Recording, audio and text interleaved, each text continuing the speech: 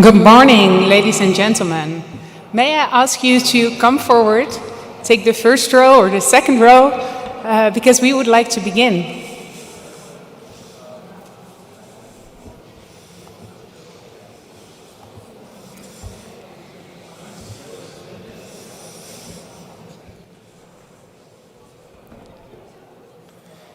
Good morning, everybody. Feel free to come a bit to the front so I can see you.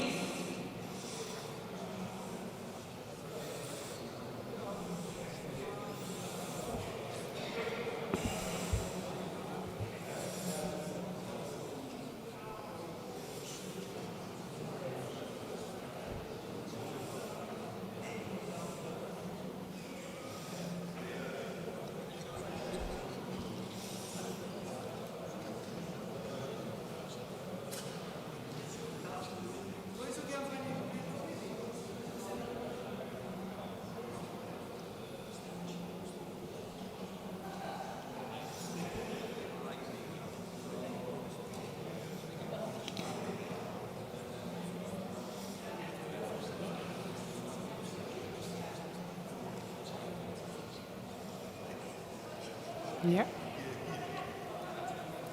Good morning, everybody.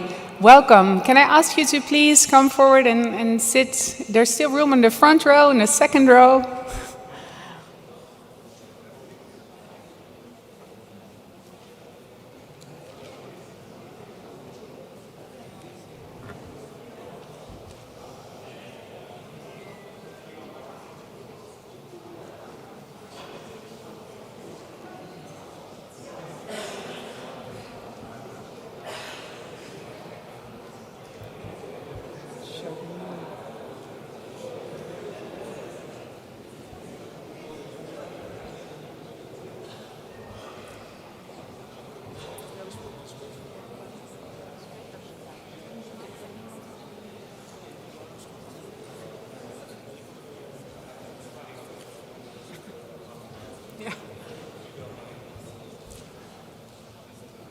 Yes.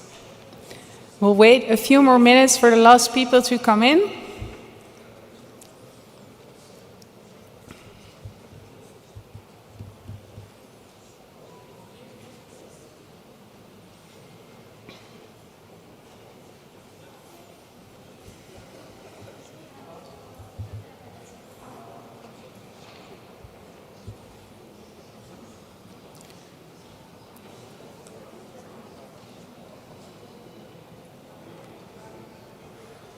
Good morning, everyone. Welcome.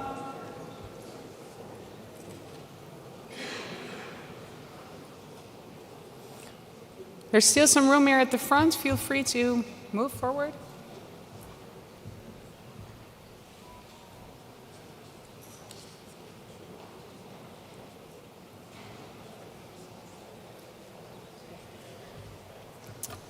So we'll wait 5 more minutes for the last people to come in.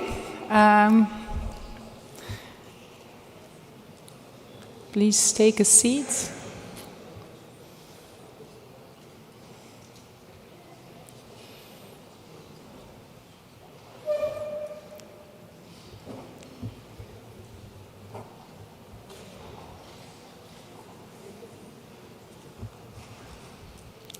Hi, Florian. There's still some room here in the front.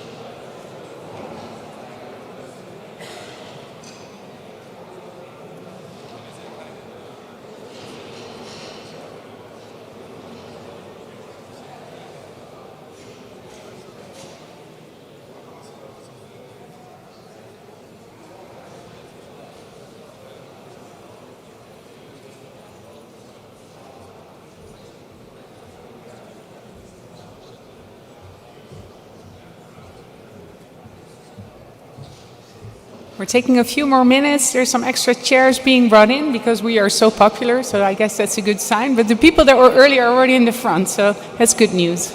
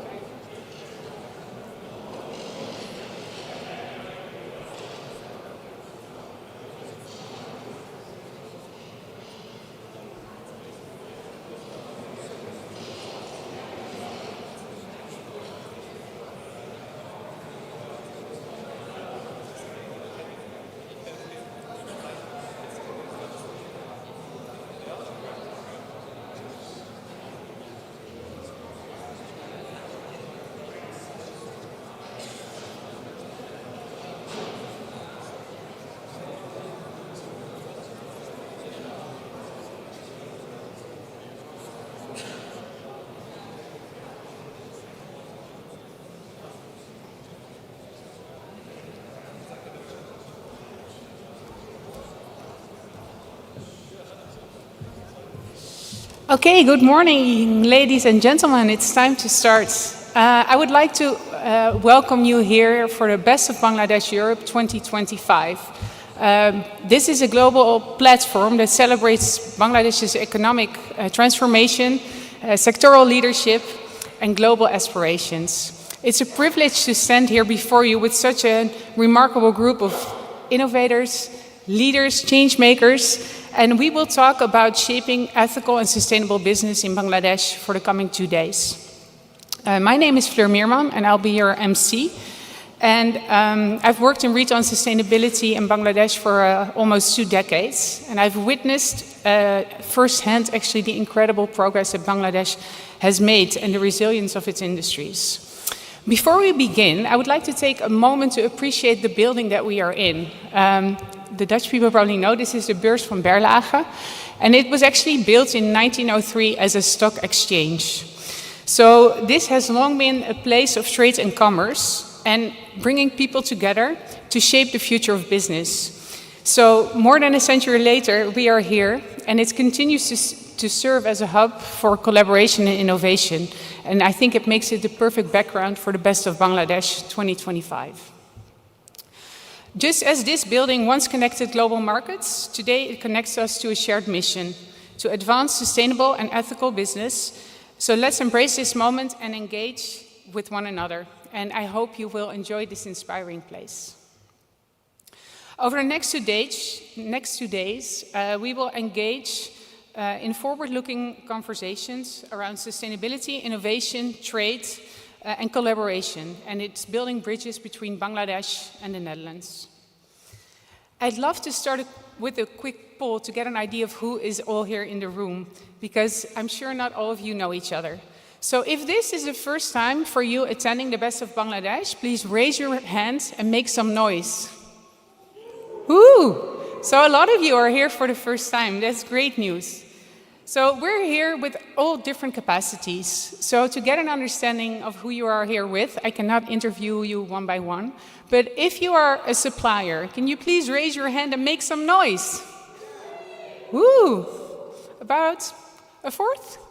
If you're here representing governments, can you please raise your hand and make some noise? I don't hear anything.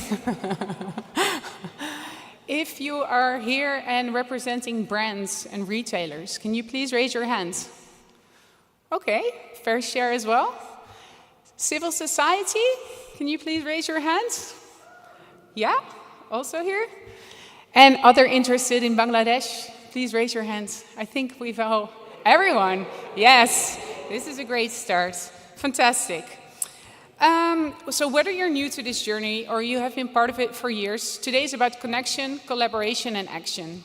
And throughout the day, you will hear from industry experts, policymakers, and visionaries who are driving change. We will discuss sustainable sourcing realities, workers' rights, digital innovation, and the future of Bangladesh as a global sourcing hub. But this event is not just about listening. It is also about engaging. So we have several breakout sessions which are designed to catalyze collaborative action. So I would really want to invite you to contribute and to share your knowledge. Ask questions and share your insights and challenge perspectives. Let's make this a truly interactive and impactful experience. Before we move forward, I just want to leave you with a question to reflect on. So what role can you play in shaping the future of ethical and sustainable business with Bangladesh? So let's keep that question in mind when we embark on this exciting journey together. This event would not be possible without the following organizations, and we will give more background about that later on today. But this event is powered by PDS Limited, in association with Citibank Bangladesh and the KDS Group. And it's supported by the Ministry of Foreign Affairs of Bangladesh and the Bangladesh Investment Development Authority, BIDA. And it's organized by the Bangladesh Apparel Exchange.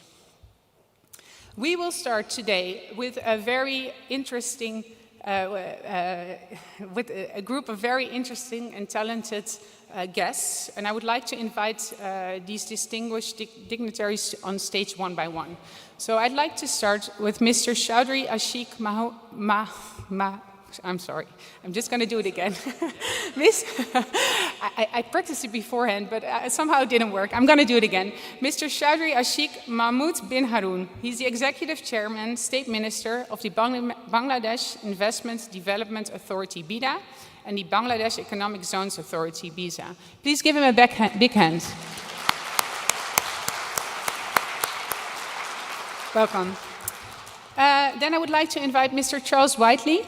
He's the head of the South Asia Division, European External Action Service. Please give him a big hand as well. Welcome. Then His Excellency Tariq Mohammed, Ambassador of Bangladesh to the Netherlands. Please come forward.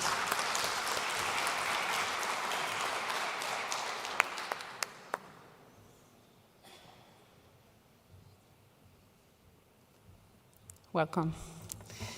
And then Pascal Grotenhuis, she's Director General for International Cooperation of the Ministry of Foreign Affairs of the Netherlands.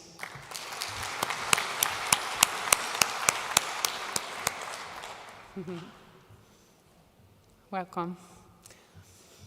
And then Palak Seth, Executive Vice Chairman of PDS Limited, who powered this event.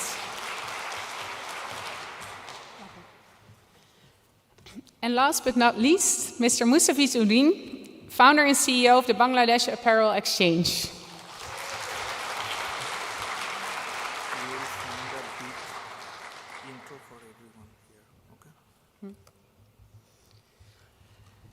Welcome. Are you sitting comfortably?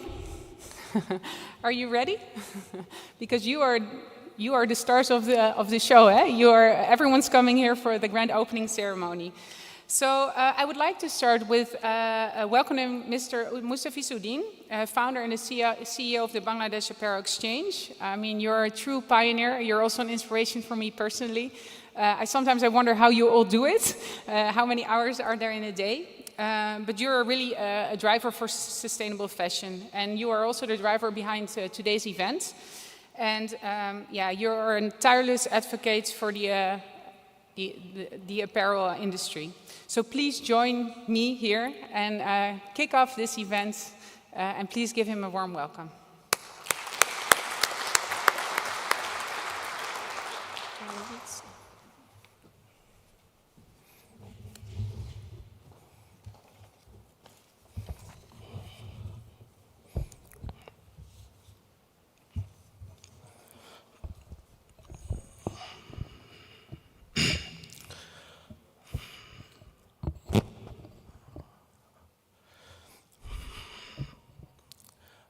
Honorable Chief Guest, His Excellency Mr. Chaudhry Ashik bin Harun, Executive Chairman of Bangladesh Investment Development Corporation BIDA and Bangladesh Economic Zone Authority BEZA. You must know that a few days ago, Sir had completed the one of the biggest successful investment summit for Bangladesh. He's a true inspiration for me. What you don't know about him, that he is also a Guinness record holder by carrying Bangladesh flag from the highest. Let's put a big clap for that, and that flag we want to carry here, and I think that's all bring all of us together. I'm very grateful to you, sir, for being over here. Words are not enough to express my gratitude for that. Excellency, guest of honor, Mr. Charles Whiteley, a good friend of Bangladesh. You maybe know that Charles was living Bangladesh quite a long time. He was the head of European Union delegations and ambassador of Bangladesh, and a true friend of Bangladesh, and now he is the head of South Asia Division of European External Action. Honorable guest of honor, Her Excellency Pascal, the Deputy General International Corporation Minister of Foreign Affairs of Netherlands.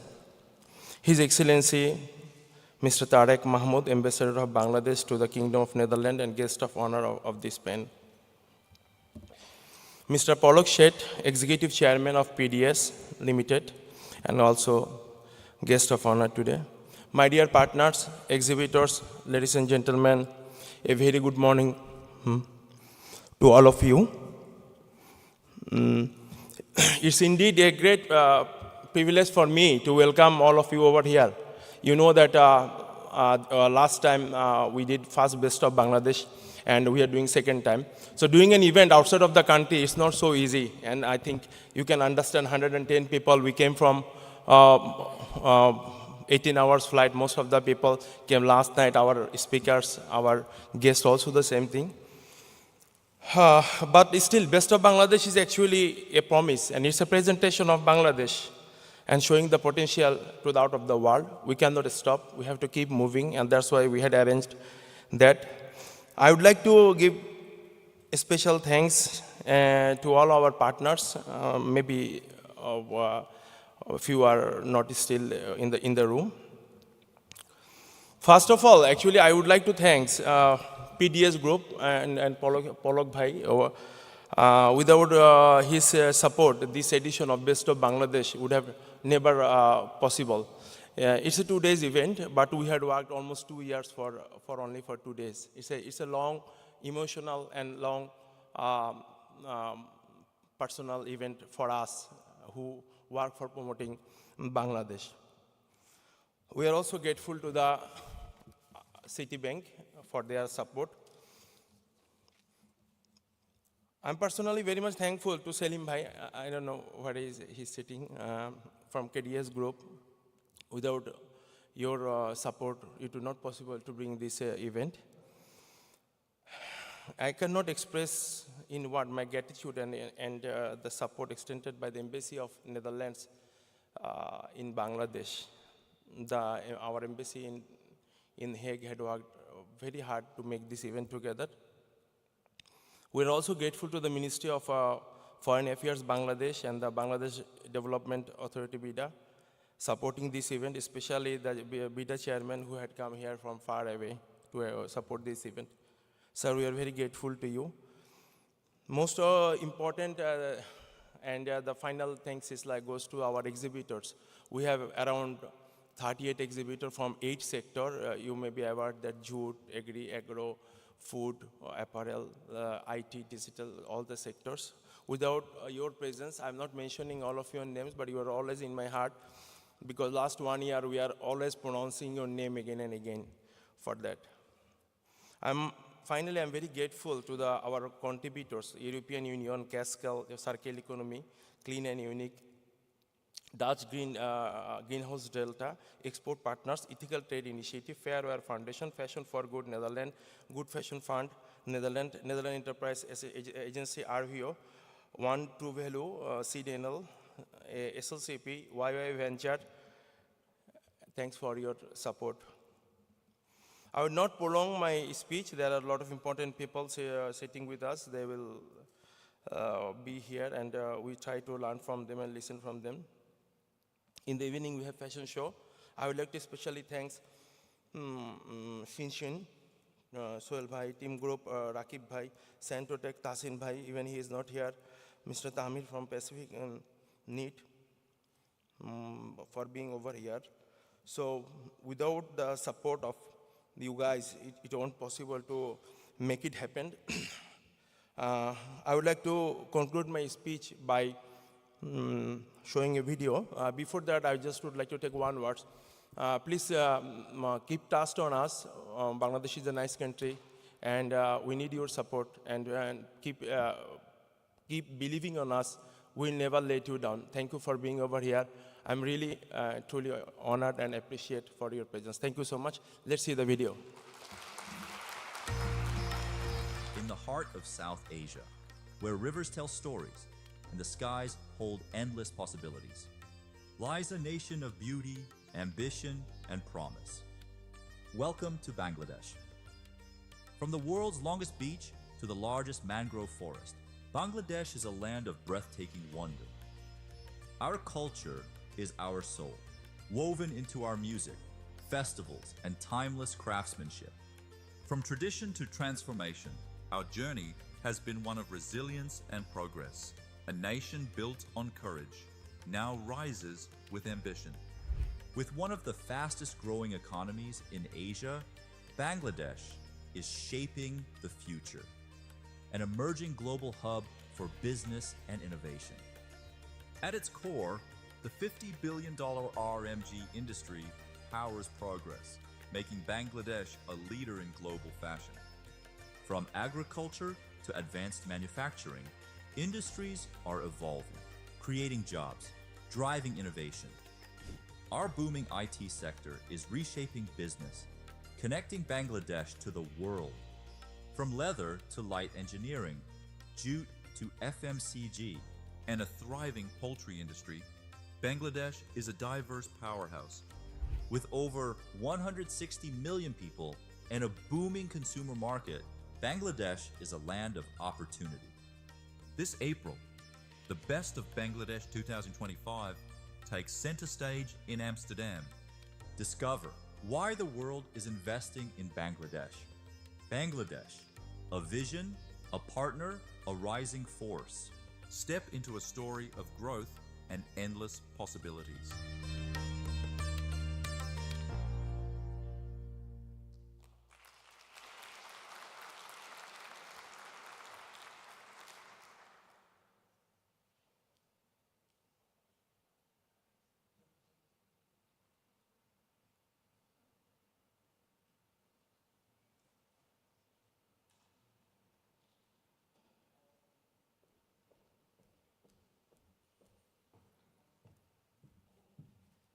Thank you, Mustafiz, for this introduction, and thank you for everyone and the movie that you've shown. I would like to now ask to the stage Mr.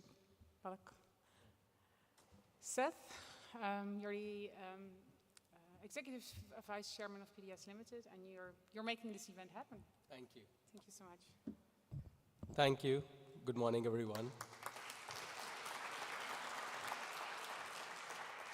A beautiful day in Amsterdam just before Easter. So thanks for taking time to come to this event. And I know tomorrow is a holiday and Monday is a holiday, but great to see such great attendance in the hall today. So ladies and gentlemen, distinguished guests and esteemed colleagues, thank you for being here, and it's an honor to speak at this remarkable event.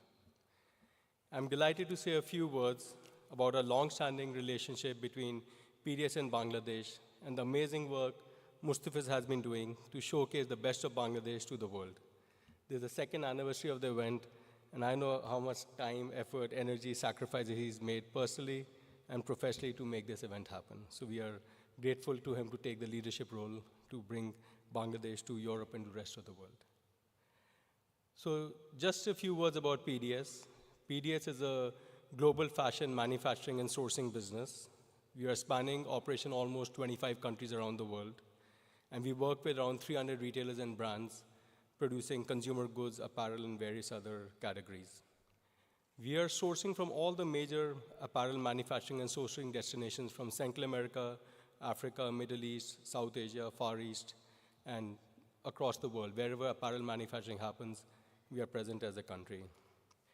PDS has a 25-year history with Bangladesh. You know, the company was started in 1999, and since its inception, it's been working in Bangladesh when the export economy was very small.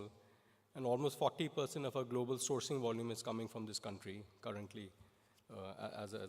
So, you know, if you imagine we are working from 15 countries, Bangladesh almost 40% of our global volumes. After working in so many countries, I really feel Bangladesh has a very strategic advantage and will continue to grow as a global manufacturing hub, not only for apparel, but for other consumer goods as well. How we see as some of the distinct advantages Bangladesh brings as a country is first is young and motivated population with a can-do mindset and the attitude to move forward in life. This is very important. Second, in spite of the crisis we have seen in the last many years, be it floods, economic challenges, political changes, Bangladesh has the ability to bounce back due to resilience of its people. Third, what we have noticed is the hungry and motivated entrepreneurs who are willing to take feedback from their customers and continuously improve and invest in their businesses. And finally, you know, again, working in so many countries, the transparency and traceability of its supply chain and high compliance standards compared to various other countries. In Bangladesh, you see what you get. In many other countries, that's not the case. So it's a great, you know, there's so many NGOs, so many government organizations having focus on Bangladesh, so there is transparency we don't see in many other countries we operate from.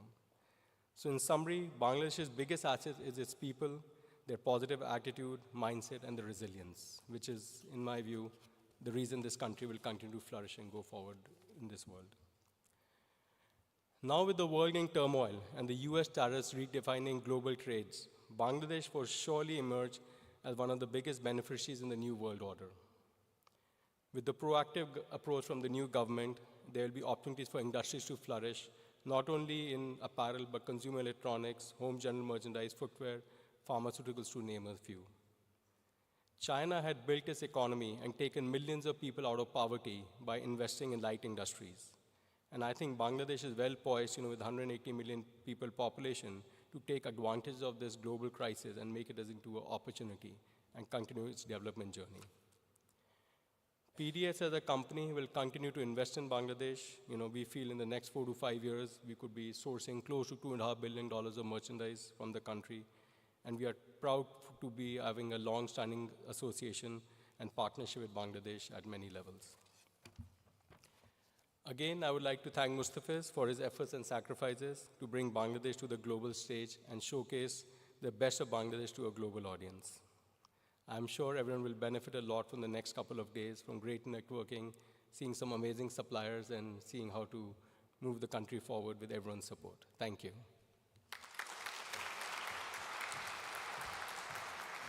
Thank you so much.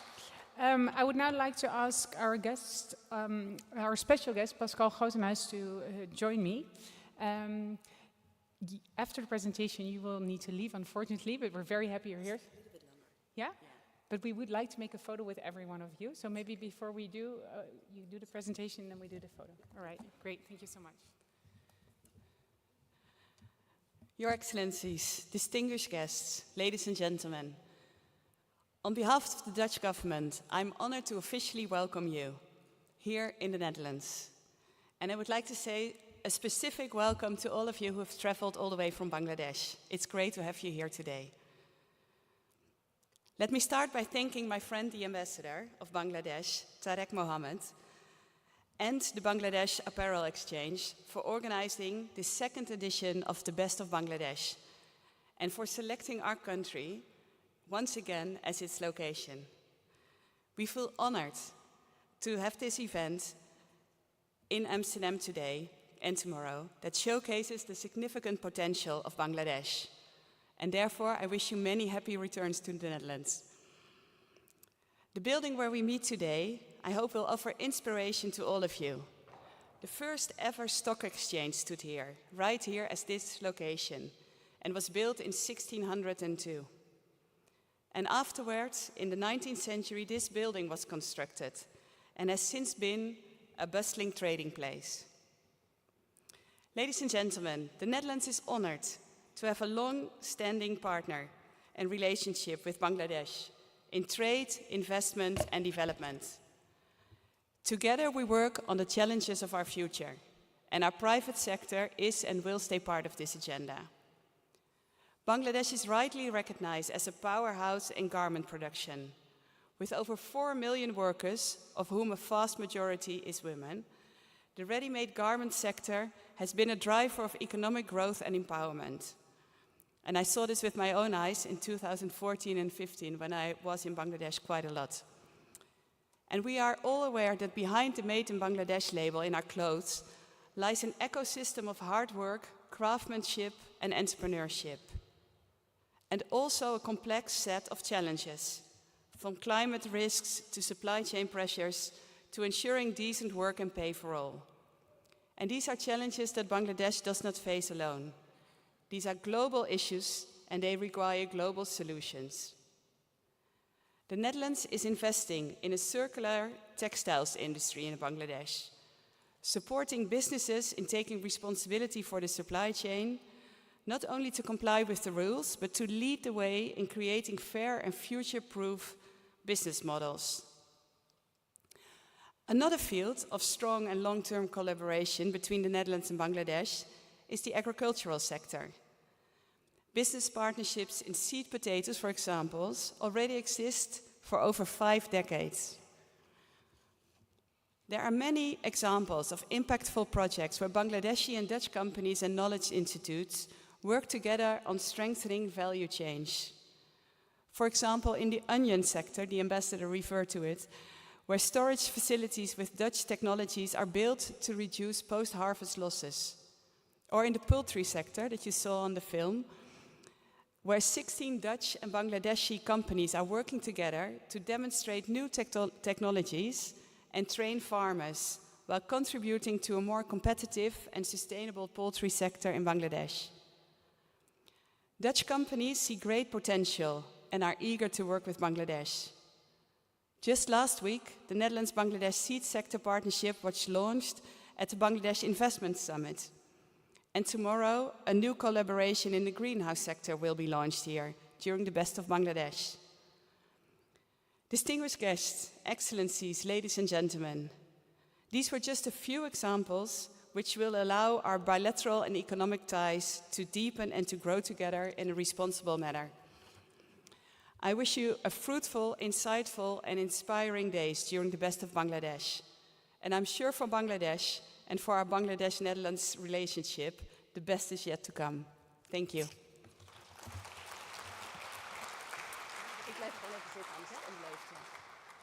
Thank you very much. Then I would like to go to our guest of honor, High Excellency Mr. Tarek Mohammed. Would you please join us, Ambassador of Bangladesh to the Netherlands? Please.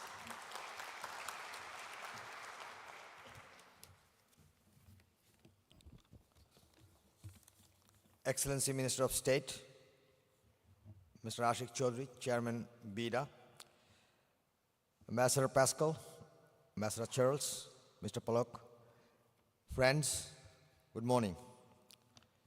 It's a great pleasure and honor to address you today at the Best of Bangladesh 2.0 here in Amsterdam. Pascal asks, why Amsterdam?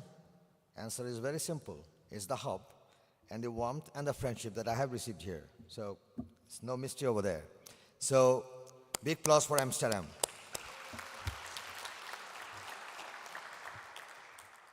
I would like to extend my heartfelt congratulations to the organizers and the partners for bringing together the vibrant gathering here of exhibitors, entrepreneurs, policymakers, and business and investment luminaries.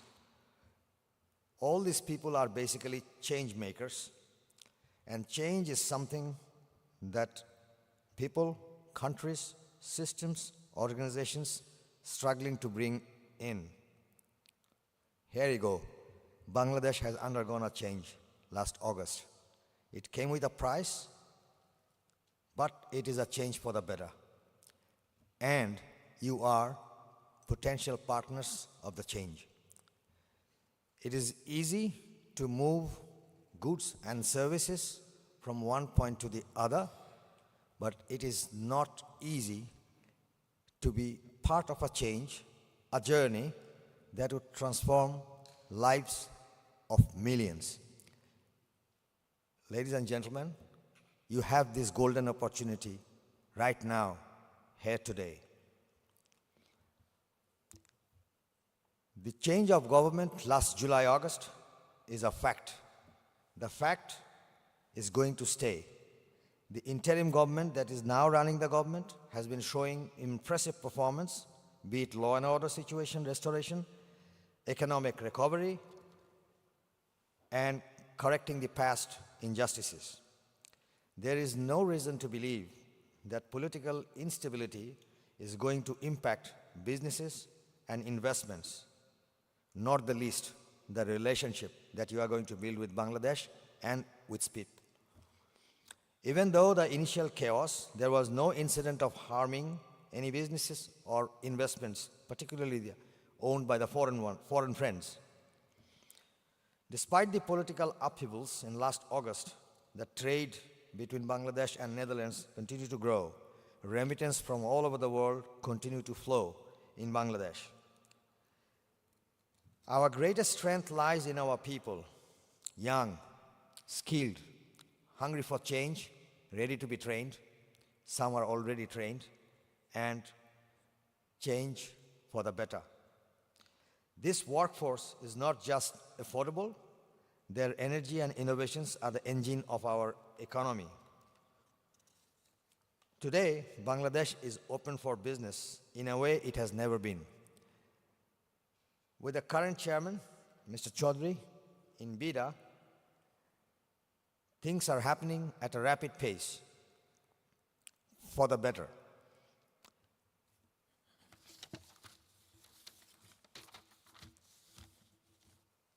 I would like to take this opportunity to thank Bida for the successful completion of the transformative Bangladesh Investment Summit on 7th to 10th April 2025 in Bangladesh, Dhaka. We also take pride in having a regulatory framework aligned with international standards and compliance models. This is not merely a checkbox. It is a reflection of our values and our vision for a just and prosperous society. There are media narratives. You can believe them if you like, but the reality is different.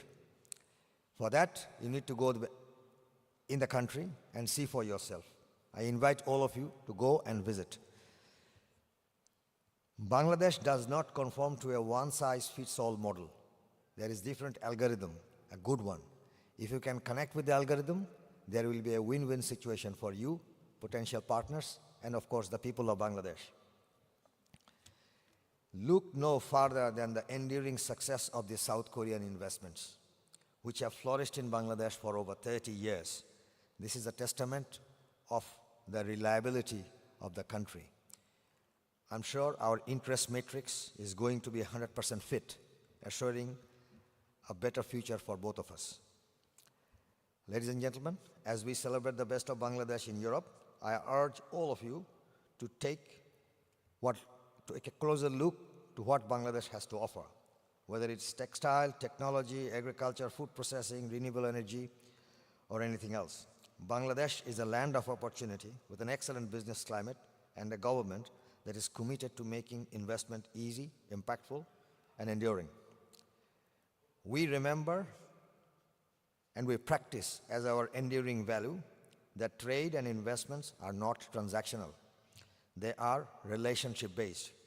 When we build relationship based on trust, mutual respect, and long-term collaboration, we unlock lasting change for everyone involved.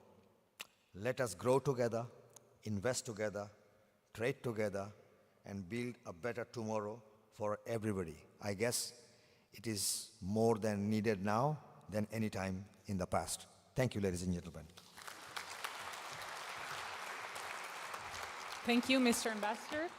Then I would like to welcome our guest of honor, Charles Whiteley. European External Action Service. And you have lived in Bangladesh for a very long time. So, give you the floor. Thank you. Thank you very much indeed. Good morning, Shubho Shokal, Shubho Novoborsho, Happy Bengali New Year 1432, a couple of days ago. It's a great pleasure to be here, a great honor to be here. It feels like a sliver of Dhaka has been transplanted into the heart of Amsterdam, and that's a great thing. And as has been mentioned, the Amsterdam Beurs is a fitting place to hold this second incarnation of the best of Bangladesh. The spirit of entrepreneurialism that led to the first public stock offering over 400 years ago in Amsterdam is the same spirit of innovation and progress that is driving Bangladesh forward in these very different times. In the 400 years since that unprecedented step, the Dutch Stock Exchange has exulted in the good times and weathered the bad. And in the 54 years since Bangladesh came into being, the country has also lived through good times and bad, politically and economically. But the resilience and determination to advance of the Bangladeshi people has been a constant. That resilience is why Bangladesh has made remarkable progress over the years in key development indicators, ranking ahead of many neighbouring countries in the Human Development Index and making particular progress in areas such as life expectancy and child and maternal mortality. That resilience is also why the country is poised to graduate from least developed country status in 2026. And the ready-made garment sector, as we all know, has been a real powerhouse for the economy. It's delivered reliable jobs for millions of Bangladeshis, including Bangladeshi women. The EU is Bangladesh's largest trading partner, and ready-made garments constitute over 90% of our imports from Bangladesh. EU consumers have, like many others around the world, benefited tremendously from the reliable supply of competitively priced and high-quality clothing. The RMG industry undoubtedly has numerous challenges to navigate in the coming years, from fair prices and fair wages to the imperatives of sustainability and realizing a circular economy, from making full compliance with labour rights a reality to navigating greater automation and technological innovation. And I haven't mentioned the long shadow of tariffs and the demands being placed on all countries, even LDCs such as Bangladesh, by the US administration. Beyond all RMG, all the ingredients are there for Bangladesh to diversify its export basket and thereby reduce its exposure to market volatilities in any one sector. Those ingredients include an increasingly skilled workforce, a ready supply of young people, which is in quite stark contrast to Europe. I think the median age in Bangladesh is 27, the median age in Europe is 44. It's also the openness to innovation, an increasing interest from foreign investors, competitive wages, improving infrastructure and digitalization, and a strategic location in the Bay of Bengal.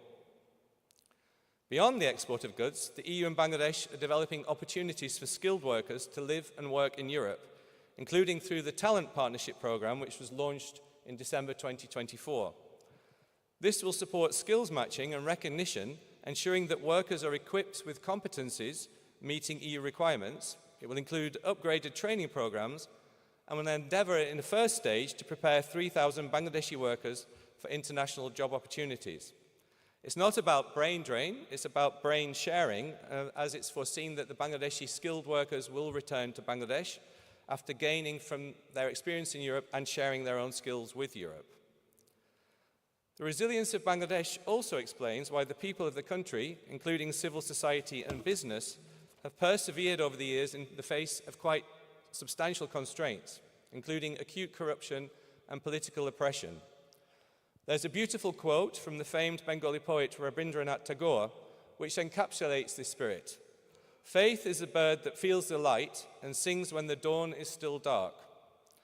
And the endeavours by the interim government, led by Professor Yunus, to embed reform ahead of the next parliamentary elections will chart a welcome new course for Bangladesh. A course that will not only deliver democratic justice for the people of Bangladesh, including the thousands killed or wounded last year, but also one that will make Bangladesh an even more appealing place to do business. The EU will remain a steadfast partner of Bangladesh as this reformed country takes shape. We're supporting reform and accountability, and we've been a long-standing partner of Bangladesh on labour rights, including through the National Action Plan on the labour sector, and we look to the interim government to continue to do its utmost to support those rights. We've launched the European Chamber of Commerce in Dhaka to boost two-way trade and investment ties, and here I want to pay warm tribute to my friend Mostafis Uddin. His brainchild, the Best of Bangladesh, is one of his many brainchilds, and his energy shines through in all of these initiatives. And he's also been a true believer in Eurocharm since it was a glint in our eyes in 2021, and it's come on leaps and bounds thanks to his efforts. Finally, the protectionism, political repression, and rejection of multilateral values that is now exerting a toxic grip across much of the world stands in sharp contrast to what is happening in today's Bangladesh. There's no better time to showcase the best of Bangladesh to Europe and the wider world, and the EU will be with Bangladesh as it writes this new chapter. Thank you.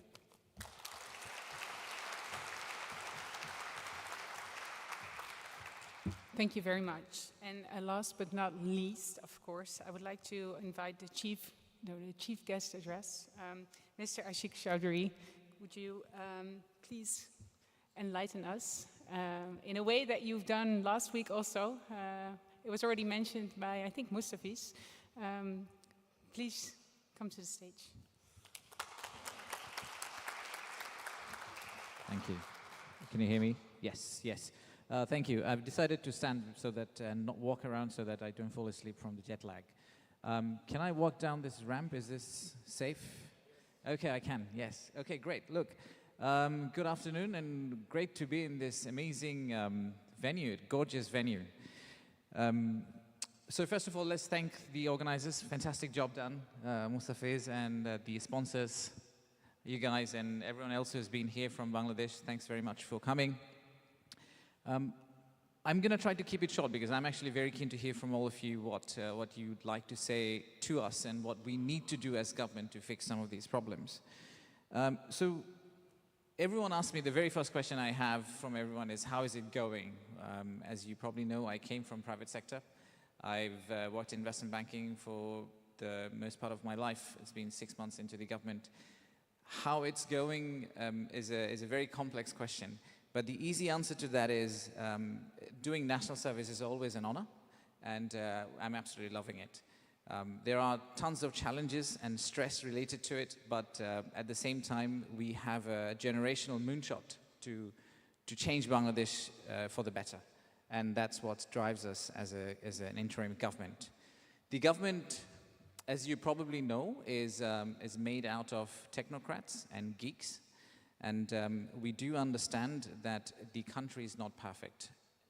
It is not perfect to do business. It is not perfect to invest. It is not perfect to do trade with. But no country is perfect to do any of these anyway. Based on the recent events that we have all come across where S&P went up 10%, 20% and came down 40% in 2 hours, we can all admit that there is no true picture of perfection anymore in the world. So under these circumstances, what we have set out to do is to draw up an ambition, a vision for Bangladesh, and try to solve as many problems as we can while we get there. So the question really is, as we know that things are not perfect, there are some positives for Bangladesh. An average Bangladeshi is about 22 years younger than an average Dutch individual. Although we are relatively shorter in terms of height from you, but we can, the entire population is very, very young. Almost half of the population is less than 25 years old. So what do we do with this population who have driven the country out of a completely non-democratic setup, and they have cried out for transparency, accountability, and freedom of speech during the August uprising last year. And they're also very globally connected. Their expectations are that Bangladesh is not going to become Bangladesh. Of course, we talk about Bangladesh 2.0, but the Bangladesh 2.0 cannot look like a 10% improvement from Bangladesh 1.0. It needs to look like a significant different outfit, an outfit that looks more like a Singapore.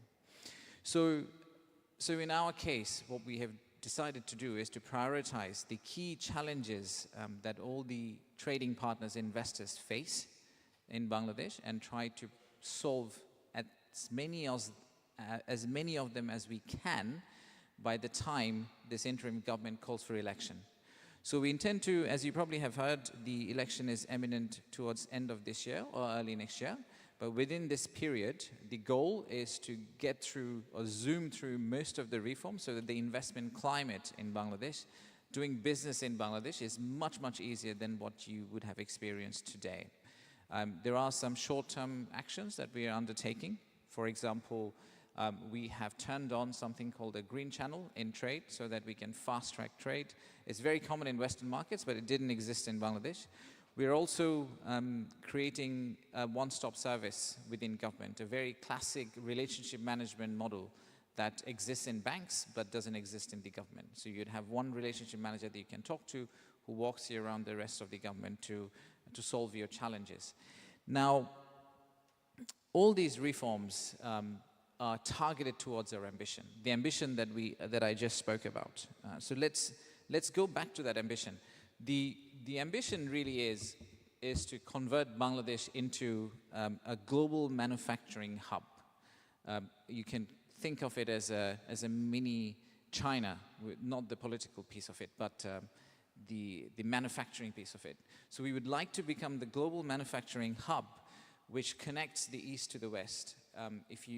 The Bangladeshis currently know, the port capacity we have now is not necessarily enough. So the plans we have at this moment is going to triple our port capacity in the next 3 to 5 years. We have a deep sea port coming up. We have 3 different ports coming up, and one of them is actually a Dutch port. So you can think about using that more than the other ports if you want to support the Dutch economy.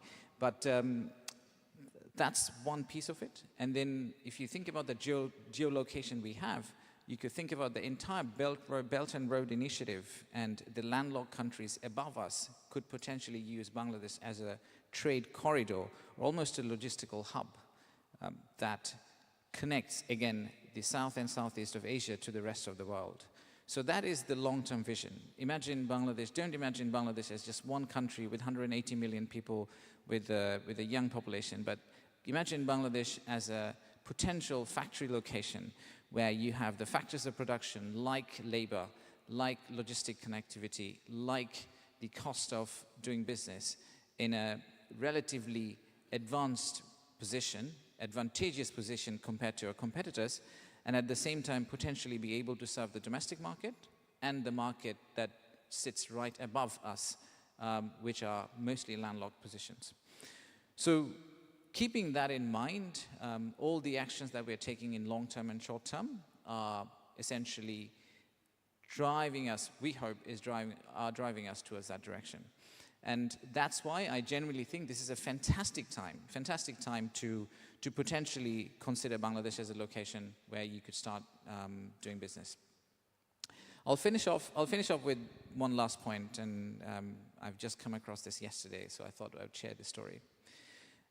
I met one of the largest port operators in the world yesterday who are looking at that Dutch port in Bangladesh, and he was telling me that his sons and his friends, they came to his house and they were asking, "Oh, Dad, what do you do?" And sons was, "So what do you do as your day job?" And he said, "Oh, I'm part of a port operator." And they're like, "Okay, but what does that really mean? What's the purpose of doing this job? What's the value in working for a port operator? Do you feel you've added value to the world? Have you changed the world? What's going on?" So a lot of times I think we get the same question. I get the same question from my daughter. She says, the only thing she's very keen on is how many followers I have on Instagram and Facebook. But her question is always the same. She's like, "Dad, don't tell me," when I used to be in banking, she said, like, "What do you do?" "I do banking." That means nothing to her. She really wants to understand how I have made a difference, how I have changed the world in the positive direction. So this gentleman yesterday, he was saying that he was sitting back and thinking, how does he explain to his son's friends that he is actually doing something important? So he ended up this company operates in 63 markets in the world, but he ended up talking about Bangladesh. He said, oh, you know, we're setting up one of the biggest ports in Bangladesh, and once we set up that port, that will change millions and millions of people's lives, and that will transform the country into a different one. That will potentially bring a huge chunk of young population up from the lower middle income to middle and upper income category, and also potentially give them opportunity to explore the world. So that's what I do. And that sat very well with his sons. So that's what I would probably tell to you, is that if you are looking at Bangladesh as a potential market where you would go and trade, I generally think it should not only be for the economic reasons, but it should be because just like I find my job, that it gives you an immense amount of satisfaction that you're potentially changing thousands and thousands of people's lives and changing a country for the better and changing a young population, giving them hope, giving them a future. So thank you, ladies and gentlemen. I look forward to talking to all of you in the breaks. Thank you very much.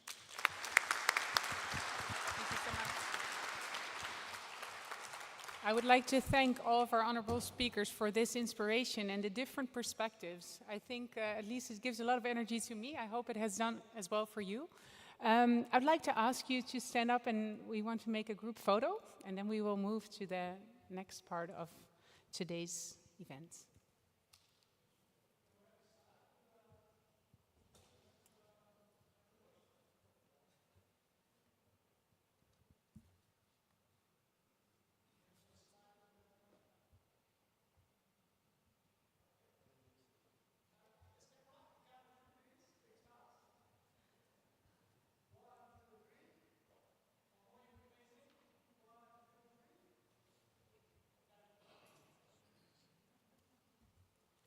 Thank you very much.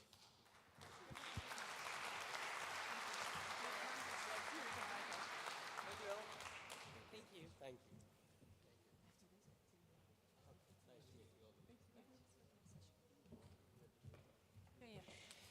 All right, so we will move to the next session. And actually, this will be an inspiring presentation on Bangladesh. So we all have a same starting point to continue the next 2 days. And after this presentation, we will move on to an interactive session with very interesting speakers as well.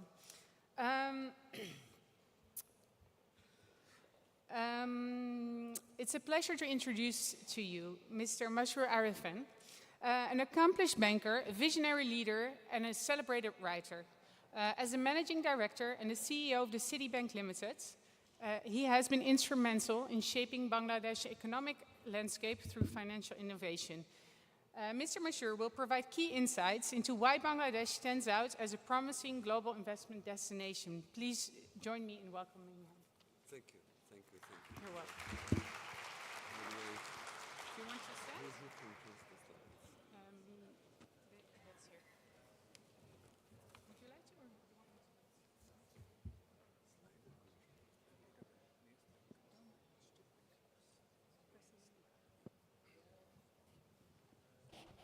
Thank you. It's a great crowd. It's a great venue. And also the start was very good. You know, Ashik Chaudhry, our chairman of investment authority, BIDA and BEZA, economic zone, you know, he spoke so well, and others too. So this is a short, you know, introduction about Bangladesh. You know, why do you invest, or why we are saying that, you know, it's a good time to invest in Bangladesh, you know, as an investor? What's happening there? So basically, we are saying here that it's a promising investment destination. And why so? There are three parts to it. One is about Bangladesh. Many of you know this country. We have just gone through a big change. You know, regime of 16 years has actually, you know, the regime has fallen. Now, you know, through a popular uprising, and now we are dreaming big for our future. We are going through a big change in terms of, you know, reforms, in terms of governance, in terms of transparency, honesty, honest goodwill, etc., etc. So now, This is a picture from the last August, when the earlier government fell due to the protests for equality, which was led by students, and then general public also joined. And this is how, simply here I would like to say a few things that, 50% of the population of 180 million people are of less than 25 years, and median age is 27 years, meaning it's a very much, youthful population, which are, of this generation, mainly of the recent generation. They carry values, they carry ethics, and there are good practices that, you as an investor can hope for. The country is in the hand of Dr. Mohammad Yunus, the current chief of the interim government. He's a Nobel Prize winner, all of you know him. And GDP size is now $451 billion GDP. Last 5-year average growth of GDP was 7%. So it's one of the fastest growing economies of the world, and the second largest economy in South Asia. In South Asia, after India, this is the second largest GDP now. And what I would like to say here is that yes, first is India in our region, 3.5 trillion, then is Bangladesh, nearly $500 billion. Then comes Pakistan and Sri Lanka, Nepal, Maldives. So the country is growing due to many reasons. It's a very enterprising nation. It's a population, everybody does something. The women have risen up. There's a huge amount of activity, economic activity going on, and the exports are growing. I'll talk about those things a little later. This is Fitch and S&P rating. Is B+. Of course, it's just one notch below the official investment grade, but at the same time, it basically tells you that, the country is able to meet its obligations, debt obligations, without any delay. Even in last time, for 2 years, there has been a dollar foreign currency, foreign exchange related crisis. But even that time also, not a single bank failed to meet its obligations. Even government came forward to help the banks so that at least international reputation is not, dented. So this is about that thing, and is the gateway to the ASEAN countries. You all know the ASEAN nations are nearby, big countries, and Bangladesh. I would like to say here that if you look at the map, geographically is positioned. Major Asian economies are very nearby. Malaysia, Thailand is only 2 hours plane journey. Singapore is there.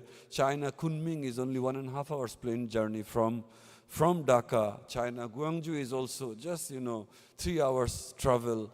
Plus also India, big economy, big neighbor, just there. So geographically also nicely positioned.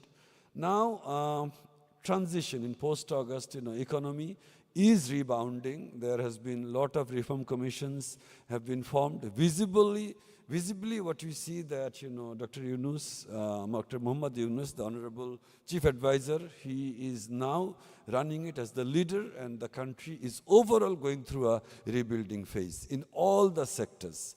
In all the sectors, banking sector reform has happened. Now judiciary reform, other reforms are happening, and the economy, which was kind of not doing so well. There was a lot of, theft, and there was a lot of, questionable activities going on. Everything, almost everything has stopped, and now we are again, I will tell you, even the FDI is also increasing.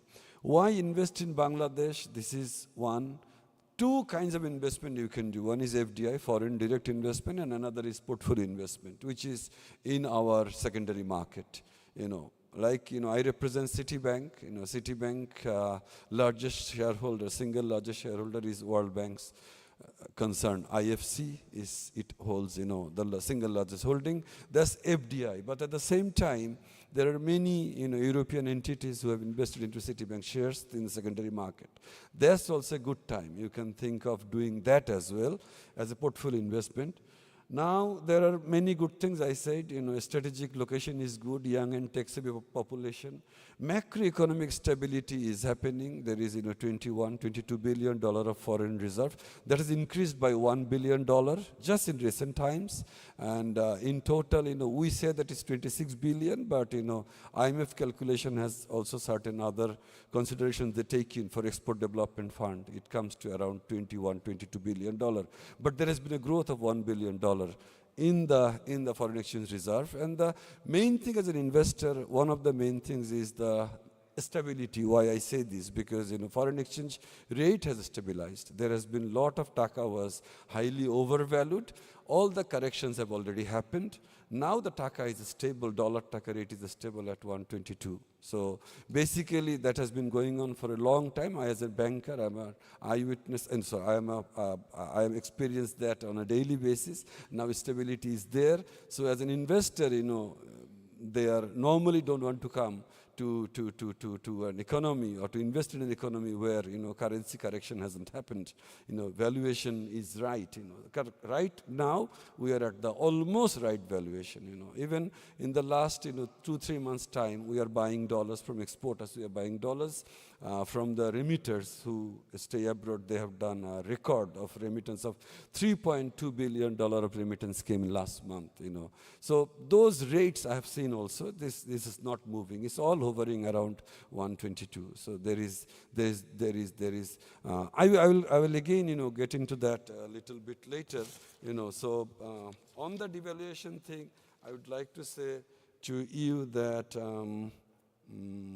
Now, on the stability, also, I'd like to say that inflation has also has been contained. Food inflation was around 14%. Now it has come down to 8.9%. And also, overall inflation has dropped from 11.66 to 9.35.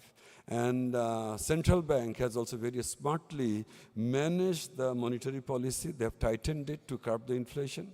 So interest rates are also not showing any kind of big jumps. These are all in all the sectors, interest rate, then foreign exchange rate. I see, as a banker of 30 years, I see clear stability. So this is one thing. And I will also come to that, with regard to the policy support, infrastructure, logistics, and manufacturing, and all other items, serially. So location is this, there is big China. As I said, Kunming or Guangzhou is only 1.5 hours to 3 hours travel from there. India is on this side, on the bottom, and the right side there is on the south side there is Singapore, there is Thailand, there is Malaysia. Is strategically very, and you see that there is big coastline we have, and there are 3 operational seaports, as our chairman of BIDA just now mentioned. So another big one is coming up, one deep seaport being developed at Matarabari. So there is, good connectivity.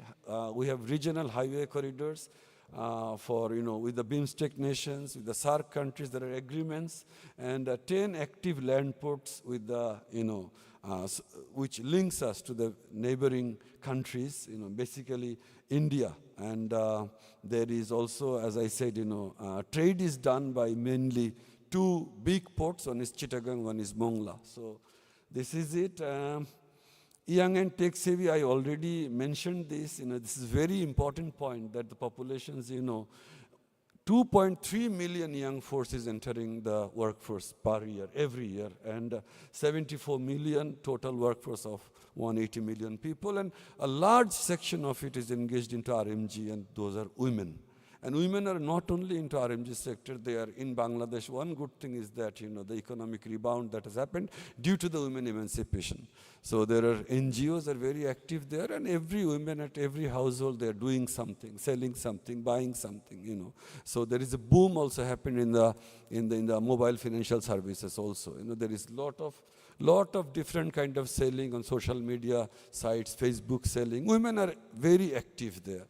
So otherwise, for a country like ours, 7, 8 big countries around us, it's a sizable economy, the second largest of South Asia, after India. It's almost $500 billion economy. And our ambition is now to reach 1 trillion. And it will actually happen soon. It will actually happen soon. Cost of labor is, of course, this is something very important. When you go there as an investor, This is quite competitive cost of labor. Why I say this, if you look at the, anyway, I will not get into detail and take your time. You can check it for yourselves. In the neighboring countries, if you compare, the cost of labor is quite attractive for foreign investors. Labor is one of the cheapest there.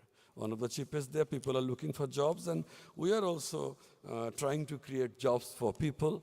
And there, inflation is now under control, is below double digit also. So all in all, income generation is important, and that is happening, and that is more important. And the labor cost, as the living standard goes up, it will also go up. But overall now, for foreseeable long-term future also, you can hope that, it will be the same, so which is attractive for the foreign investors, and which should be. So this is it, and I would like to also mention one of the few things. I have said that, reserve is there. Current account, there was huge current account, around $5 billion. Even I have seen $11 billion current account deficit. Now that has come to only $1 billion. But the way export is growing, the way remittance is also growing, the inflows are happening. Very soon we will be seeing the trade surplus. Around $45 billion of exports are happening. Around, import is also growing, which is good because it's a large economy. We need imports, and a lot of imports are actually used for exports, ultimately for the end products. So this is good. Remittance, as I said, that last month was at all-time record. So a lot of economic activity happening. Why? Because people have suddenly found that, there is a system, there is transparency, there is no longer any madness. There is certain will to win, and the will is not tempered by any bad practices, any malpractices. So this is, as a banker, I am seeing in every side, we are doing better. Now, manufacturing powerhouse ready-made garments is one area. As I said, $45 billion annual export, 45 billion at the current rate of 37 billion is apparel, ready-made garments. Agriculture is also a big sector, and leather is another second largest export item after RMG. This is one, and renewable energy. We are seriously focusing on renewable energy with solar power, wind power, hydro also. Hydro not so much, but solar and wind. I have recently done two, in the bank that I represent, I have done two big, solar power projects, wind power projects, one with the Chinese companies. So another one is now currently going on in the pipeline. These are areas as an investor you can, there are tax holiday also on renewable energy, 10-year tax holiday.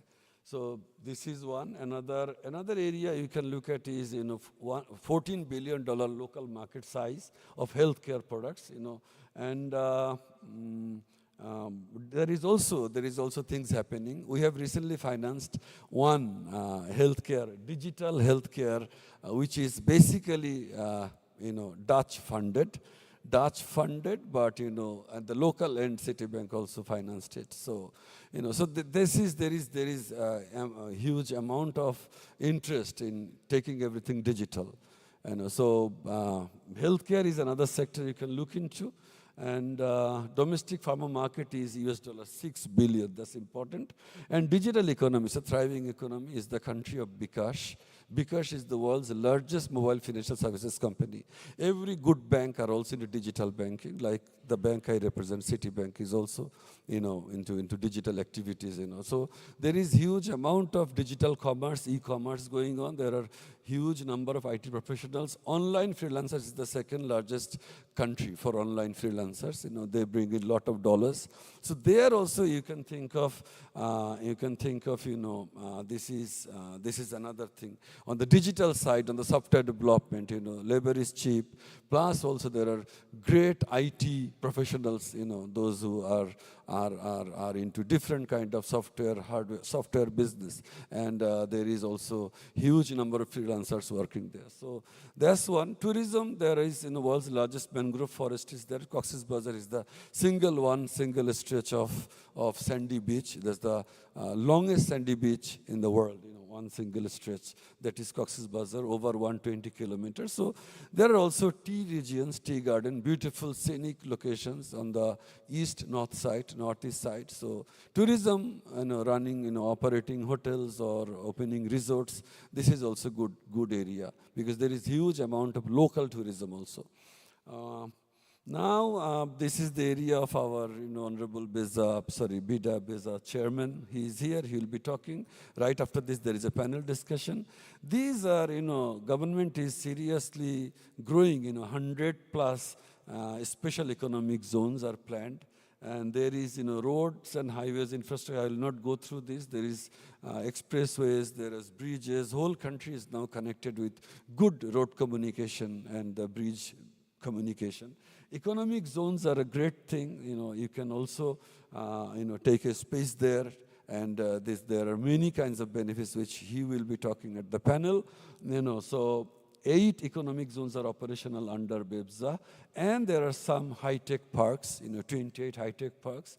So now we are also again, relooking, the new government is relooking at the high-tech parks, industrial parks with high-speed internet and reliable power supply and all that. So, this is in another area. Everything is now under kind of a newly being constructed, because of certain non-transparency, certain questionable activities were there. Otherwise, such a mass popular uprising wouldn't have happened. So now we are going for transparency, going for accountability, going for good growth. These are different, seaports, he was talking. Mirashara Economic Zone, there is huge amount of project value. Ruppur Nuclear Power Plant is coming up. This is one. There is a Japanese Economic Zone. This is also coming up to different.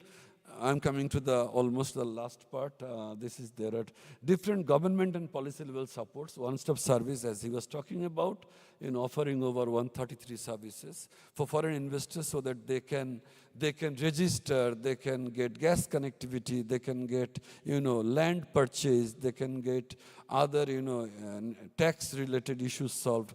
Everything is coming under one umbrella. So that is very much in there, already there actually. So capital and profit repatriation has never been an issue.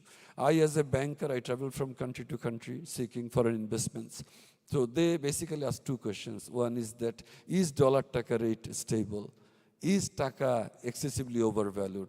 So I will have to take on, book in losses, if taka is so much overvalued. So now I have already said that problem is resolved. The real exchange rate, real effective exchange rate is 124, and now we are trading at, dollar taka rate is at a stable at 122. See the gap. Earlier it was mismanaged. There was a 7-8 taka gap. There is even 11 taka gap between official rate and the actual rate. So now we are seeing 87 to $1 is equal to was 87 taka. So that was taka being excessively valued, overvalued, and now $1 is equal to taka 122. So this is one. There is foreign currency financing is there. There are very good banks, global class at least. There is Standard Chartered and HSBCs of the world are there. At the same time, we few big local banks are there. Those who are Moody's rated, those who are very good, kind of return on equity, we are giving more than 20%. So these are global class institutions.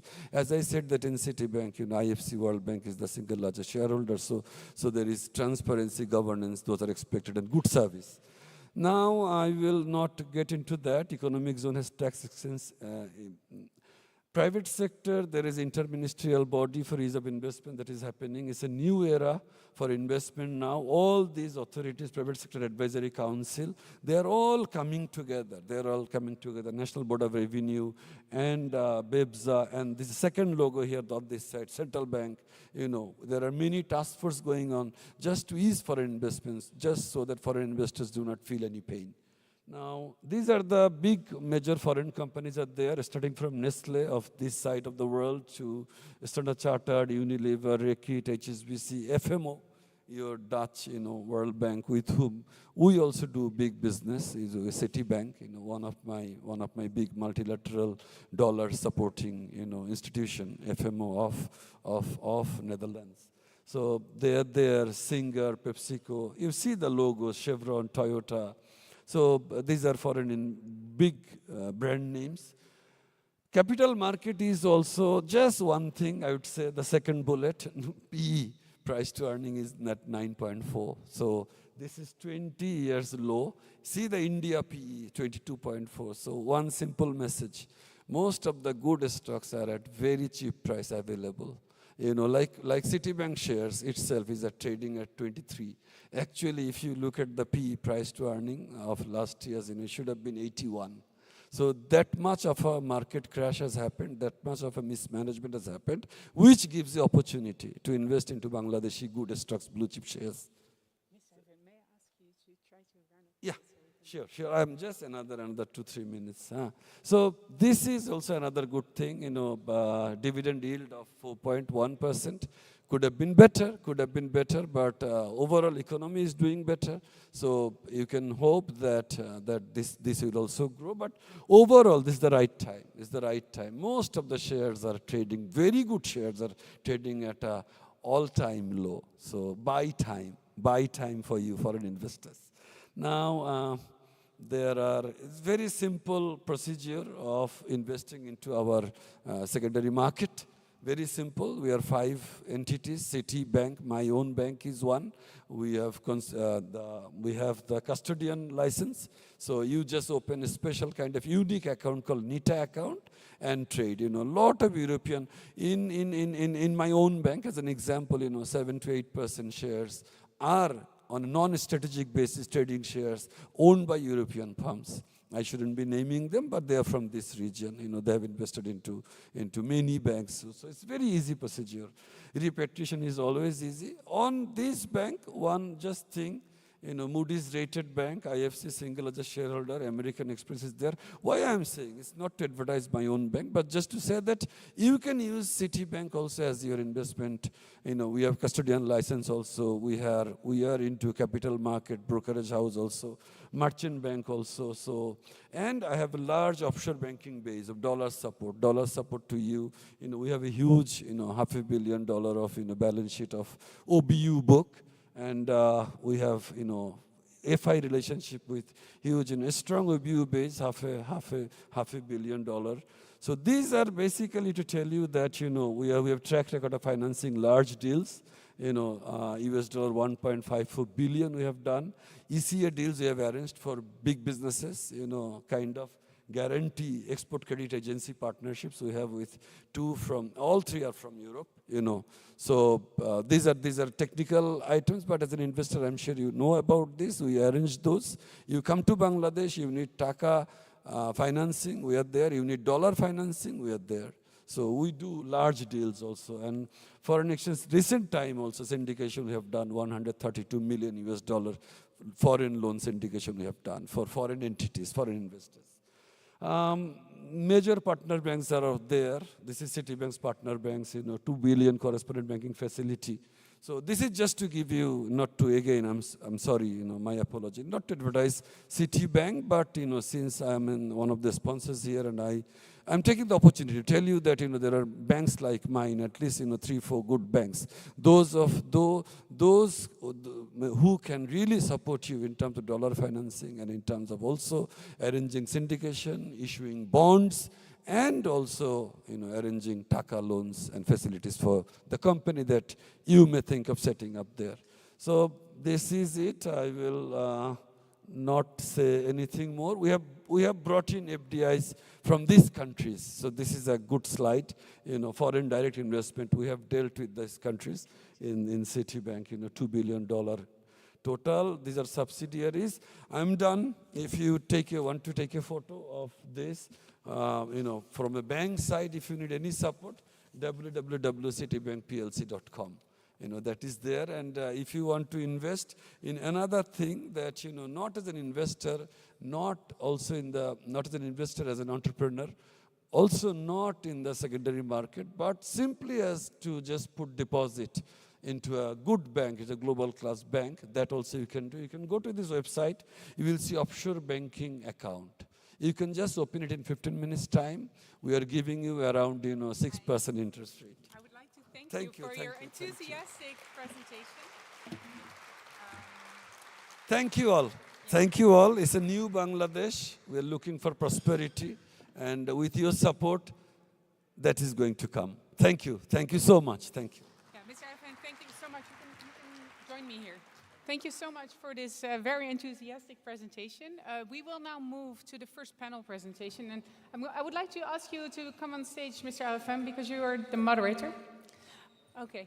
We will have a few people join us online, so we're trying to make that ready. But as we start, you have been introduced already, so you will be the moderator of today's session. And I would like to call to the stage again Mr. Chaudhry Ashik Mahmoud bin Haroun, the Executive Chairman and the State Minister, which already joined us earlier. Charles Whiteley again, the head of the Southeast Asia Division, European External Action Service. Yeah, thank you.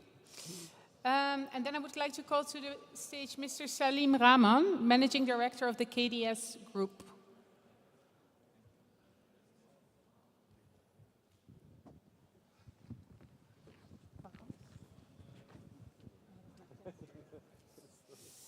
And David Jonkers, co-founder and CEO of Bright River.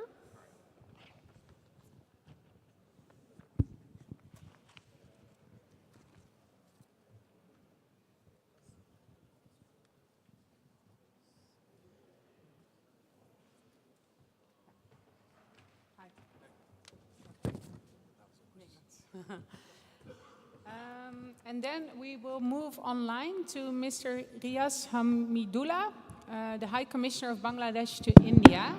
Oh, I think we're trying to technically connect.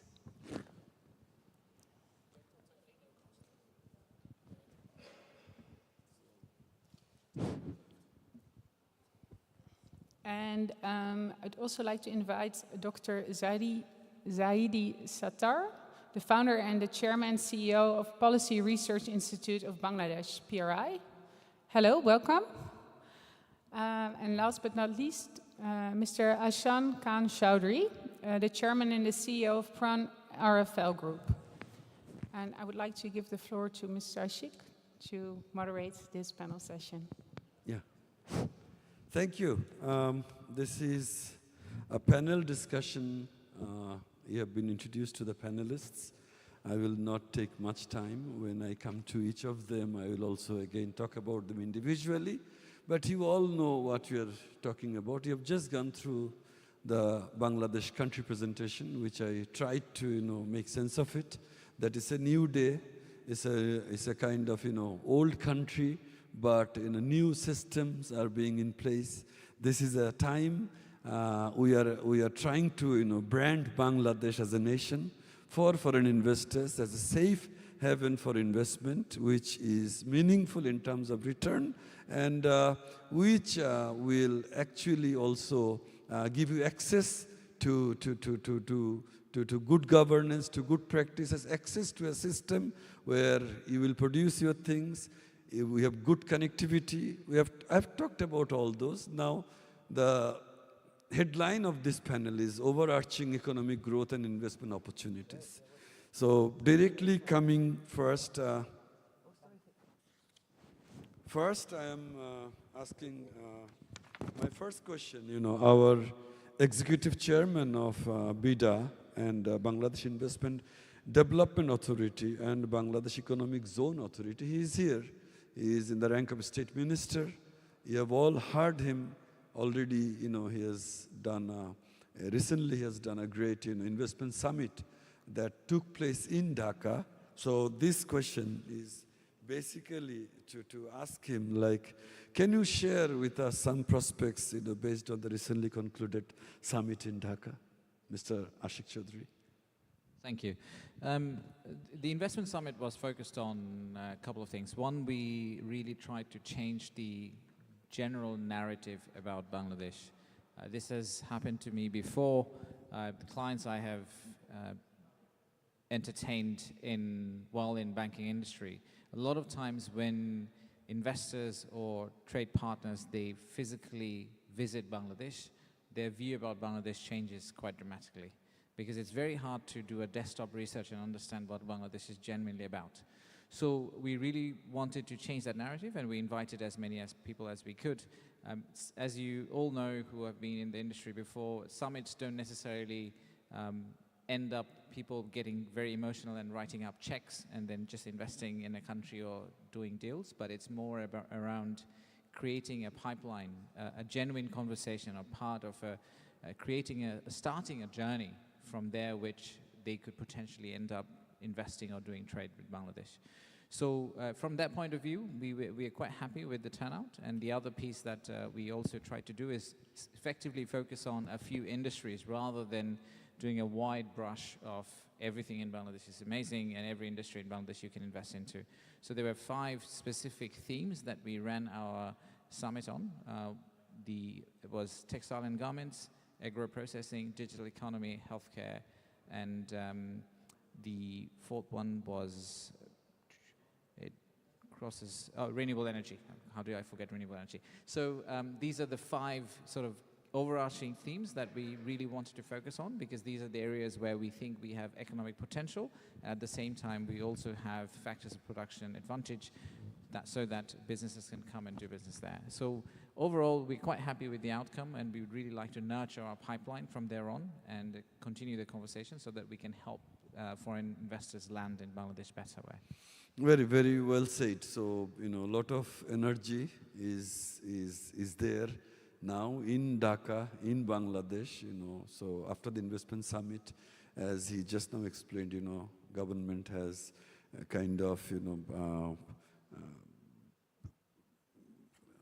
instead of, focusing on every area, they have pinpointed on certain areas where, he has also mentioned the names. Now, coming to the another panelist is Mr. Salim Rahman, Managing Director of KDS Group. It's a major industrial group. It's rooted in textile, but they're diversing across different sectors. So I would like to ask about from him. How is he viewing the new climate as an investor? Their local investor, who has global connections also. There are global uncertainties also are prevailing, of course, So, the whole thing is to be resilient. The whole idea behind the student-led protest was about country. Resilience has been shown, and people have kind of, said yes to reforms, to changes.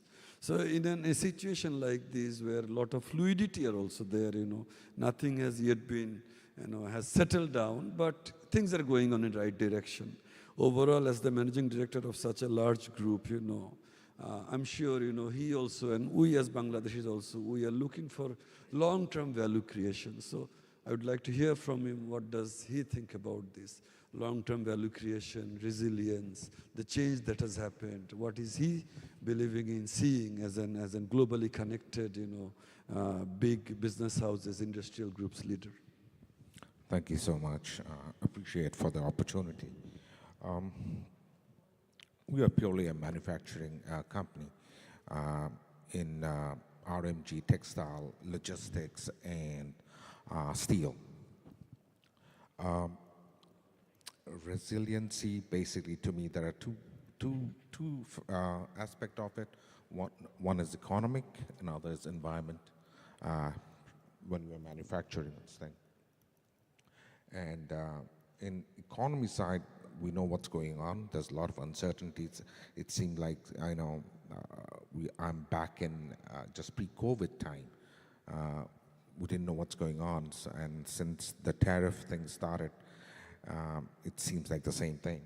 So what we have done, and we have done that for last, during the COVID time also, we started bringing in certain diversification in supply chain, diversification of critical material, not where we only source from. We started looking at options. For example, I would say for our textile, almost 90% of our cotton is to be imported from India. now we started looking at Australian cotton, etc., and we've been doing it for the last 2 years, where 95% has gone down to pretty much 50%. Rest 45% has been replaced by Australian and US cotton. Digitization played a big role. I think digitization enables, drives agility. For us, the ERP, for an example, the ERP we run in our RMG, it's our own build. And to test that, I think we had a lot of success. We integrated that ERP. I don't know, if you're from RMG, you would know this called a world-class software called Fast React. That is for the planning tool. Our ERP has been integrated with that, and also GSD, which calculates the SMV. So integration of our own ERP with all this world-class software, that drives us quite a bit. And vertical integration, as I said, I mean, in RMG, again, I come from RMG, though we do steel and all. But right now, I think, just to put it, zipper would be the only one we don't produce in terms of, it could be buttons, it could be a small label, washing, etc. So we started doing this vertical integration just to protect ourselves from any of the anything we see challenging happening in saying. So these are the few things we've been doing lately. No. Thank you, Mr. Rahman. Thank you. Now I'll go to Mr. Charles Whiteley. I don't know if I pronounced the name right. Yes. Yeah, so he's the head of South Asia Division of European External Action Service. He has also spoken in the morning at the starting plenary. Now, the question to you is, from the EU's perspective, how do you assess the current state of economic relations with Bangladesh? And if I go a little deeper, like given your deep understanding of the geopolitical dynamics in South Asia and Bangladesh's evolving position within that landscape, how do you view the long-term economic growth prospects of this country? Thank you, Moderator. I'm sorry to inflict myself on the audience again, but I would say, we've had a very predictable relationship with Bangladesh on the trading front for decades now. That's, the bedrock of that has been everything but arms, the duty-free, quota-free access that Bangladesh has as an LDC to the EU market. And that's driven, to mutual benefit, real expansion in exports. So it's up from $2.4 billion 20 years ago to $24 billion today. But it's very much dominated, as we've discussed, by RMG.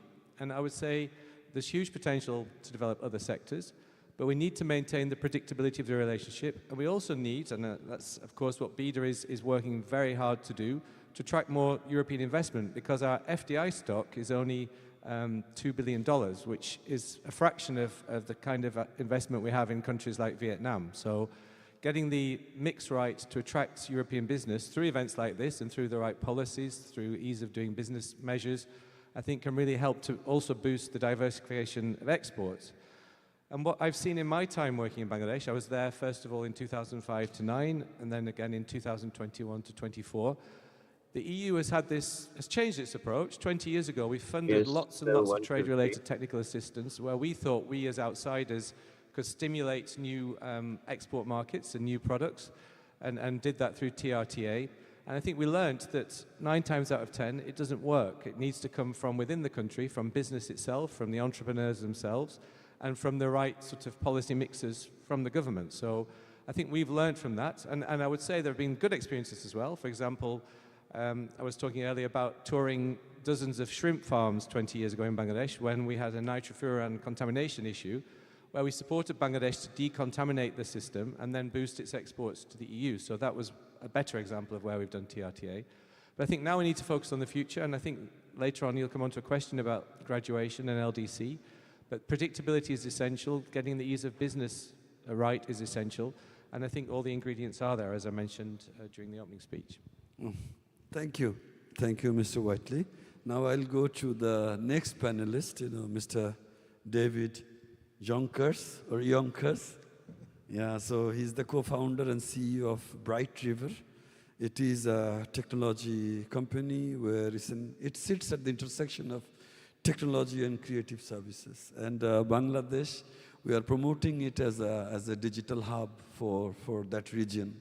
It has all the potentials, and he has already interacted with, Bangladeshi, tech companies. So, would like to say it's a direct question, like what opportunities do you see as an expert in that area for foreign companies? What opportunities exist do you see as per, your view for foreign companies to partner with Bangladeshi firms in the tech sector to drive innovation and mutual growth?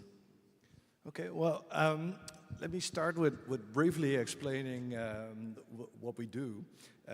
So we are in a very specific niche within the digital services industry. We create visual content for e-commerce companies and real estate companies. And we do so in what we refer to as a hybrid manner. So there's a lot of technology that we develop and apply, artificial intelligence for starters. But what we see is that particularly the use of AI asks for a hybrid setup, and that's basically where all the opportunities that Bangladesh offers come in. A hybrid setup, especially in our field, the visual content domain, means that a lot of technology can be used, but the human eye of professional designers is needed for quality control and correction, as well as final creative touch-up. And for that, you need talent, and talent is what brings us to Bangladesh.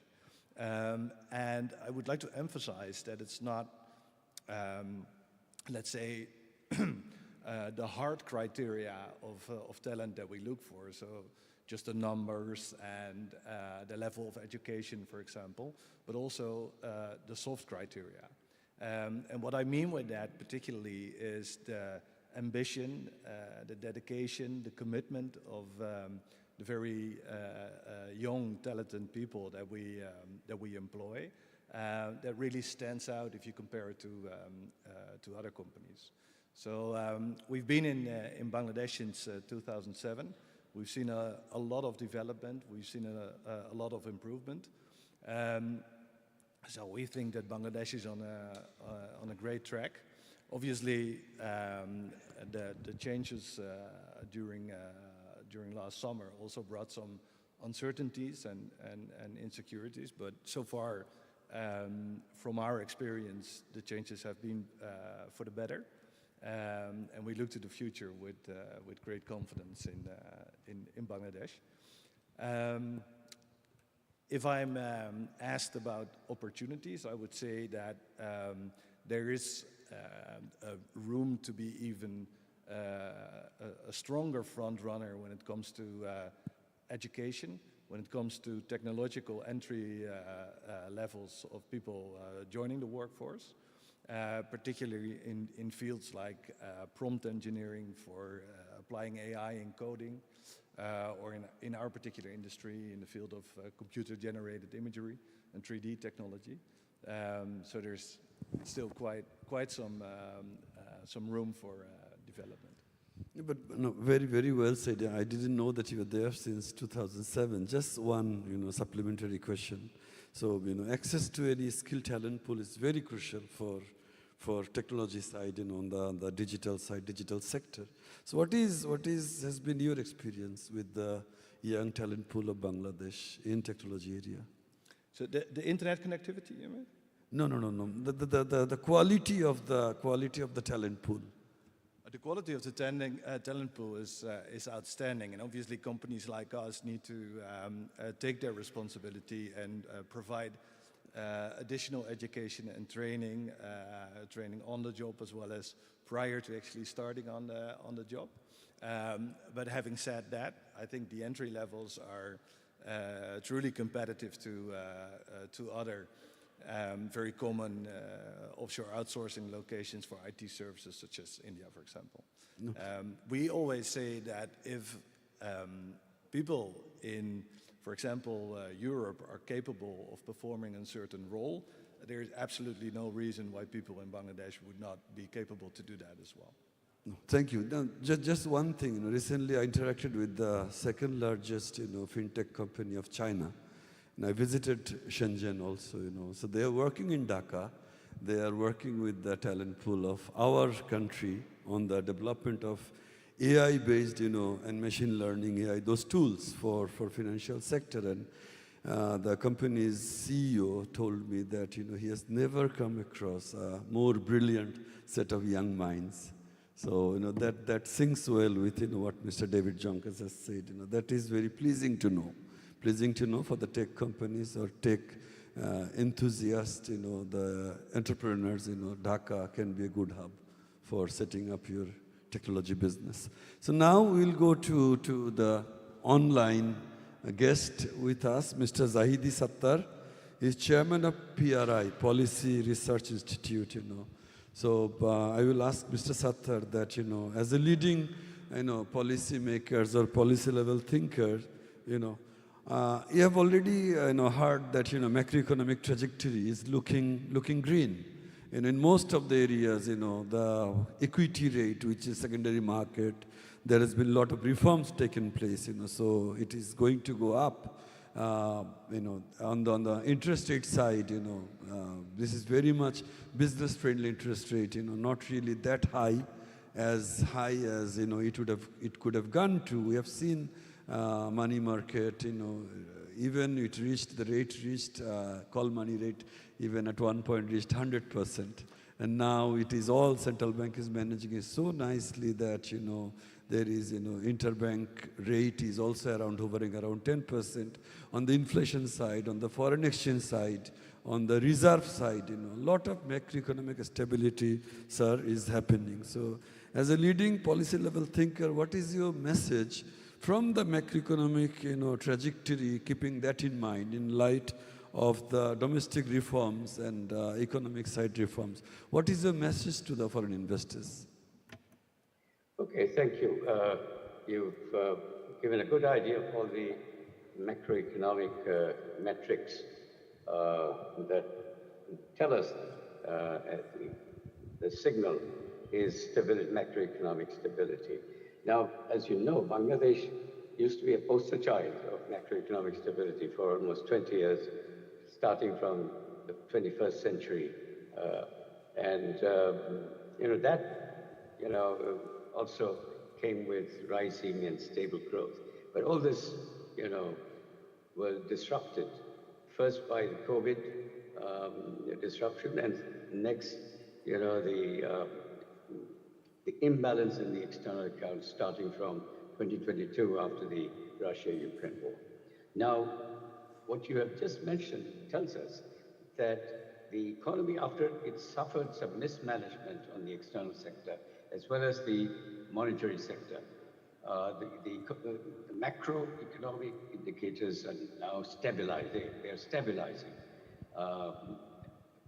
As you mentioned, balance of payments in the first place is now pretty much in balance. We've got current account deficit, which is within the sustainable level of about 1% of GDP. This foreign exchange reserves have stabilized. The exchange rate has stabilized. Now, of course, there is an issue of more flexibility. The IMF, for instance, would like to see a bit more flexibility in the exchange rate.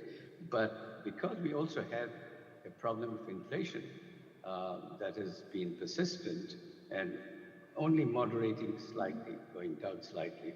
So we have to face that. It's not easy to let the exchange rate go, because if it overshoots, then it feeds into the inflation problem. But on the other hand, we were also expecting IMF to conclude its mission and signal the release of the two tranches that they have been holding up. The two tranches are worth $1.3 billion. And with that is also the release of World Bank and ADB budget support. So IMF has not given a signal yet. They've finished their mission, they're going back, and they will they will have the discussions. And I'm hoping that once that release takes place, we will see some expansion of reserves. And here again, we have to see that there are two issues that, two sides of the real economy that are doing well. Export performance continues to be robust. Export growth is more than 10% for the last 8-9 months. And remittance has been growing even faster, at about 25%. And we expect remittances of about $30 billion. So with $50 billion of exports and $30 billion of remittance, we have $80 billion and another $10, $12 billion from multilateral institutions. We've got a foreign exchange inflow of $90+ billion. And on the external debt side, Bangladesh's external debt is pretty much within stable range. There is regular debt sustainability analysis by the IMF and the World Bank. The latest one says Bangladesh has medium debt carrying capacity with low risk of debt distress. So all those are good indications, and we are still, in terms of external debt, external public debt, 90% of our $80 billion of external debt is concessional still, and with an average interest rate of 1.3%, with a repayment period of 23 years plus. So on the external side, the prospect looks still good. The macroeconomic stability is something that is coming right now, and now it's the time for resumed growth. It means the growth trajectory on which we were positioned until about 2019, pre-COVID, that trajectory has to be resumed now. There are a lot of economic reforms that are in place right now, but we do have to have a very prudent fiscal budget. Fiscal support to the monetary management has to be there because we still have inflation to be brought down.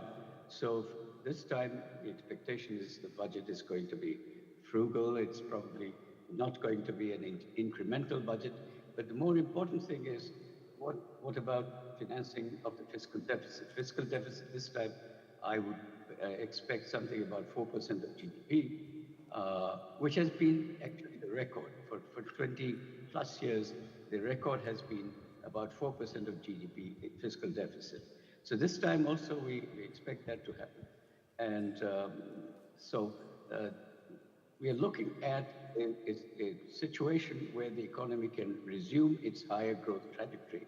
Though World Bank, IMF, and even I think it was Moody's that lowered their growth rate projections. But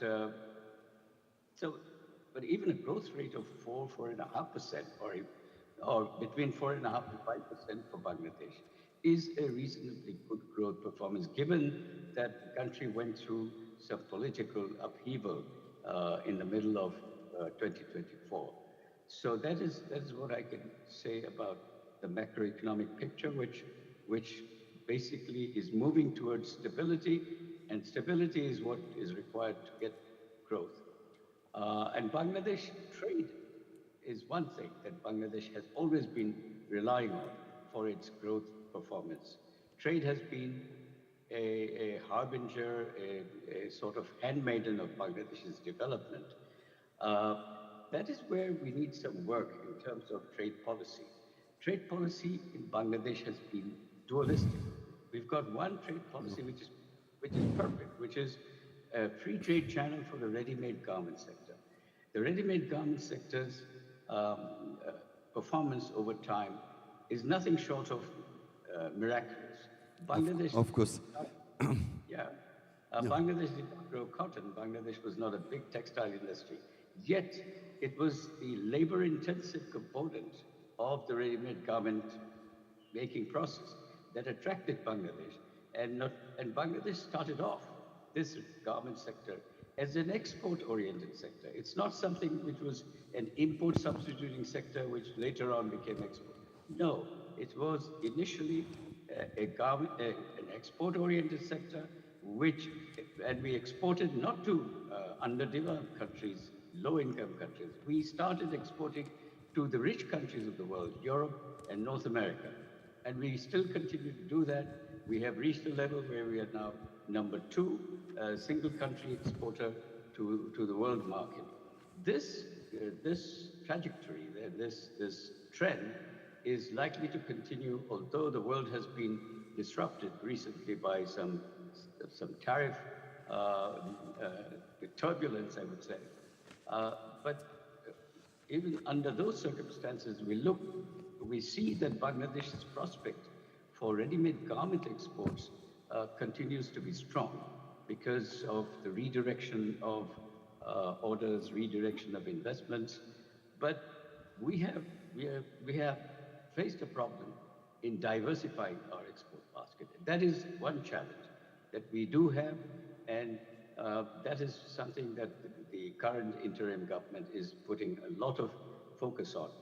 Now, let me say one thing why we are not being able to really get any traction on this diversifying our export basket. One of the main reasons, I think, quite apart from the logistics issues and all those other, administrative issues, trade facilitation issues, which apply to all imports and all exports. When it comes to export diversification, the main barrier right now I see is the current trade regime, which is, as I said, dualistic. There's one regime for ready-made garment, which is perfect, but there is another regime for all other exports. And that is where the regime is inherently biased against exporting for non-garment products. And this is where... Sir, we are running a little short of time if you conclude. I will conclude this point.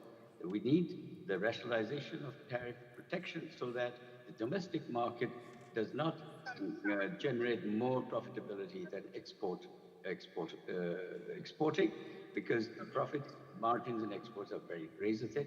So we need to balance out the incentive for export. The policy should be favoring exports as well as, and similarly, the domestic market. And that is one challenge that we have going forward. Thank you. Thank you, sir, for leaving us with hopes, that macroeconomic stability is back. Of course, RMG sector is doing great, as you said.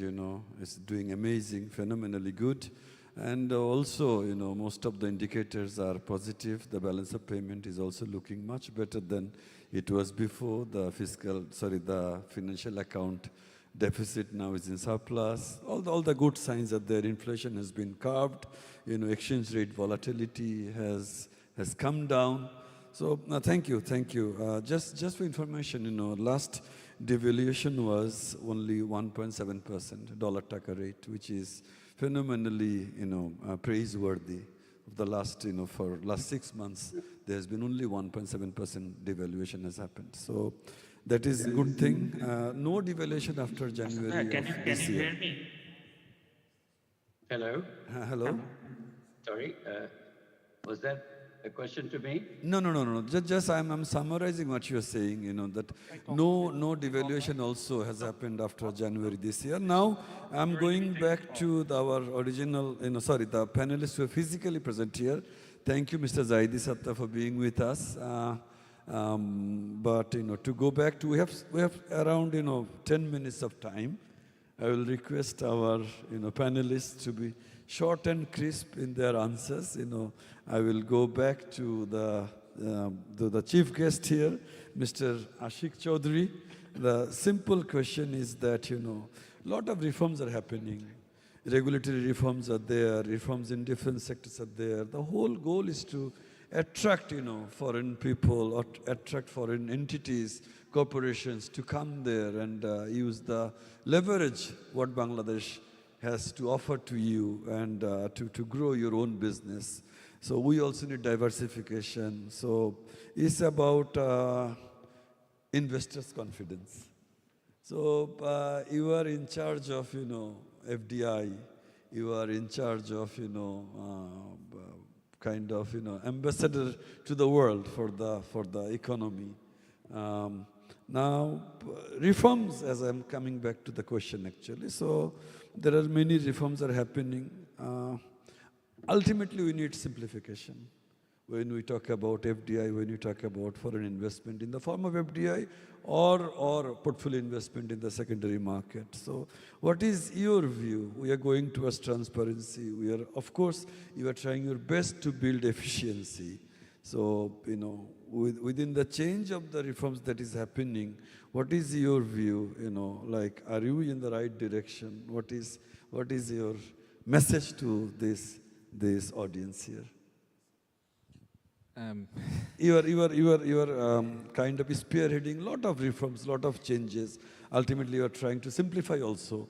So I mean to say that, what is your core message to the investors to boost their confidence? Yes, so the core message has not changed much. As I said, in my speech, we would like to we see ourselves as potentially the next global manufacturing hub, a smaller version of China.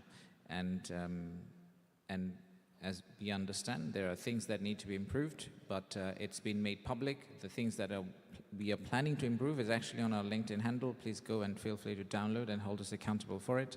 But we do intend to go through each of them properly. So it is not a perfect country, but it is a country that's moving in the right direction with a lot of enthusiasm from the youth. So that would be my pitch to the world. Thank you.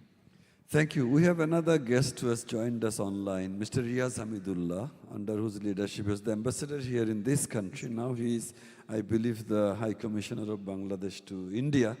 So if he can come online, I've been told that he is here. I was also told he's online. I just saw him, but I don't see the screen for the people joining online. Can we... So I know for a fact that he initiated as the ambassador here, the first one. There he is. Today we are here for the Best of Bangladesh, first edition. Yes, can you hear us? Yes, Riaz, Mr. Riaz Hamidullah. He's also a personal friend of mine. We can hear you. What is your message to this second edition of Best of Bangladesh? I'm sure you're missing it, but what is your message?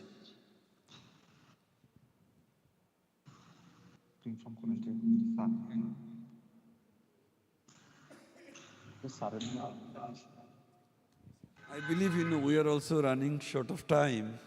We need to wrap up. Online is not functioning well. Now I'm opening the floor to the audience here. You can ask any question if you have to the panelists here. Sorry, the online is not functioning. The joining through Zoom or Team is not really functioning well. So, and also we are running little short of time. So any question if you may have. But I can see another friend of mine, personal friend also for a long time, Mr. Ahsan Khan, the chairman of Pran Group of Bangladesh, one of the largest conglomerates there, who have reached around $4 billion of annual sales. If I'm not wrong, also Citibank is a big financer to Pran Group, and as I said, personal friend. He speaks very well, and he is known to many of you. He exports to many countries, Bangladeshi products. He's a large conglomerate, anything that a house you can see or see in a house, starting from furniture to whatnot, is produced by Pran. They are also into agro business and food processing. So, Mr. Ahsan Khan, thank you. Thank you, Ahsan Bhai. Seeing you is a pleasure. What is your message? You are holding an investment summit here to the European Union and to your counterparts and friends in Europe. First of all, thank you very much. My congratulations to everybody for arranging this program. It's the second time in a row. Bangladesh will continue to do very well, and I think our destination has been Europe. Europe has been a strong supporter to Bangladesh for everything, for our markets and as a joint partners. We are finding great business prospects. But last week I had a wonderful experience where Dutch were represented very well in Bangladesh in the egg processing sector. So I feel that going forward, many Dutch companies will find it extremely interesting for them to do more business in Bangladesh. We will continue to come to Europe for multi-category of products. People know Bangladesh only for the ready-made garment sector, but our job is to bring Bangladeshi product across many categories of products that is there to offer. At the same time, we are here to do business, and it will be a bilateral business. It will not be one-way street where we keep on exporting to Netherlands, but now we are at the point where we can buy a lot of knowledge, technology, joint venture prospects, doing business with a lot of agribusiness companies from the Netherlands and also from Western Europe. So I would really welcome everybody to come and explore Bangladesh more and more. And I feel that Bangladesh will continue to climb upwards in days to come. And my compliments to each one of you. Thank you. Thank you so much. Any question, anyone, to the panelists here? Not really, Alipin Bhai. Okay, no. Thank you, Asan Bhai. Thank you so much. The line was also good. People heard you. Thank you for joining us. Thank you. Now I'm opening the...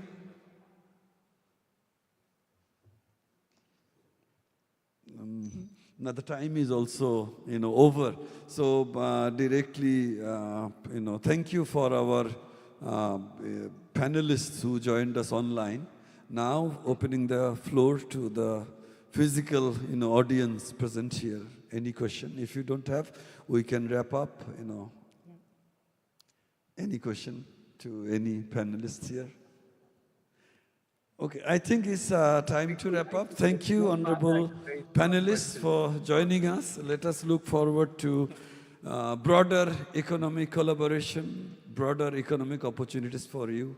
And, right kind of reforms are happening. Right kind of will to win is there. This is a transparent Bangladesh. This is now a new Bangladesh. We need your help and support. Thank you for joining us. Thank you. Let's look forward to a brighter future. Thank you. Thank you all for your insightful contributions. We are now going to go for lunch until 2 o'clock. But before you do so, I just want to share with you, there's 2 options after lunch. There is one session here in this room, and it will talk about the global sourcing possibilities of Bangladesh. And we have another breakout that will take place in the Der Kinderenzaal. So that's a separate room. It will be an interactive session about the global circular future, unlocking social business opportunities in Bangladesh and Europe. And it's presented by YY Ventures. So that's from 2 to 3. So you can go to either one of these sessions from 2 to 3. Enjoy your lunch.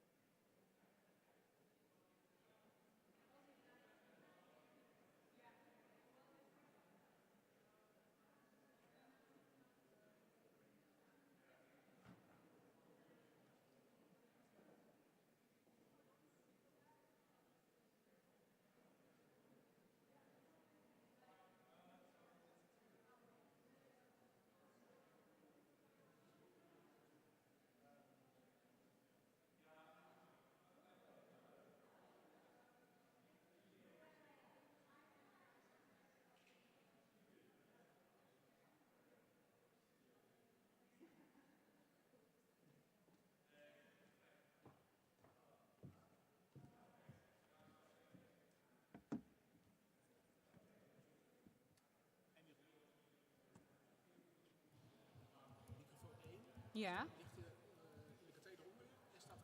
Oké, top. Ja, dus die kan ik meenemen. Heb je er dan nog één? Heb je er nog één dat ik er eentje bij de persoon hier en eentje? Zeker. Zal ik er gewoon 2 weer op de stoelen leggen? Ja, dat zou fijn zijn. Ja. Even kijken. Even kijken.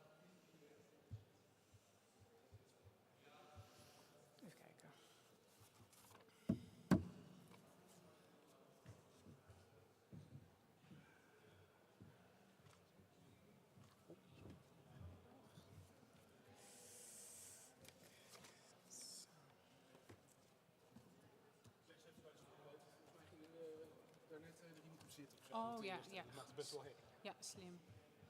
Oké.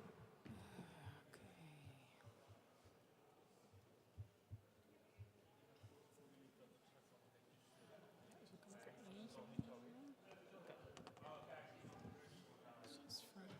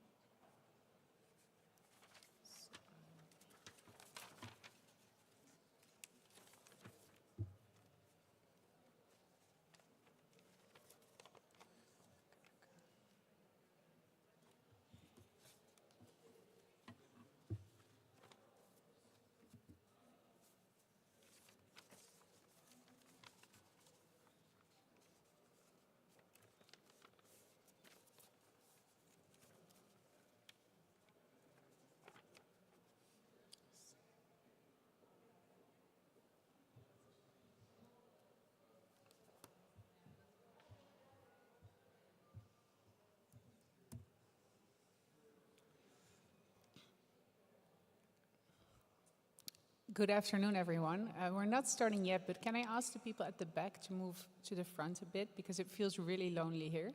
So if you're coming a little bit closer, it would very much be appreciated, and we can see you.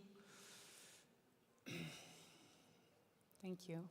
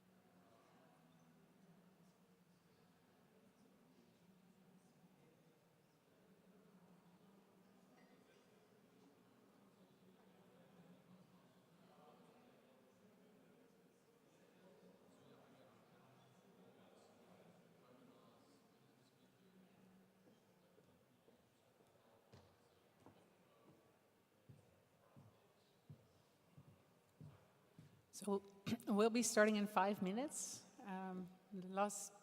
The announcement is made from the exhibition hall for people to come and join us. So we'll wait 4 more minutes.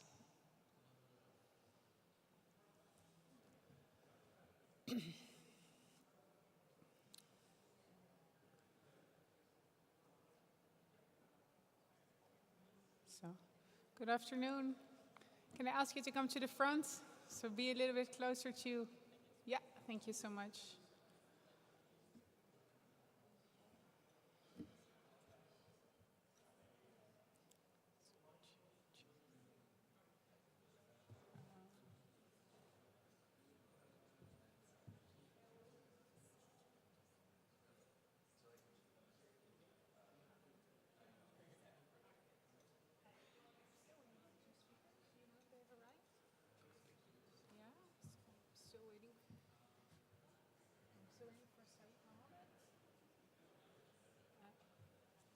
and Sanjay Jain.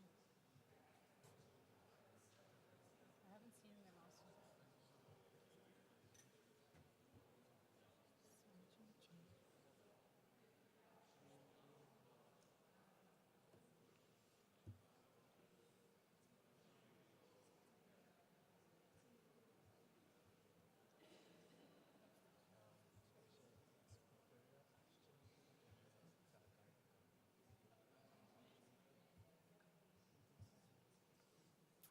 Hi, Willem. Hi, would you mind coming a bit to the front? Thank you.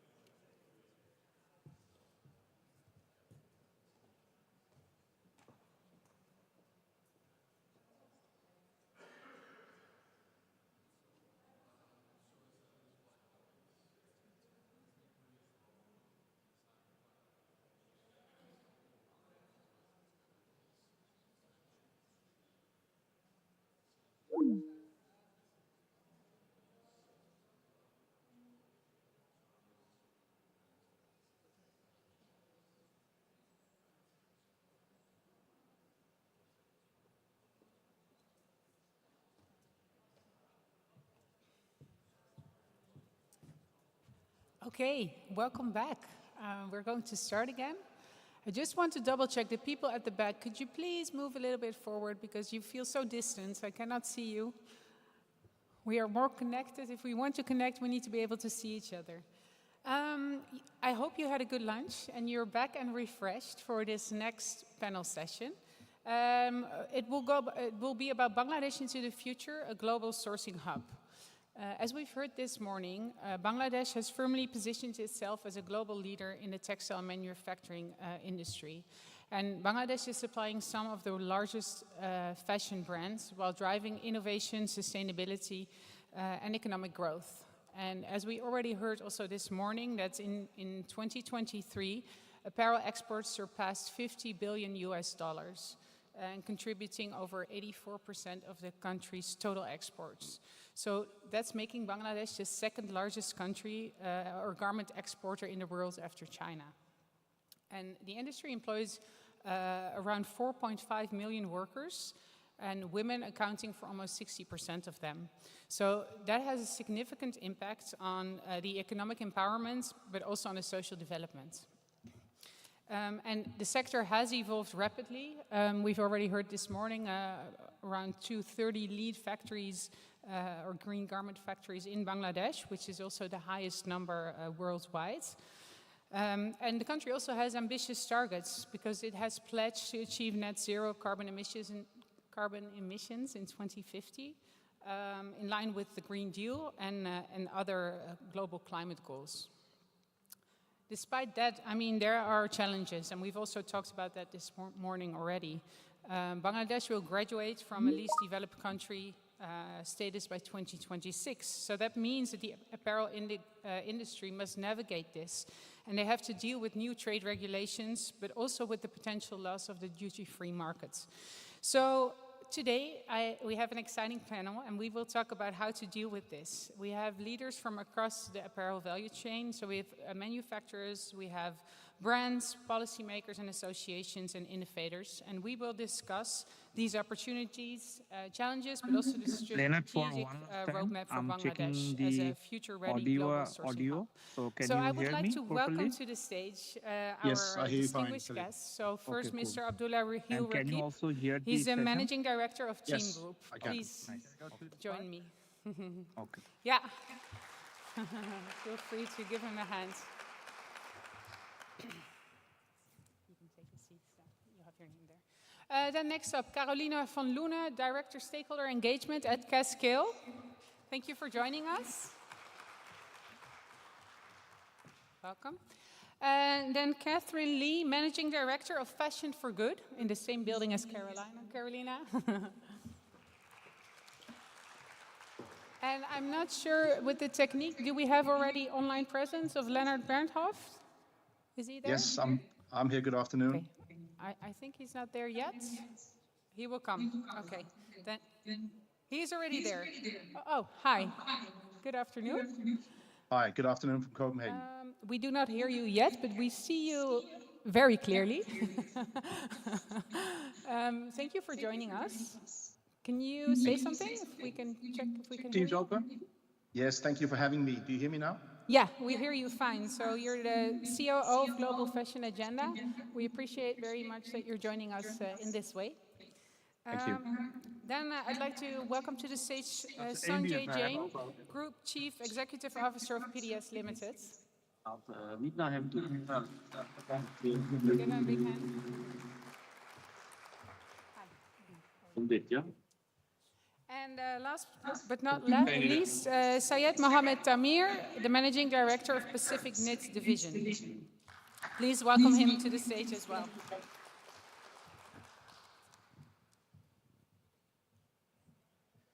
All right.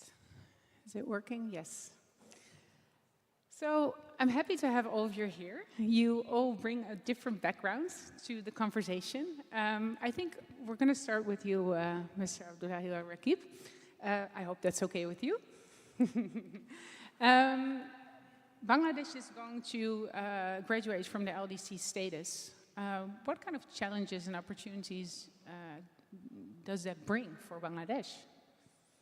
And please feel free to share a little bit more about Team Group, what you are doing, so for those who don't know you yet, that they have a better understanding. There is a microphone. Yeah. Thank you. Thank you, and thank you, the organizer, for such a great exposition and connecting platform. Well, LDC graduation is a honor for a country like us. But then again, the preparation-wise, if we are not ready, that's a challenge. I would say that the era of 50 billion, the first 50 billion versus era of second 50 billion is totally different. The chapter 1 was volume. Chapter 2 have to be value. So we talk about having ESG, talk about environmental goal, talk about all the good governance goal in terms of traceability, talk about data transparency, talk about being responsible in each of the process, talk about being human in each of the process, being responsible for the planet. Yeah. All these things are, of course, is a topic which we have to address. I mean, thanks to many of the entrepreneurs who actually has resiliently invested to make sure that they are like early bird to show the way so that the rest of them can follow. Now, if we see that the support we have had from European Union by end of 2029 is going to be over. End of what, sorry? Because we are projected to be graduate on November 14, 2026 with a 3-year transition period. Meaning is 14th of November, we'll have the last GSP issued. Having said that, our preparation to fight with an escalation of another 9.6% of tax over these countries is definitely the support we had from European Union gonna be withdrawn. So are we really ready to play and have our competitiveness is definitely is question mark. Yeah. What I will say that it's nothing to be that worried because more or less all those basic points have been addressed. But now what we have to do within next 3 to 4 years, we have to make sure that we show those performance into each of those parameters so that we kind of have the eligibility to go for GSP plus, which is going to even given us those benefits back. Yeah. So I'm sure that in country-wise, government has its commitment, and with this new interim government, they are more labor-oriented. They are also trying to focus into all those 11 points which we know that USTR or European Union Parliament or ILO is suggesting us to improve. We are focusing on to improve each of the factory. I think the large stakeholders, they already address in terms of decarbonization, in terms of circularity and all those CHDD aspect. Yeah. Even though they also delayed by 2 years, just 2 days back, to implementing process, the European Union also declared. But I think that pressure should be positive on the stakeholders, on the government, so that it give more positive energy. And of course, at the same time, you have to support by the business and most importantly, by the price, which can make it more affordable. Because at one stage, you were telling us to be more human, but then again, talking about price competition, you were not giving us that equal support. I believe it's a partnership. It's a partnership between the continents. It's a partnership between the companies and countries, so that we are integral part of the supply chains, what all those important retailers connecting us throughout the trade. But having said that, they have their moral responsibility, they have their environmental responsibility, which we are implementing partner. So here we need financial support and policy support and of course our own commitments. Yeah, and I also hear you say that the purchasing practices from the brands and retailers also important for you to make it happen. Absolutely. Huh? And you need to be in that together. You cannot just say you want sustainable factories, but then you want only the lowest price, right? Sorry, I didn't. I mean, brands cannot just say, I want you to be sustainable as a factory, and I also always want the lowest price. I mean, there is a price to do this, and that's what I hear you say, right? Yeah, you need to do it, and you need to do it in partnership. Of course. I mean, there are good partners who understand that, appreciate that, but there are partners who pretend they want to be part of it, but in reality, they're not part of it. No. I mean, I must say that we really have to be honest and sincere to our initiative and appreciate whatever we are doing. Like we have to showcase this kind of, in this kind of platform, we have to unveil our data, we have to criticize us positively, and our goal is to achieve it by 2029. Yeah. And you were just saying that the first 50 billion is easy, and the second 50 billion is more challenging. What can Bangladesh do to go to the second 50 billion? I mean, how do you move away from the basic I absolutely know that, and I am very confident that Bangladesh will achieve that. Yeah. And you see, when you see the inefficiencies in the production floor, management system, and data-driven decision-making, those are the opportunities stroke challenge. Challenge today because we are not really focused. If we can be more data-driven, our managers can decide better. If you see a merchandiser is wasting that much of dollars into his pricing metrics, if you see production floor are more lean and more efficient, you see that more competitiveness can be achieved, number one. Number two, and those are potentiality. That means if you could achieve those, you could grab more business, which you are actually losing now to your competition. When I see the fiber diversification, because we are pretty much dependent on cotton-focused product, cotton-blended product.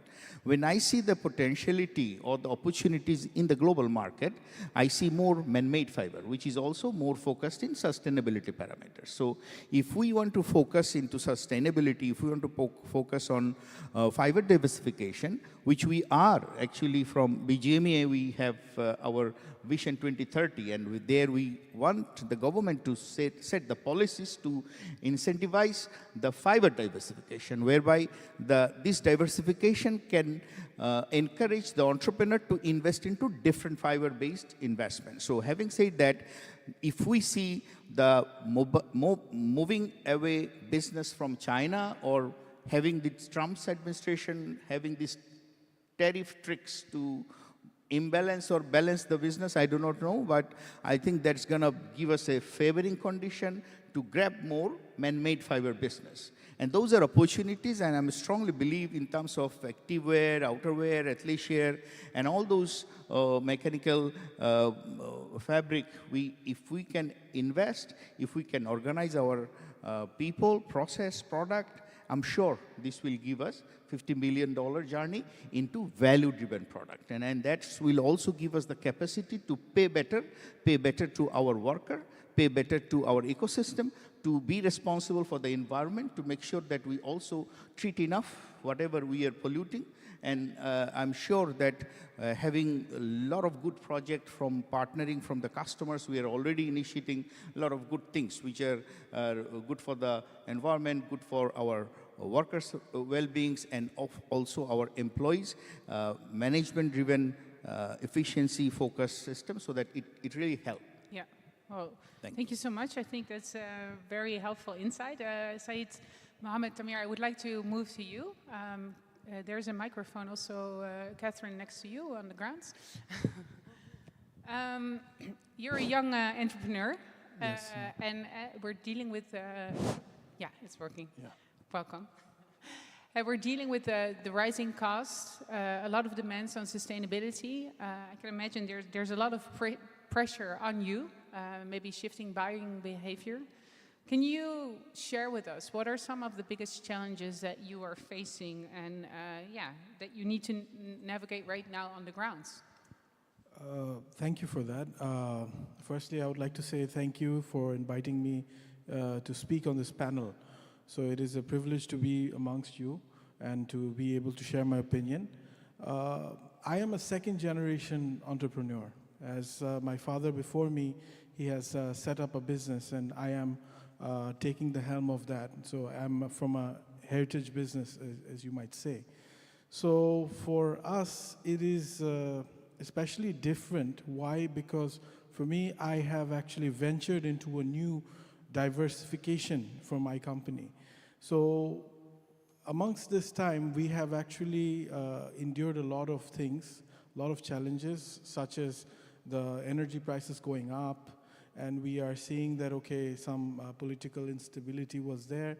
However, we are hopeful that now a lot of these things are coming to an end and coming to an impasse, where we are coming to resolution, where we can see that both the governments and the manufacturers and the associations, we are having conversations and dialogues where we can actually resolve these problems and to actually secure our positions as stakeholders, you know, to see how we can make an impact and how we can actually contribute most.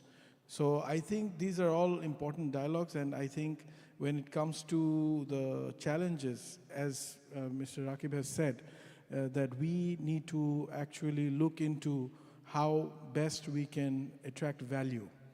Value imposition is actually the biggest cry of the moment, as I think if we cannot go into this value-added product space, we cannot make a huge difference, you know, because this value-added part, I think for the longest time, Bangladesh has been associated with volume-centric production, which was at times taxing because it was always a price game, you know. So I think now we are moving away from that, And we're moving into more progressive thought chains, such as adding value through our production methods, through our experience, what we have gathered in our number of years as producers. And I think if you are looking at manufacturers outside of China, and you look at the other possible or plausible destinations for your sourcing products, you will see that Bangladesh is a very robust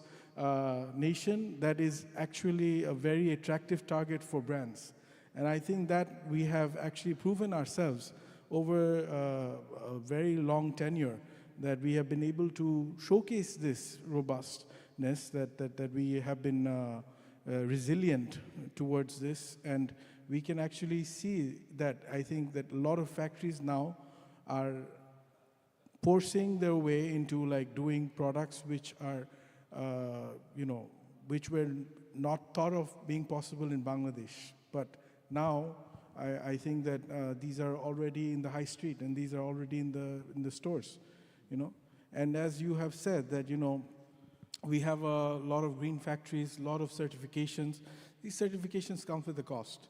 And I think this cost entails that sustainability is not only about the environment, but rather it is about the value chain and all the stakeholders involved. I think this is the conversation we should be leading, and I think this is the way we can, sort of get over this hump. Yeah. Well, hopefully we can achieve that here also. Sorry, I just want to add one sentence with him to give an example. Yeah. Like yesterday and today, there is another exhibition going on denim, right? Kingspin. Yeah. So if we see the export figure, we say we are the largest exporter in Europe, even in USA, for denim. Yeah. Now, having said that, in Kingspin, our presence from Bangladesh is only 2-3 exhibitors. So government could patronize this, customers could patronize us to put more value-driven activities into all those, whereby we can see the growth opportunity, where it's just not about the number of pieces or number of dollars, it's about adding value towards showing new innovation, new development on product, on process, and of course on people. Yeah, thank you for that addition. I think that's very useful. Scaling up circularity is also challenging in sourcing hubs. Can you share a bit about what you have been doing with circular innovations within your factory? Okay, so I think the question of circularity is something that we are discussing in a very broad sense. And I think that definitely as a sourcing destination, Bangladesh, we have a long way in terms of policies, in terms of, processes, in terms of even what the manufacturers have set up when it comes to circularity. But I think in our case, or in my case, I can speak for myself, which is that we look within. Circularity starts from within. It starts with the mindset, it starts with the intention. And I think that when we have that intention and when we have that willingness to actually do something the right way and to actually promote what is right, I think that is what will take us in the next level. And we have been practicing a lot of things regarding circularity, like we have a lot of recycling plants now being set up in Bangladesh. We have a lot of laws that are coming in from the government perspective, and I think the associations are also doing their part in actually speaking regarding circularity. So I think this is a broader discussion that I think from the EU side we have a goal definitely, and we as manufacturers are trying our best to bring circularity into a discussion. However, I think it starts from within. It starts with a mindset, it starts with an intention. Definitely the brand's backing is important, the partners' backings are very important, but it is also a question of intent. Yeah. I think that's a really good one to walk away with for now. Carolina, we will move to you. You're working for Cascale, and Cascale is all about collaboration. And I mean, Sayed, you also mentioned it, that you see that when people are communicating, government associations, it's helping. What do you believe truly drives meaningful collaboration, and what is needed to kind of achieve also what the two gentlemen earlier also said? Yeah, thank you. I wanted to reflect on this a bit by sharing two examples and also reflect a little bit more on the role of governments and brands. But before I do that, I also wanted to explain a little bit, because we used to be called the Sustainable Apparel Coalition and now CASCALE. But CASCALE actually means collective action at scale, delivering focused initiatives driving focused initiatives that deliver measurable progress across consumer goods. You might know that we have started in apparel and textiles and united with 300 plus very diverse members because we're a membership association, right? We really, made sure that we wanted to serve broader consumer goods, so we are also starting in home furnishings, in luggage and bags, and in sporting goods. So when we look at really, really huge issues like the climate crisis that we're in, the social and environmental injustice that is happening in value chains, like you're also posing your question, the only way to go is a collaboration. And thank you also for emphasizing that. In the way that we do that is perhaps many of you already know about the Higg Index tools. About what, sorry? The Higg Index tools. The Higg Index tools. I don't know if everybody knows about the Higg Index tools. Probably, because they are used the tools, by the Higg Index tools. Yeah, they are used by 40,000 users in our value chains efforts to drive decent work and to really make sure that decarbonization is accelerated. So, in the sense of the two examples that I wanted to share about what is really driving meaningful collaboration, I wanted to share one example that really closed out the 31st of March, actually. It was an initiative with great support from GIZ and the German ministry. On the one hand, with our dear partners from SLCP, promoting further convergence of social and labor audits and testing it out also in another industry. On the environmental side, we have successfully, across 100 facilities in Cambodia, in Vietnam, and in Bangladesh, tested and validated a way in which the Higg Index, the facility environmental module, could be connected to improvement programs. And the potential that we have seen also validated and encouraged by not only the facilities, but also their customers that are endorsing this model that is publicly available. We have seen the time it can really reduce to conduct audits on the environmental side. The facility journey and the data metrics that we have launched for this is publicly available. But what is really great about it is that it's a unified framework. It's scalable, it's transparent, and it's and it's at its core aiming to standardize. So literally, how that practically works. If you have done a lot of modules already from the ZDHC improvement program, it means you can take them off under the FEM. So really we're supported in reducing the time spent on audits. That's something that I wanted to highlight. I think that's very important, because we don't want to spend our time on just another audit. And just spend your time on things that really, really matter, right? Yeah. Although doing the assessment is of course important, whatever we can do, we need to really make sure that we. So you're getting everyone aligned, from suppliers to buyers to consumers, to kind of accept this way of measuring. Exactly.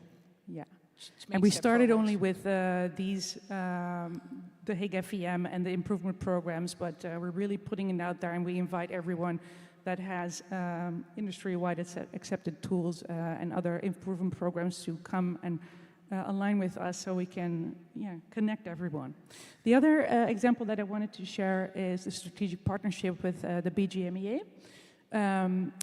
We entered this strategic partnership because we mutually share the conviction for the need for more carbon neutral and environmentally responsible practices.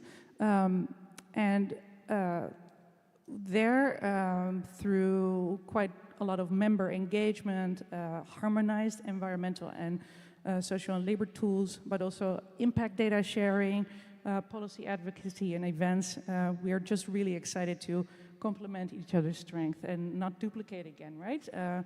Reduce overlapping initiatives, but also making sure that all relevant stakeholders' voices are meaningfully included. But is this just for decarbonization or also for what is? The focus is on decarbonization, but definitely not ruling out also the connections and the nexus that are proven also to be on the social and labor side. So it's not only with BGMEA, but also with other strategic partners, such as the excellent work that you can also see, I think later this day, on the Human Rights Due Diligence Academy with Fairware, promoting more openness in terms of disclosure and getting there with Open Supply Hub, promoting further social and labor convergence with SLCP, the International Apparel Federation, and of course also Bangladesh Apparel Exchange, who is allowing us also to speak here and organize events like these. It's a real testament to the fact that you really, really need to make sure when you are collaborating that you're not duplicating all these programs and initiatives over and over again. It's complex, but it's worthwhile, and it gives us meaning in that respect. Yeah, so I think it's great. You're trying to simplify it. Yes. And I hear also that you need to communicate to do so. Yeah. But then in the end, you need to take steps to make these improvements. Exactly. Right? And there are a few things that's getting to the more final point that I wanted to make. We do foresee, and I'm saying this in the spirit of encouragement, but also what is really, really, really needed for really meaningful collaboration. We do see a role for governments to really reduce the regulatory burden. We have now seen, as an example, the delays in legislation involved in the omnibus package, but I'm also going to be a bit more concrete on the role we see for brands. We really encourage brands to really stay course on reducing 45% GHG emissions and supporting decent work for all. And I have 4 more specific suggestions that we would like to share with you today. We really encourage you to set examples with your own target setting on science-based targets and science-aligned targets, and encourage the use of programs like the Manufacturer Climate Action Program or anything that is very much aligned in this respect. I'm going to use the word aligned very much. And also prioritize the suppliers that have made these investments. That is so important. The second thing is that we really encourage and urge you, especially amidst all this change, to keep communicating openly amongst each other and strengthen really your long-term partnerships. Even though there are so many challenges, it's really, really important to do so. The third thing we recommend and really encourage brands to do with manufacturers and other stakeholders is committing really to responsible purchasing practices. And the last one is something that is very close to our heart, and this is reducing audit duplication. Use industry-wide accepted tools instead of your proprietary tools. And the last thing that I wanted to say about this is around, already the last thing. is why the Hague Index, but also other industry-wide accepted tools are so valuable, right? The facility tools that we have shared amongst our membership, they really help unlock insights to drive efficiencies, to reduce costs, and to enhance social environmental performance, and helping users to navigate regulatory demands. Thank you so much. Thank you so much. I think a lot of valid points that are actually also touched upon by the first speakers. I would like to move to Mr. Sanjay Jain. You're the CEO of PDS Limited. You have a pretty unique insights because you're operating in different countries. It would be very interesting to hear like what kind of technological sustainability or innovation practices have you tried and you think are replicable? I don't know if that's the right word, but we can copy in Bangladesh. I think firstly I will echo on Rakib Bhai's sentiment. It says Bangladesh into future, clearly $100 billion from $50 billion of exports. So therefore, what can we do to get to that number and what best practices can be brought in? In your opening remarks, you mentioned about the LDC status being under review. You know, the cost of production of garment is just one part of the cost into the entire retail value chain. The garment is out of the factory, then it spends time to the port, at the port, on the sea, reaches the warehouse. How much time is it lying in the warehouse? And I realize, oh God, this is not the inventory I wanted. There's a mismatch. So can Bangladesh do about reducing the cost in the entire value chain? So therefore, the first point to reflect on the question you asked me is digitalization. That can we integrate the entire supply chain through a digital interface? Therefore, the agility of operations should be tremendously improved. Can we have a real-time tracking of inventory? Therefore, the predictive planning is much better. So these two things that I just said have an implication on the cost that I said are there in the value chain. If there is a predictive inventory planning, then what is landing up in the warehouse is actually in line with what you wanted it to be.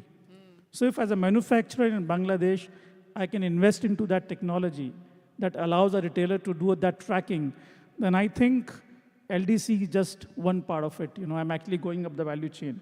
But just for me to understand, do you feel that in Bangladesh that is something that that there's room for growth much more than other countries that you're operating in, or do you just mean in general that's important for across? See, after China, we are the second largest exporting nation. 50 billion is a humongous scale. Yeah. At this scale, we should be investing into digitalizing the entire value chain. Yeah. And that is where I would be adding more and more value to the retailer.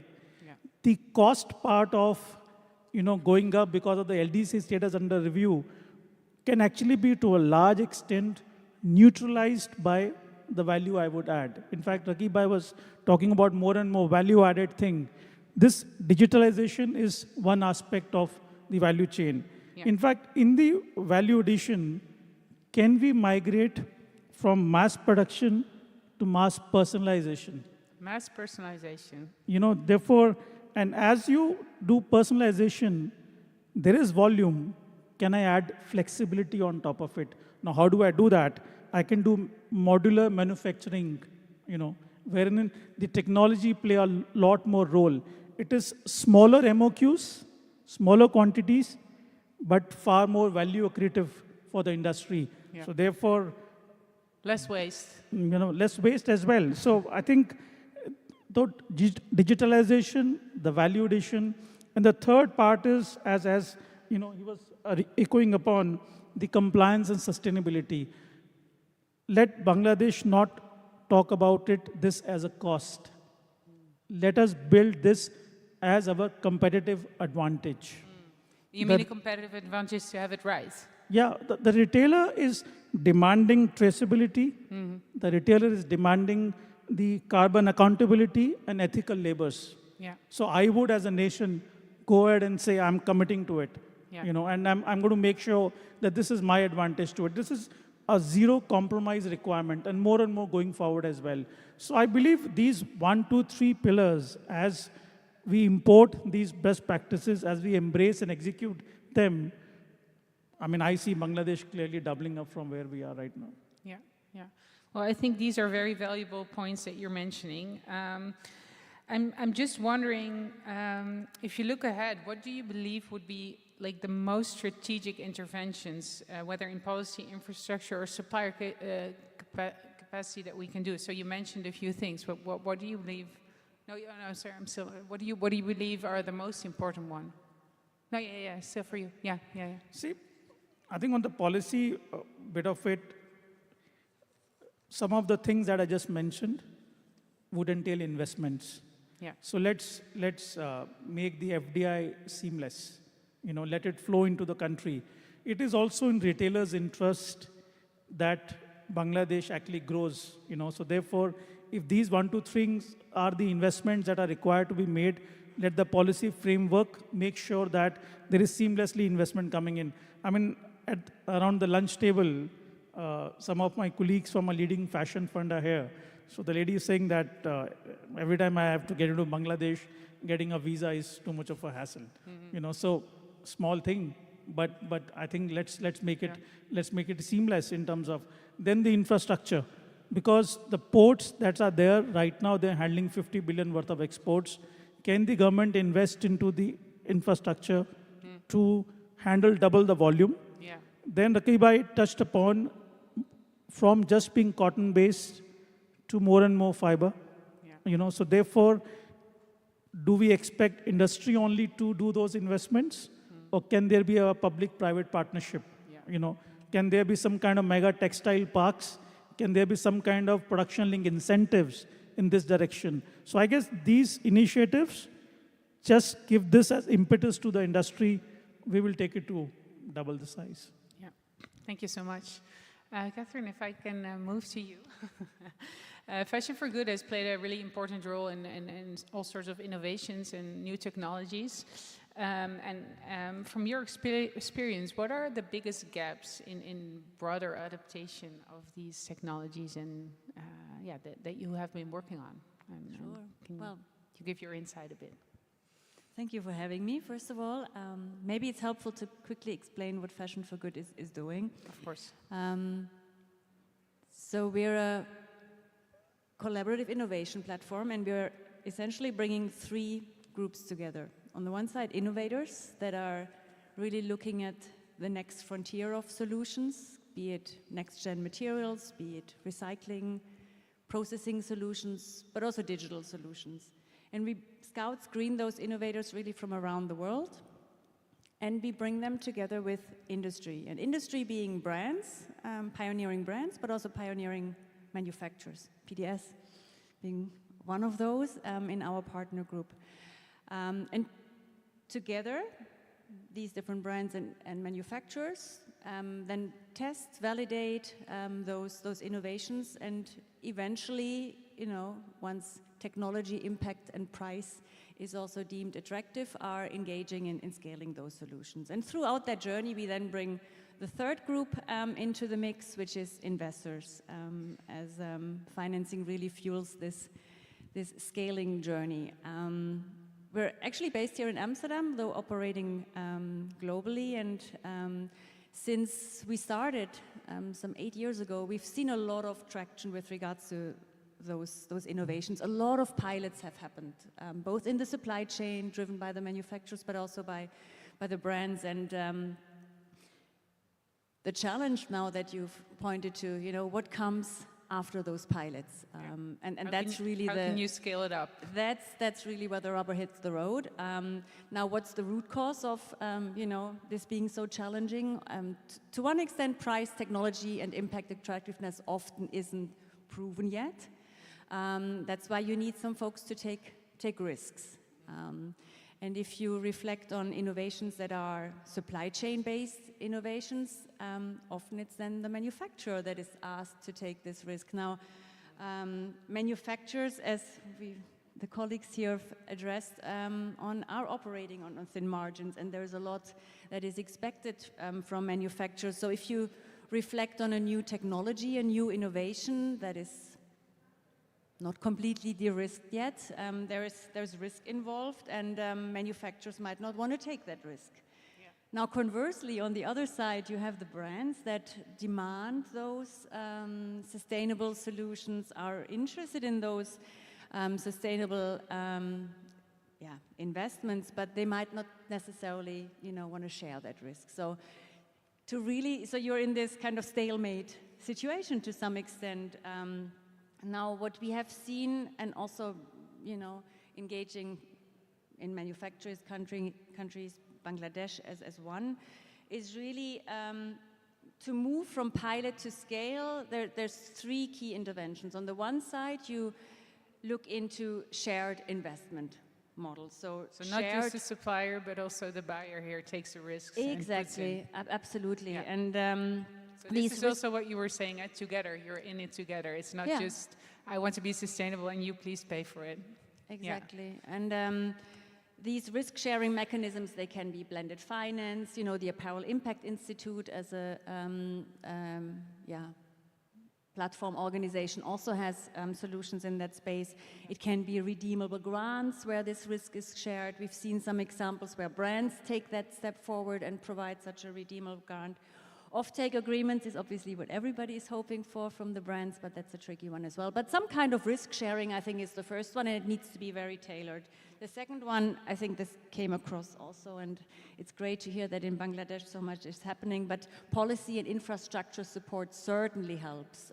If you have policy incentives that allow, waterless dyeing or energy efficiency innovations to be implemented with some incentives, that certainly helps. And last but not least, what we've seen in our work is that it's not only about finance or policy, it's also really about capacity building. So you need to really start educating everybody involved in, how these innovations work, what the risks are that are involved. So ultimately, to really scale innovation, we can look at this adoption curve, right? As soon as price drops to some extent, technology is, somewhat proven, impact is proven, then the widespread adoption really starts to kick in. We've seen this in other industries, so we're eagerly working to prove this also in the fashion industry.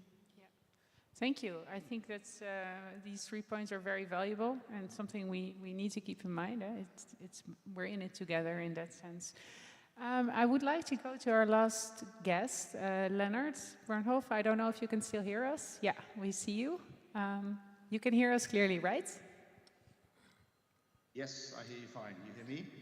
Yeah, so as Global Fashion Agenda, you have piloted transformative projects in Bangladesh, such as the Circular Fashion Partnership and the Renewable Energy Initiative. What are the key insights that these initiatives have given, and can you share with us the learnings from that, please? Sure. Well, thank you, Fleur. I'm happy to share my thoughts on this. Just in short, the Circular Fashion Partnership is really about post-manufacturing waste and management of this, and Renewable Energy Initiative is a project where we are together with Bestseller and H&M are planning to set up a offshore wind farm out of Cox's Bazar. So these are the two projects which you are referring to. We see that these initiatives have really shown sort of a lot of enthusiasm in Bangladesh in the textile industry. And our initiatives really confirm that it's not only the brands and the manufacturers, but also it's really the essential stakeholders, including supply chain and especially waste value chain partners, who we see they're ready to abandon long-standing practices for sustainability. And TFA, along with all the implementation partners, really feel we have successfully mobilized a diverse range of stakeholders to engage in our efforts. These initiatives have raised the industry awareness over the years. We've been working now since about 2021. And issues like waste management, energy consumption, carbon emissions, and also facilitating scalable solutions is on the agenda. However, while we've gained momentum at the pilots, a bit like Catherine is talking about, significant public sector involvement is really necessary to scale our initiatives. Public support is vital for advancing sustainability in the industry. Yes. Now, as we see... Sorry, so just to be clear, so you're saying it's not just the brands that we need, but we also need the other stakeholders to make it happen. Yeah, I mean, especially the public sector, they really have to lead in creating policies, updating regulations, enforcing them, addressing even unethical practices.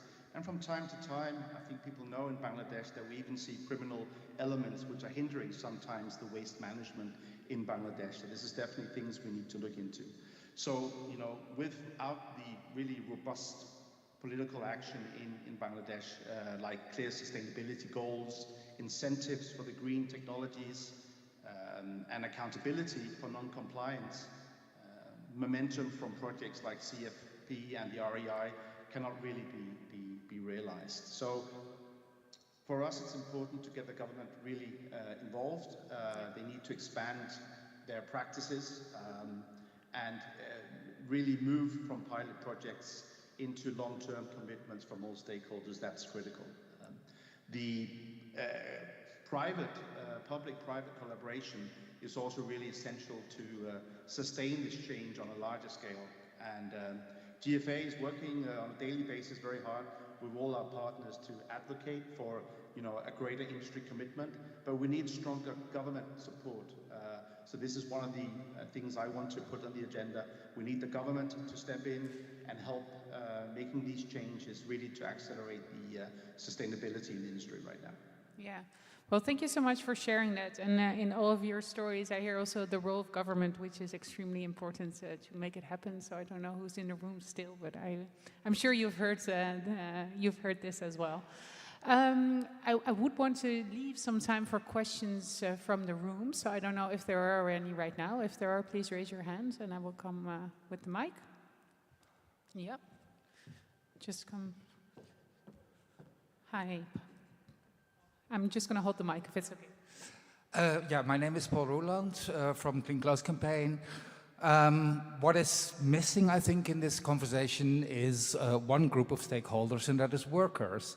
They are too often seen as a part of compliance, but not as an equal talking partner who could actually help in achieving these goals. And for that, we need freedom of association, but we also need to listen to things like heat stress that are already occurring and what they need to be involved in the conversation just as much as suppliers, brands, and governments. Thank you. So the question is, like, how can we get the workers also involved in making this change happen that we've been talking about? Yes, can you use this mic? Yeah, please. Yeah. Thank you. This is a good point and good points to connect, because you see we have a lot of developments and happening in a satellite connectivity without not having proper integration. Having said that, we are talking about building capacity of the true leadership so that we give them proper awareness, proper training to negotiate better, like what you do in Europe. Sorry, so you mean the workers also build their capacity to be able to do that? Yes. And when you want to do this, you need to also work within the partnership of the stakeholders. You talk about we have to build the capacity of the government. You talk about DIFE, DOL. They have to build their capacity to build more on ground proper negotiating leaders. If you do not have proper representation of the labor, you do not have the proper true news. You do not have the proper message. So that's the missing part. We all get together for a resilient attitude to solve the safety problem in terms of infrastructure. We could do the same. We did not. Now we have to do it. Like I say, from volume to value, the value-driven activities are just not about the product. It's about the people. It's about the people, process, planet, and of course, the profit have to be there to have a win-win situation for everybody. Otherwise, it doesn't happen.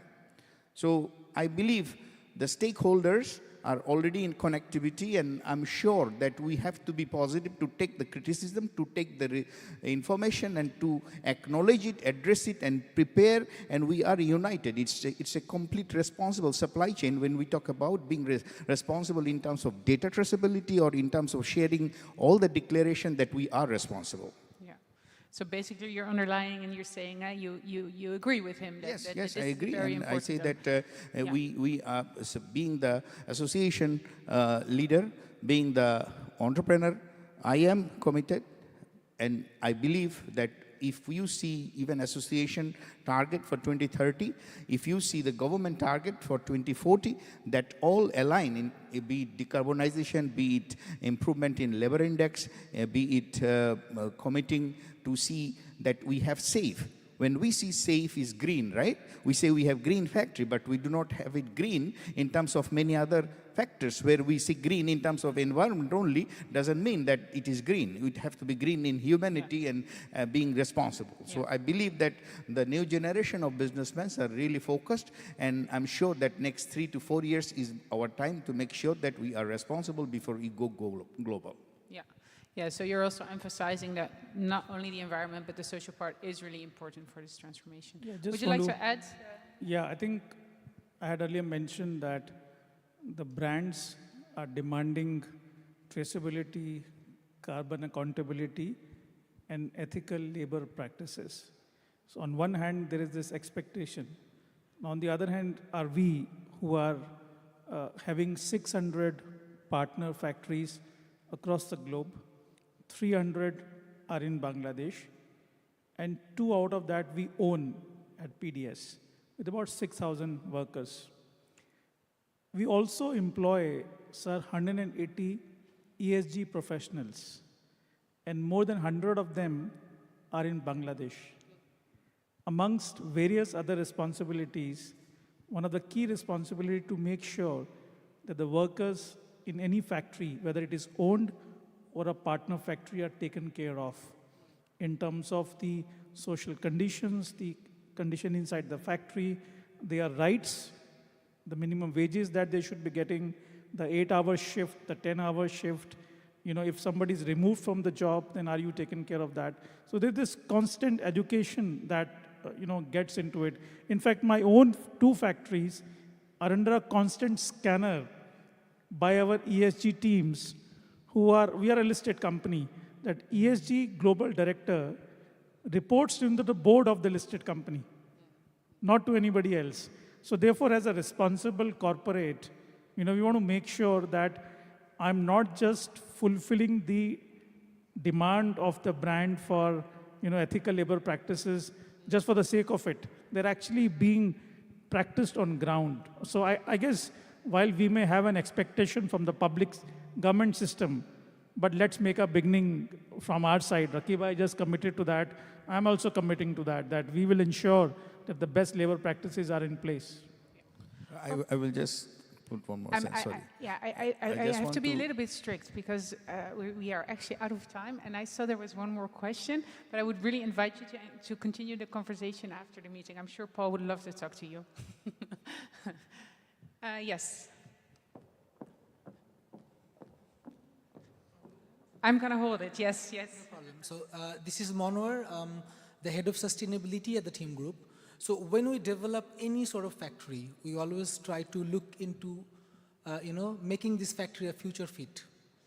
Now, when we go to brands, we see there are brands who are very sensitized about sustainability, and there are brands who are not at all minimum aware about the fact of sustainability. So we don't make a factory for any particular brand.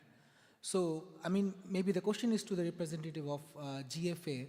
So what would be the mechanism whereby we can have a common sort of demand side from the brands, and whereby all the brands will have similar attitude in terms of purchasing practice? How can we do that? Because that's going to be very decisive into a global future fit garments hub for Bangladesh.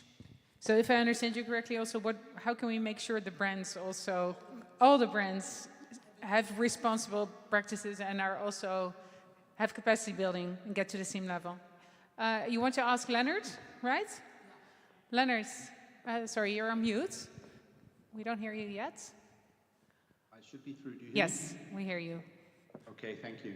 Well, I appreciate the question, and it's a tough one. Obviously, we work as GFA with partners, major partners, smaller partners, both in US and in Europe. And They all have sustainability goals and ambitions they want to achieve. Obviously, there are many brands around the world who have much less ambitions. And I think it's all about matching up, identifying the partners which are important for you. Now, we can see when H&M Bestseller, they approach, for instance, when they approach manufacturers in Bangladesh, they always ensure that they are aligned with their expectations and their goals and their requirements. So I think it's like everything else, it's about matching up, but I agree there's not one, let's say, sustainable solution for all, and it has to be developed case by case. I think many smaller factories in Bangladesh, they're slowly building up, but I think the progression which we see in Bangladesh is very fast, and it's quite impressive what's happened the past 30 years I've been traveling in Bangladesh. So I think I understand setting up factories has to match the customer's expectations on sustainability, but I do feel that it's achievable. Yeah. Thank you, and I'm sure that the legislation that's coming from the EU will also contribute to a greater awareness and hopefully to more sustainable practices, but we will have to see how that turns out once it's really operational. We are almost running out of time, or actually we have already run out of time, but I saw there was one more question that I want to cover. Is the question still there? Yeah, and then I think we're going to close up. Hi, thank you all for the very interesting conversation so far. I had a question about the pilot and the scaling. Can I ask you what's your name and where you're from? Sorry, so my name is Nadia van der Weem and I work for the Netherlands Enterprise Agency. So the question is about pilots and scaling. You mentioned a lot of pilots have been done. I can imagine a few of them also were possible to scale. So I was just wondering what was the secret behind those successes and how can we learn from that? So maybe an example of how you could, how in the past you were able to scale a pilot. Yeah, Catherine, you want to take this one? Is there? Great question. Well, there are some, let's say, solution areas that you could almost call as low-hanging fruit or the easy ones. These are the digital solutions. So when we talk about traceability innovations, anything that has a digital element, soft tech solutions, not a lot of CapEx is needed. You can scale this rather easily. You have typically, you know, a payback period that is also, you know, highly attractive. The hard nuts are really the ones that we call hard tech solutions, so that's the ones that typically have long development lead times, require quite some CapEx, and that's where you are in the world of next-gen materials, recycling materials, where you look at processing machineries, etc. Those are, on the other side, addressing those hotspots, if you think of carbon, water, energy, waste dimensions. So that's a little bit more tricky. Two examples that I would like to highlight, because also in the context of Bangladesh, because they really provide a practical entry point. One is related to post-industrial waste, and the discussion covered that already previously, and Leonard can also speak to that, and Reverse Resources is having a booth here. So post-industrial waste speaks to what you mentioned, right? It starts with a mission, it starts from within. It's the offcuts, it's the cutting waste that happens in the production line. And Reverse Resources and Global Fashion Agenda have done an amazing job with lots of manufacturers in Bangladesh to really start building, well, awareness, education, and ecosystem that this cutting waste, this post-industrial waste is being collected, is then, you know, captured from a transparency perspective in a database, and really this marketplace is made available so that those waste components actually end up as recycled materials later on. Why was this an easier entry point? Because it already had an economic viable component from the get-go. It made sense also for the manufacturers, not a huge investment, to really valorize those waste elements. So that's one example. Another example looks at a neighboring country, looks at India, and a project that we've been orchestrating, Sorting for Circularity India. And it speaks to, well, the unlock of, you know, pre-competitive collaboration. So we brought a lot of brands, manufacturers in India together to really start mapping where is that waste, this post-industrial but also post-consumer waste, and how can we start building this infrastructure together, sorting, recycling infrastructure, because this is a very nascent one. Much heavier lift, but because there was this pooled interest of all these stakeholders, financing is now flowing. Sorters, waste handlers see that business case, so this infrastructure is being unlocked. So learning from those two examples, one, if there is an economic interest, short payback periods from the get-go, that's, you know, a secret to success. The second one, if it's more complex, pre-competitive collaboration is really essential, and tangible collaboration, like really where folks are getting their hands dirty and are committing to action. But we can speak more in the break. I think my time is off. Yeah, I want to thank you for these really great examples. If you want to know more, I think feel free to speak afterwards. But I want to thank all of you for your valuable contributions. I think if we summarize it, it's all about collaboration.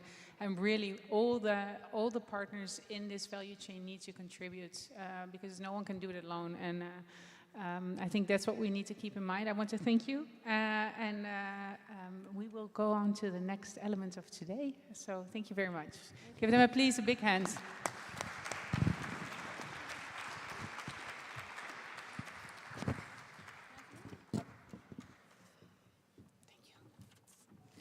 All right.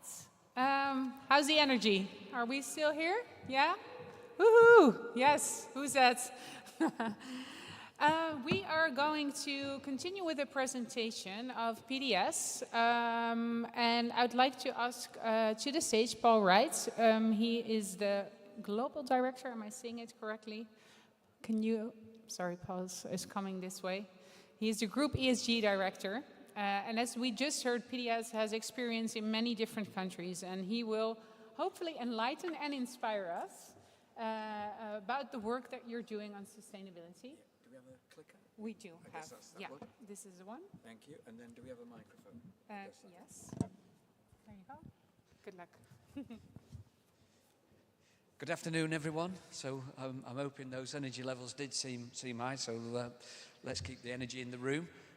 So brief introduction to myself. My name's Paul Wright. I'm now in my 43rd year within this industry. So I started out in textile manufacturing in the UK in 1983 as a textile engineer. So that was a posh name, but the reality was I used to fix sewing machines in factories in 1983, and then moved overseas to Morocco and Portugal. Didn't realize that I was in the first wave of globalization, but that's what I did. And 43 years later, I'm on this stage, and who would have thought that I'd be here speaking to people like yourselves.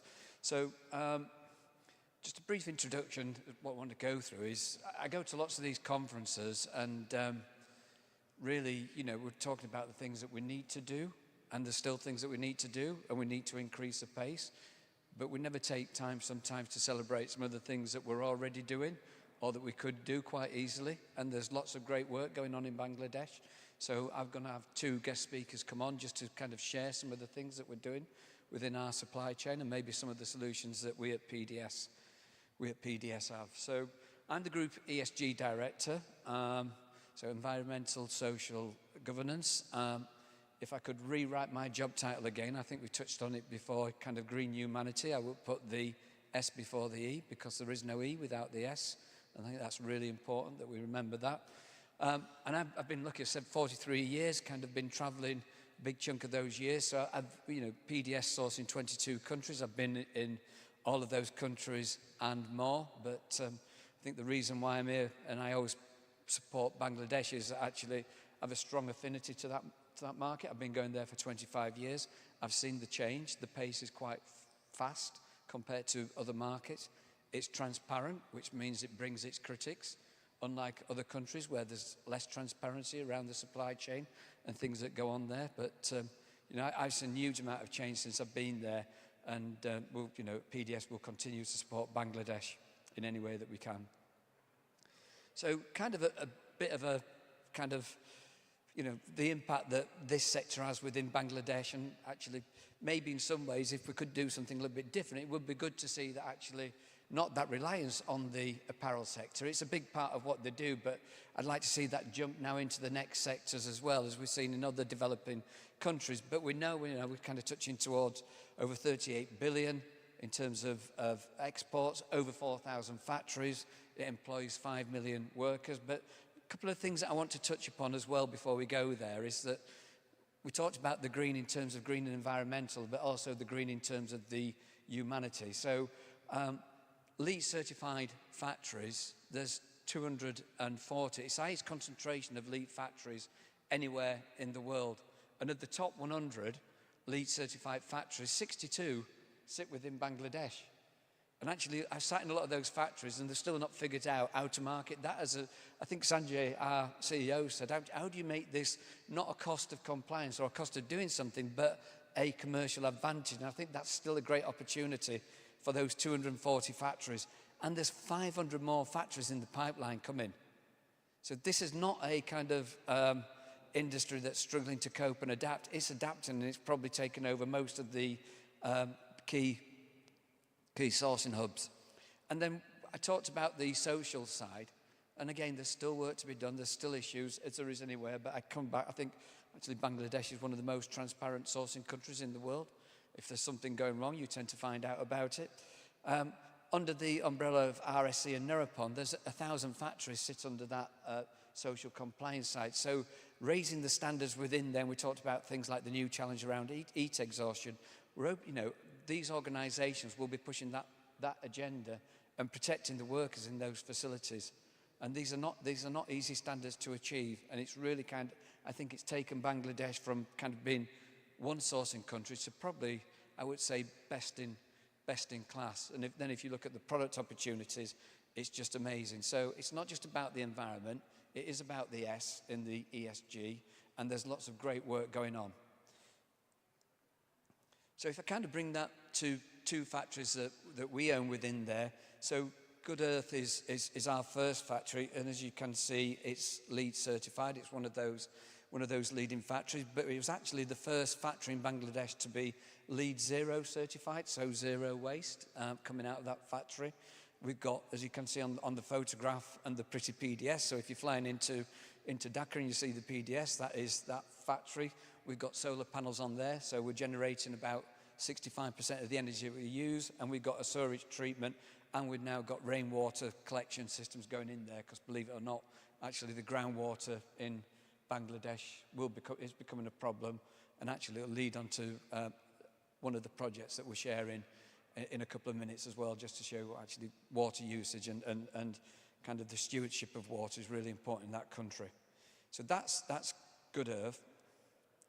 Our second factory is Progress Apparel, and again, it's LEED certified, so we work with 600 factories. I kind of have insight and vision into lots of brands and retailers, so it's important that PDS, when we're supporting our other partner factories, that we lead the way and we kind of talk the talk and walk the walk. We've got an effluent treatment plant within there as well, but I'm going to bring Samir on now just to talk about one of the initiatives that we run with this factory around the Eco Green Plant, and just to share with you what's possible in Bangladesh.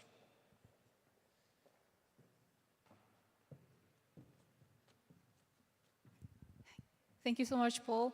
Samira Saidi from the Good Fashion Fund. So the Good Fashion Fund is an impact fund based in the Netherlands. We are the first and only impact fund solely concentrating on fashion, with the main focus being the supply. So what we aim to do, of course, is to bring about continuous change, both from the environmental side as well as the social side, in Bangladesh and India for the first fund. So we worked collaboratively with PDS, the factory in Bangladesh, as Paul says. The main idea was, of course, to bring about in-house washing. Previously, the factory was outsourcing its washing.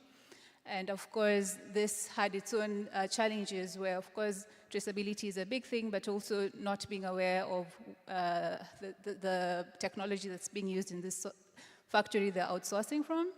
So this technology is what you see here, where our funding in Dhaka contracted in May of 2023.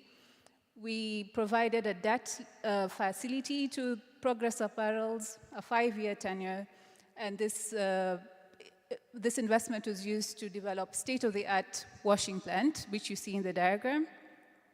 And the best impact that was achieved is because we stand by 5 pillars, of which good water is among them. 84% of the water was saved in this investment, which means in comparison to an industry benchmark, where the benchmark is belly machines. I don't know if most of you are aware of belly machines that are used in some factories. So as compared to belly machines, which was used in the outsourced factory, 84% of water was saved. So just to give you a perspective of when finance is channeled towards the right technologies, then there are really good savings that could be achieved on the environmental side. So we not only stand for the E side, as Paul rightly said, the E is not possible without the S. So Good Lives is quite important to us as a good fashion fund. And through this investment, we were able to, of course, ensure that there are best practices in health and safety within the factory, but also leading to that is encouraging more supportive facilities to encourage women into leadership. For instance, providing a daycare facility such that the women are more comfortable working in the factories, knowing that their children are well taken care of and they can be encouraged to work towards supervisory roles. Indeed, so our additionality was, of course, offering an innovative collateral finance facility, but as well as having a tailor-made financial instrument where our loan matched the tenure, the right tenure, and the right payback of the investment that we were able to achieve. So this was the first fund. We're in the second round, where we are fundraising for the second fund, GFF2, and we'll have a similar focus as well, but of course now working closely with the brands. So I'm here with my colleagues, Bob and Bernadette and Ingrid, so feel free to have a chat with us to discuss more about the second fund. Thank you so much. Yeah, and I think, look, I'm from a production background as well, and the E and the S and the governance, 84% water saving is a huge time saving. Time saving means production, energy saving, all those kind of things. So it's not just about kind of doing things more sustainably, it's actually doing things at a lower cost and reducing that ROI for Progress Apparels, our factory. I think the other good thing that we've got at PDS is we've got a venture arm as well, and we've kind of committed $50 million worth of capital towards material science innovation, manufacturing processes and solutions, post-consumer waste solutions, transparency and traceability software, and fashion tech enablers, all of which we've invested in. If you want to kind of know more, the team's on the PDS booth, but this investment as well gives us an amazing ecosystem. So when we're kind of working with our brands and retailers, we're not pushing product, we're pushing solutions. And I kind of know what the problems are, I know what the legislation's coming, and we're really fortunate at PDS that we've got this network, and we work with some, actually partner with some amazing VCs as well, and foundations as well. So just to kind of share, actually we've got one of our partner investments here, which is Smartex. So I'm going to ask Max to come up and just share some of the amazing work that they've been doing with their systems in Bangladesh as well. Max? Thanks, Paul. Oh, that's loud. Hello, everybody. I'm Max Easton, VP of Partnerships at Smartex. So Smartex basically is using AI and cameras to upgrade how inspection is done. And these are some of our proprietary cameras on the left, and you can see we can basically put a whole roll map or give you the PO quality report for anything that's going on in your factory. And Bangladesh, we're in about 12 plus factories now. Yeah, if you go to the next slide, basically the problem we've realized we're solving through doing inspection in a much better objective way is the pain and the cost around material. So if you look at your average t-shirt in any country, but in Bangladesh, for example, fabric does make up the vast majority of the cost, right? Double basically the next one, which is labor.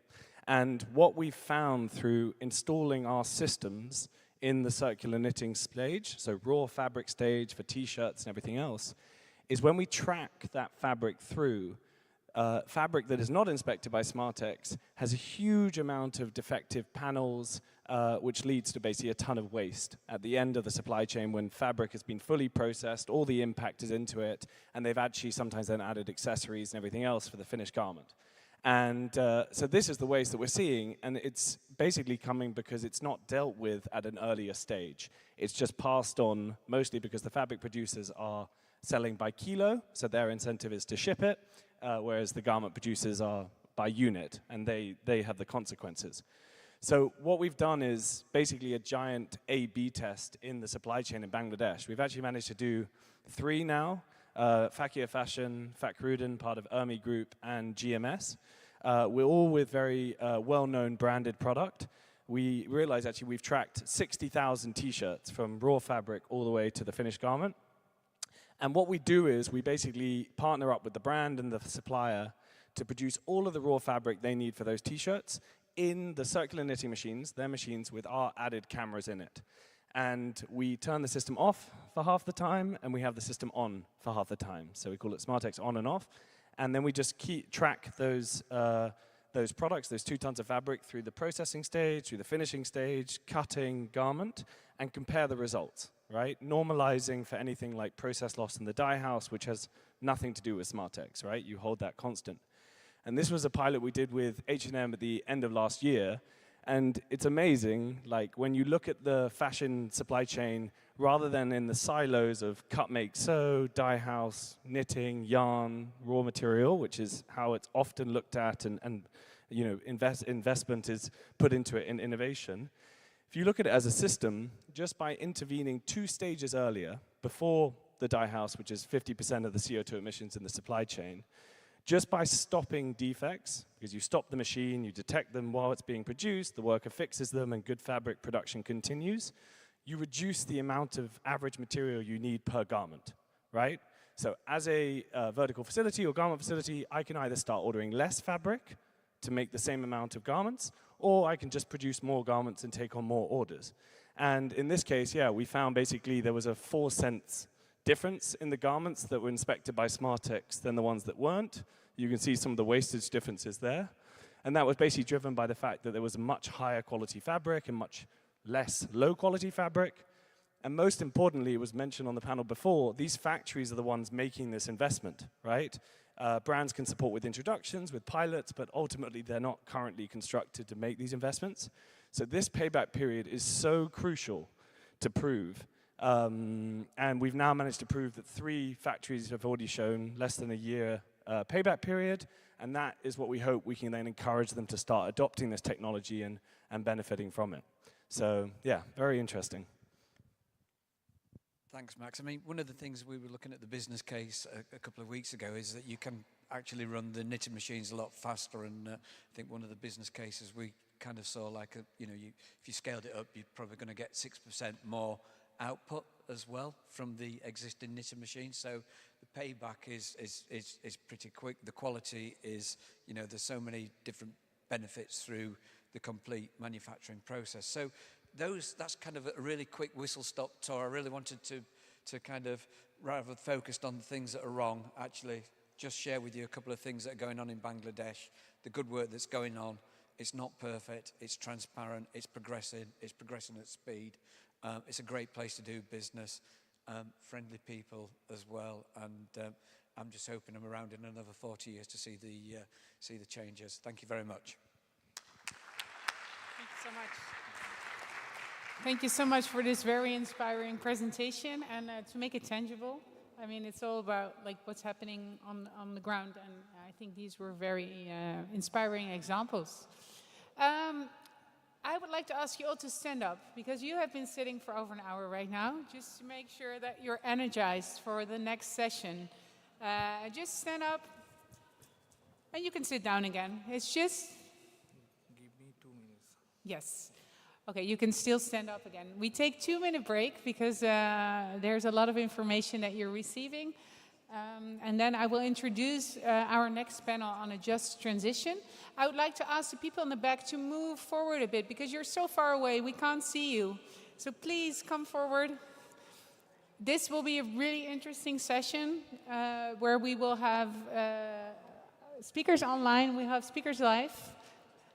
Stay.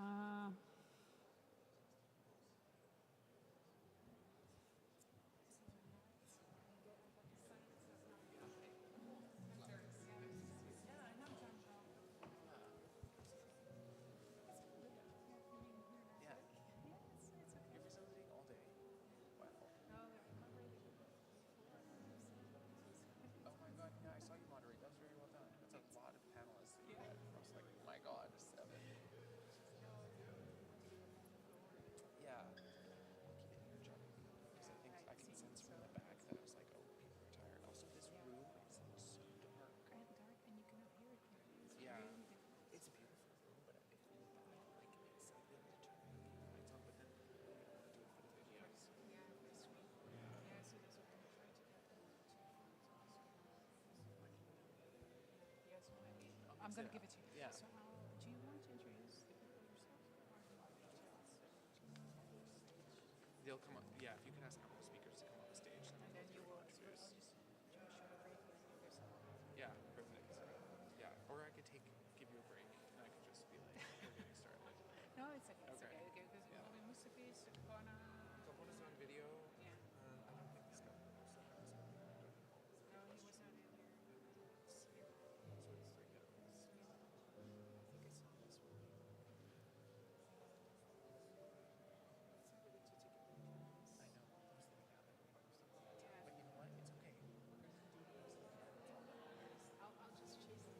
Yeah, okay. So did you switch or not? You were not working like in your capacity? Like how long? Since the beginning. Yeah, my teams have grown. So I run the programs. Yeah. So essentially fashion, food, build, finance, capital markets, labor rights, and organizational development inclusion. Yeah, because where did we meet first? Yeah, but like years ago. When I was at Freedom Fund, maybe? Yeah, that's Oh my God, yeah. I left in 2018, started Loudest 2019. Yeah, it's just we had COVID, remember? Am I using this one? No, well, you can take this one. This is like the number one. Okay. Yeah, no, I'll use that one to make sure.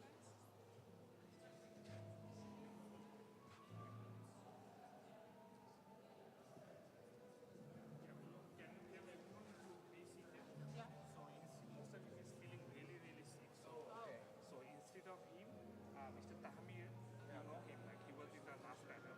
So Tahmir will join instead of him. So Tahmir, he's the also managing director of Pacific Need Division. Yeah, I had him here. Wait, Tahamir.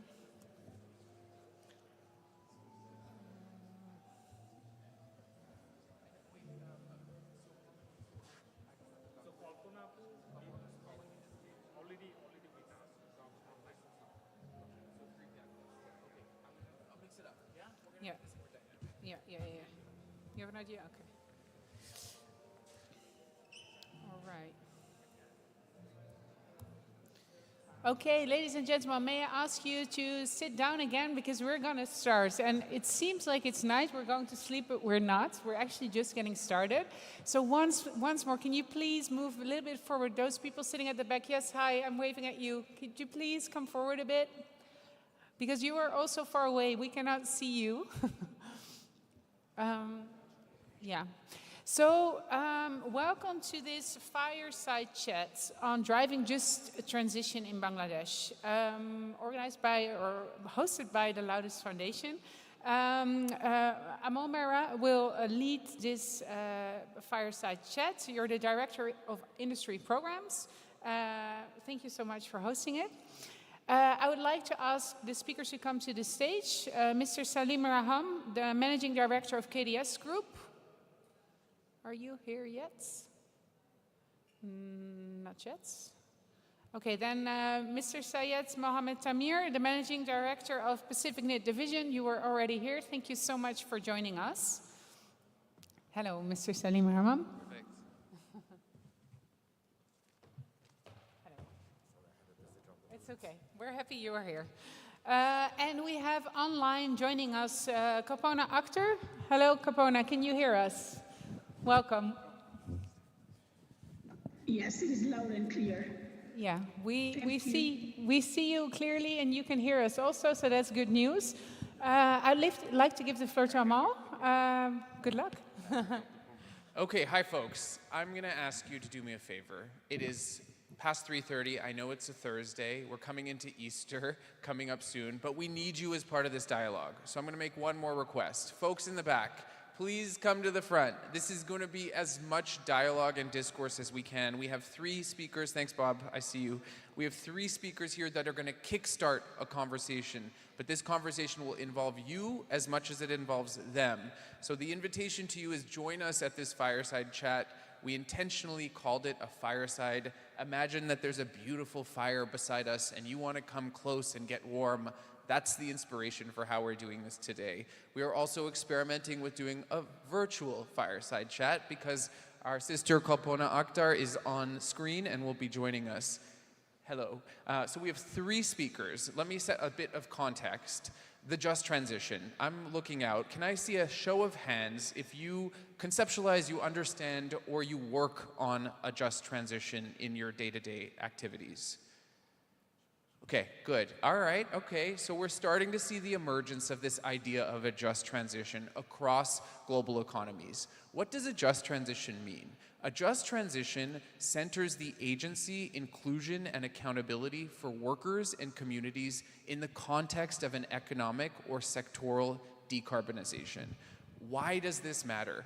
What we know, and particularly in countries like Bangladesh, is that decarbonizing without due regard to the impacts on people and on nature will not work. It will not achieve political support, and it has the potential to leave too many behind. So the idea of a just transition is all about how do you promote equity in the context of a rapid decarbonization. That's the focus today. As you know, the just transition has been endorsed by the ILO, the International Labour Organization. It is now the topic of focus for many countries around the world. In fact, many countries have launched what are called just transition energy partnerships, seeking to rapidly decarbonize their energy mix, but in a way that's inclusive to communities, particularly workers. We at Loudest Foundation are a foundation entirely dedicated to the just transition of industries. We work across sectors of the economy where there's a high carbon footprint and where there's a high people footprint, and also perhaps where there's a high nature footprint. Those are fashion, the built environment, food systems, finance and capital markets, and we work across each of those industries on labor rights. We believe that by investing in and supporting front-running nonprofits, business associations, organizations, we can rapidly accelerate these transitions in a way that lifts people instead of leaving them behind. Bangladesh is a key market for us. We've invested in Bangladesh for years, back in our predecessor C&A Foundation. So we have a long history there, and our continued commitment to Bangladesh will be to help establish the first ever Just Transition Center in Bangladesh, led by local multi-stakeholder organizations. This panel is going to be a little bit of a peek about what that could look like. We've asked representatives from worker and community groups, as well as business leaders, to come join us today to talk about what this all means to them in their work. Again, as I mentioned, we're going to keep a bit of a conversation up here for about 15 to 20 minutes, and then I have 20 minutes to engage with you. And that's what I'm really here for, to pull your ideas and help us move the agenda forward. So, are we ready? Can I get some energy? Are we ready? All right, let's go. Okay, perfect. So, my friends, I wonder if we can start here with our panelists. I described what the Just Transition means to us as a philanthropic foundation and why we think it's so critically important. I wonder if each of you could go in your opening remarks and just share, what do you think about the Just Transition? Why does it matter to you from an industry perspective? And then Kalpona will come to you to take us on the worker side. Yeah, welcome. Thank you so much. Just when I look at just transition, what my biggest concern is that, is it equal for all, not only for businesses? That mean human capital? Is it for everybody. It's just not only circularity part of it, because I come from RMG. One of our businesses is RMG. That means textile to stitching to accessories. And a lot of people are involved. It's not so much automation as such. So our biggest capital are human beings. So when we look at just transition, we can talk about environment, we talk about green energy, etc. I think a lot of time we don't talk about people. So for me, whenever I'm trying to address that, how are they affected? Only efficiency increasing in my, let's say, low carbon and everything, those are fine for planet and everything. I always try to look at people. How is it involved? How do they get benefit out of it? For me, that's I'm interested much more in this thing. So in that perspective, try to look for solution. And every day I'm learning too, how to improve it could be skills, it could be living standard, it could be everything. So for me, that's much more important. Okay, fantastic opening remarks. Skills, living standards, centering people in the context of the climate agenda. Please. I mean, for me, I think it goes to say that what he just said, I think it covers almost all the points. But what I would like to more focus on would be the holistic development of the business stakeholder community, of the transitioning phase, be it decarbonization, be it automation, be it, we talk about a lot of things, but usually what happens is that when we talk about transitioning, there's always someone being left out. And that is, I think, as manufacturers, that is what we would want, that we would not want anyone being left out. So we want to be inclusive about our approach, we want to be holistic about our methodology and thinking and implementation.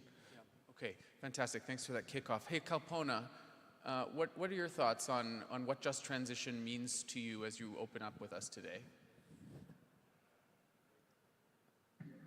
Hey, Amal, thanks.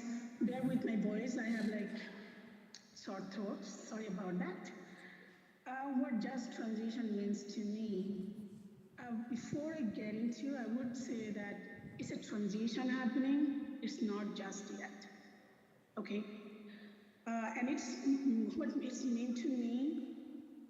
First of all, I wanted to see the workers' voice in the center of the table of every discussion when we talk about just and just transition.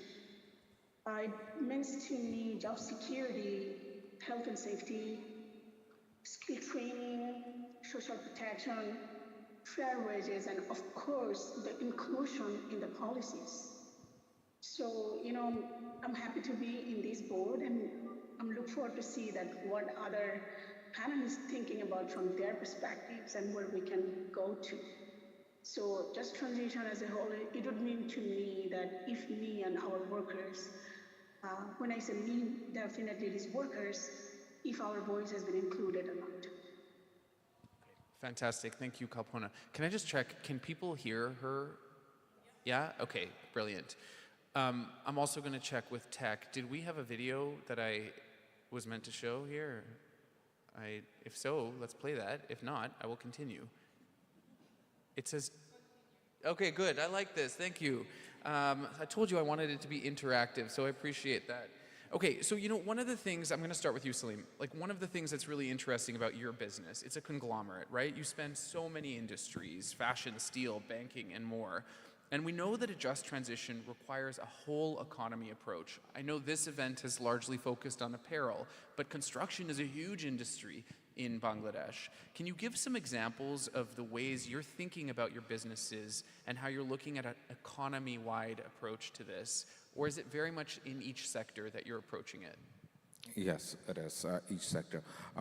I can give an example. We are in logistics. When I say logistics, it's not trucking, by the way. When I say logistics, ICD, it's called Inland Container Depot. It's basically like a dry port. It's on a land. It's not by the water.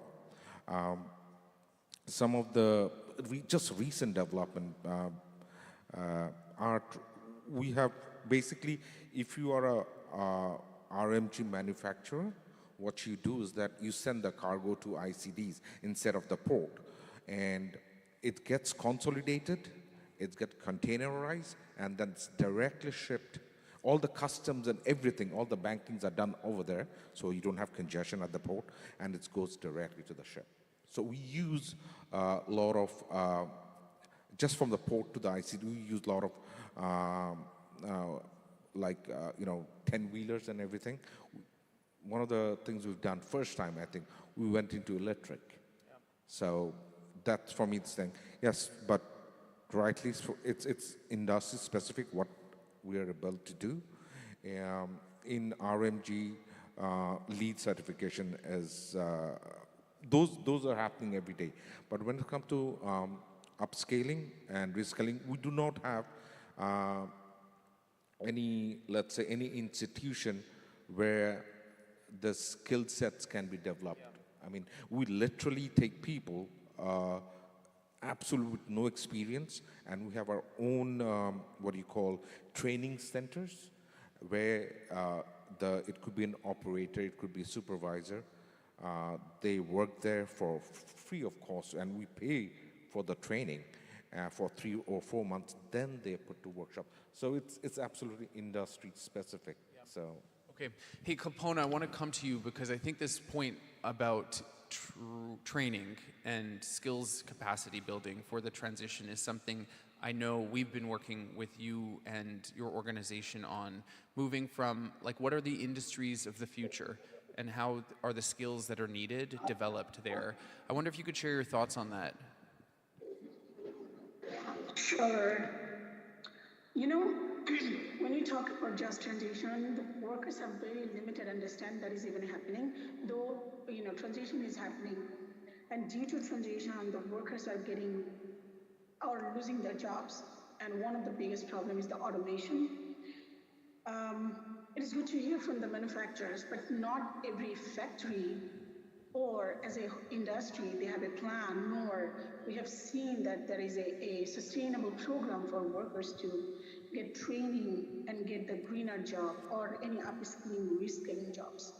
So there are very few initiatives, if that has been taken. It is not widely known by the workers. So when we did some of the program with workers, even like factory level leaders, the union leaders, they doesn't have any clue that what exactly happening. They understand that, some of their workers, they would be doing that, that portion of the work in the factory, they lost their job, and they suddenly saw that 16 workers are not there in the swing line. And then when we deep down that why that is happening, they said, oh, there is a new machines.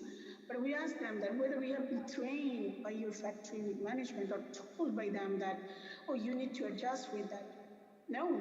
So those workers literally lose their jobs. So we really need these workers to, first of all, get in the education on that transition is happening, either it is due to climate or it is due to the automation or any other reason, or maybe due to, the consumer's behavior on the clothing or buying or purchasing practices. The workers should be informed and they should get training and getting ready for any greener jobs and upskilling and reskilling, which is not there in the policy, or even if any manufacturers are doing that, is very limited way, but it should be widespread. Okay, yeah, really helpful. So I'd like to come to you now for the perspective of the apparel sector and the work you're doing. When we commissioned research with H&M Foundation to look at the situation in Bangladesh, what we found was that I believe it's about 80% of most of carbon emissions come from the on-site burning of fossil fuels, given the energy mix in Bangladesh and also the infrastructure of energy. Do you feel an imperative from your engagement with brands to decarbonize? And how do you do so when you know that the infrastructure in the country makes it quite difficult to do so from that energy mix? Thank you for that. So I think that decarbonization as a dialogue is not limited to brands or only the RMG sector.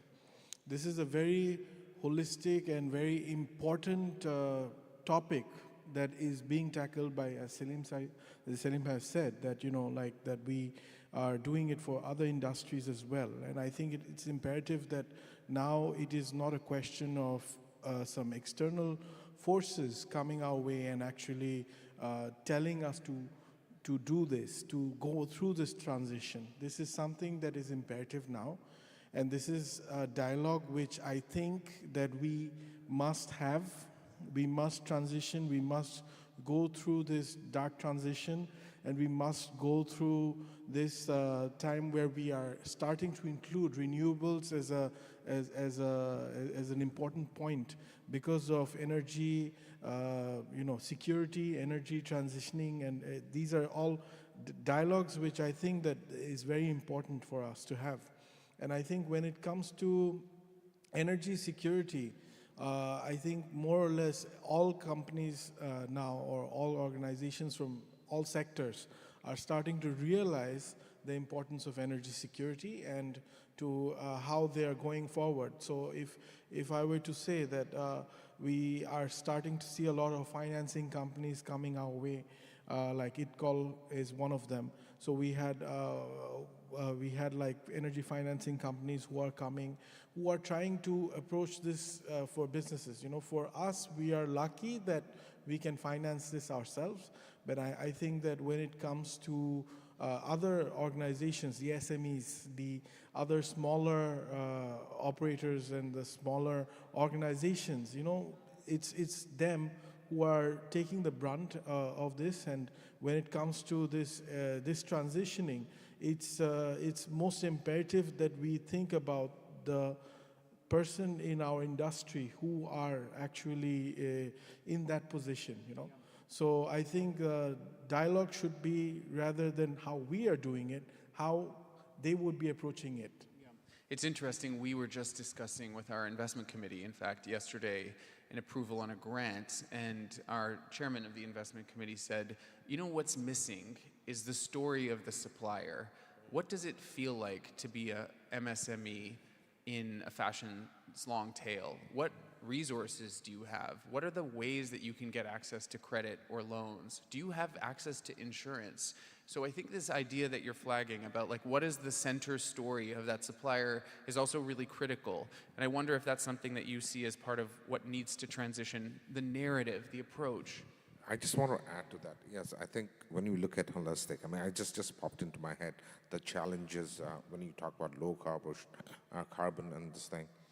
I think comprehension, there's a certain problem I'm facing, right? Say, we're trying to install solar panel, and I've looked at, and I have about 6 units. Whichever unit I look at and whichever number I look at, there is no way I can do more than 20 to 23%. That is a fact. But everywhere I see the requirement is 40%. I don't know how to do that. So there are. What do you mean by that? Like the financing, the it's the tech? It's the capacity by itself. When I put solar panel, Bangladesh is land is expensive. Right. So where do I put my solar panel? On my roof, right? Yeah. So I have limited space. Yeah. Where am I going to do that?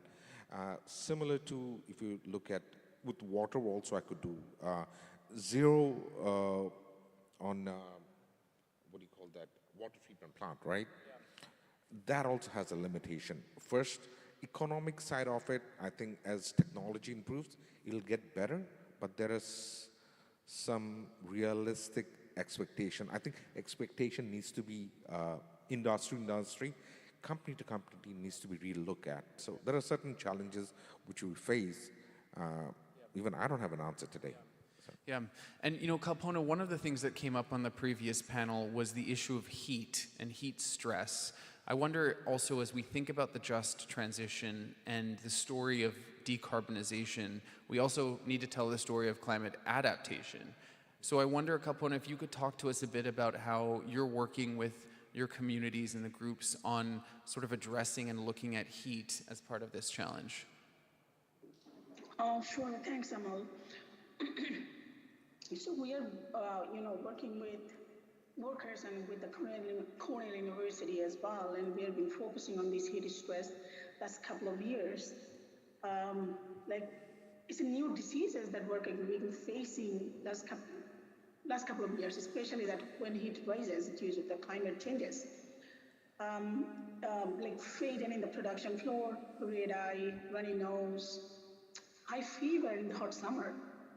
So that causing them more medical bills, that causing them to be in sick leave.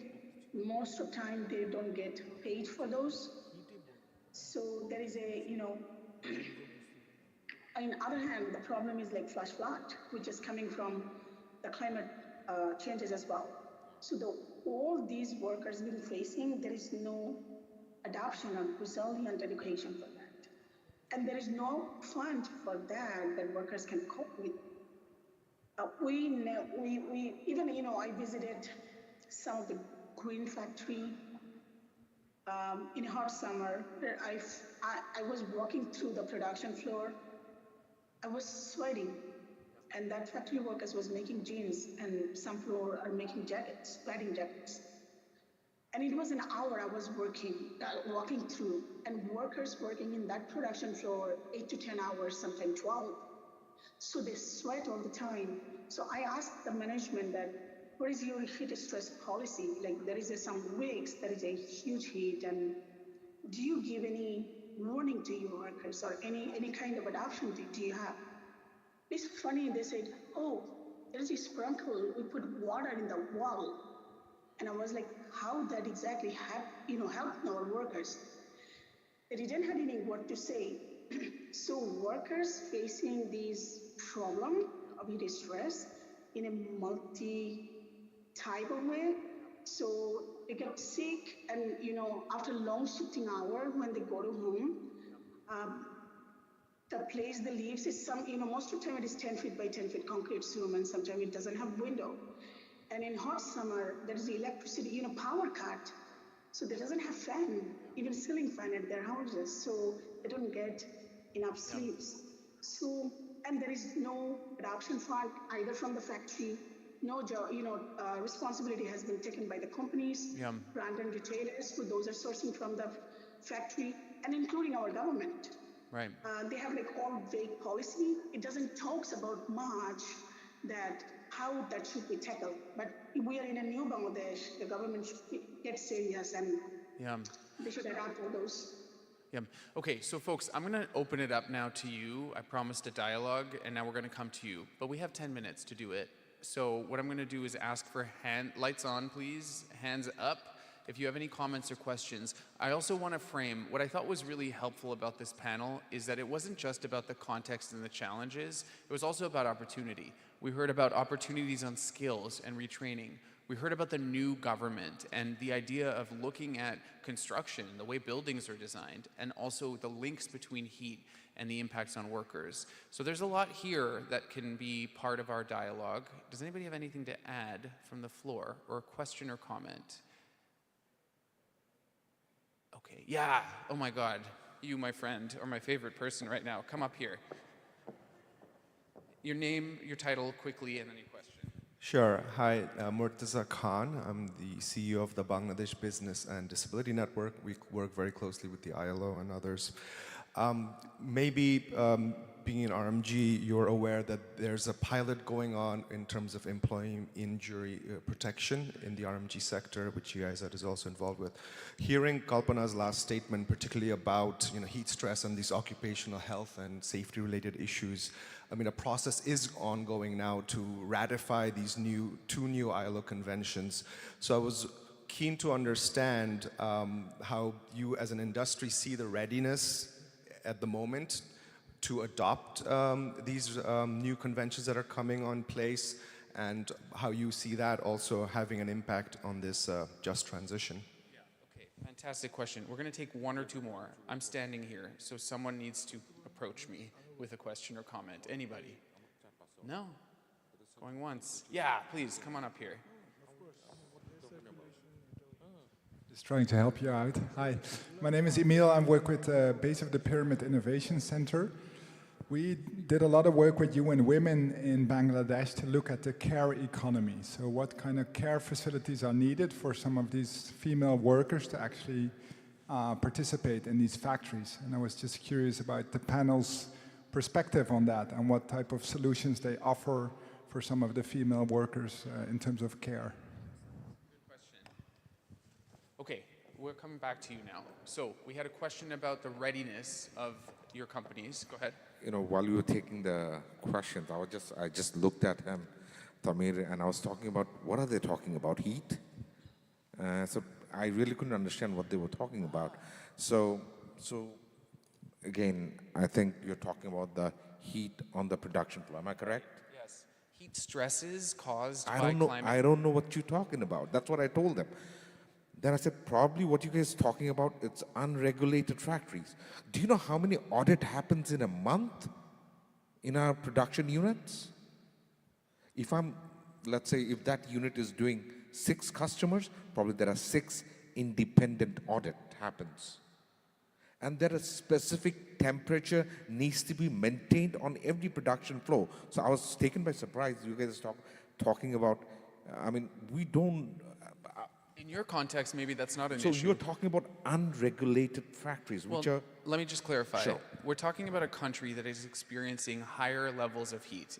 Parts of the world are getting hotter. So the question is, in your workplaces, if you're investing. That's what I'm saying. Yeah. There are certain temperature you need to maintain. What are the technology? Of course, it's not air conditioned, but we have water filtration system, cooling pads, etc. It has to be not only for the people. I mean, I sit in a production floor. My office is on top of a production floor. I literally, it's a practice given by my forefathers thing. We have to go to the production floor every day, and I learn every day. So does he. So. Not only for the people, not only for myself, the fabric we use, it has to stay, the relaxation has to stay on a specific temperature, or else you will have a lot of problems on the stores. So again, I think it's the unregulated factories you're talking about. I cannot comprehend when you talk about heat. Sorry, I'm not trying to defend this thing. It's just I couldn't comprehend it. Okay, that's fair. Right. Yeah. And Kalpona, I'm going to come to you maybe to jump in here on your thoughts, but you want to add something. Yeah, so to jump in, I think when it comes to heat and all the things, you must understand Bangladesh is a country that is most vulnerable when it comes to climate change. Okay, so when we talk about climate change, I have climate refugees in my factory who are working. You know, so we understand and comprehend climate change in a level in which I think most other people would not understand. You know, I myself I'm a descendant of a climate refugee. So my grandfather was a climate refugee. How many people know that? Not many people know that. You know, so for us, when we talk about heat stresses, we understand what rising sea levels can do to families, to people. You know, we have so many people who are displaced, who have faced so much, you know. So when it comes to factories and working environment, I think it's parallel that we definitely want a work safe environment. We want a place which is good for our employees. We want, as Selim has said, we have multiple and countless number of audits on a regular basis, yeah? And the examples being cited for certain factories, I cannot speak on behalf of all factories. But that being said, I think definitely the regulatory board needs to look into these factories. And if they are actually doing such things, that is criminal. Yeah, okay, good. Hey, Kalpona, it's going to come to you as to help close us out. Any other thoughts? No, I'm not directly responded, as I know that I'm representing countries, so I thought the manufacturers, Mr. Salim was representing the country. And when we talk about history stress, we are not talking about any unregulated factory. You know, there are some reality, and that we need to accept. And as an industry, you need to look into that. top to bottom, where is the problem? Workers are facing the heat stress. I don't know about your factory, but if you just look after the factory next to you, it is different. So my thought is that, the government should work on it, have a policy on the heat stress. The manufacturers together, they need to work on it. Otherwise, like, we might be in the same same stage, but we'll be debating, and we really don't want it to do that. It is a time for change. Okay, here's what, guys, what I loved about this panel and what I think is the best part about what we're trying to do with the Just Transition is it's about multi-stakeholder action. The dialogue we just had now about heat, is it too hot, is it not, where? That's the type of dialogue that needs to happen across industry, government, and workers, because we're not going to progress and accelerate the transition in Bangladesh unless these issues are put on the table and they're worked through. The Just Transition is a unifying frame that lifts social equity to the core of these questions. I would encourage you all to engage with us at Loudest Foundation, with these individuals, industry leaders, worker leaders, and actually this missing stakeholder here, the government, to really push this agenda forward, because this is going to be the way that the economy of Bangladesh can continue its rise while the workers of Bangladesh continue their dignity. So with that, I want to thank our panelists for their time. I want to thank Best of Bangladesh for an incredible event, and grateful for participation. Yes, thank you so much. And it's a shame that time ran out, because I think there was much more to discuss. But I fully agree with what you're saying. Let's continue the conversation, and thank you so much. Please give them a big hand. We will now have a short break. I'm sorry we took a bit of your break, but there's some drinks outside. I would like to ask you to be back at 4:30, and then we will have a fireside chat on the Bangladesh poultry industry. And there's another session, but it has started already, by Innovation in Action by Fashion for Good. So if you're still interested, you can still join, but note that it has already started. I hope to see you in 15 minutes. Thank you so much.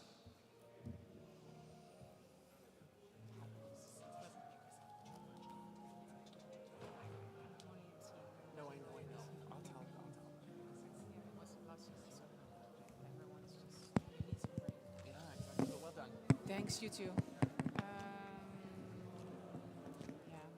gaat goed. Ja? Ja.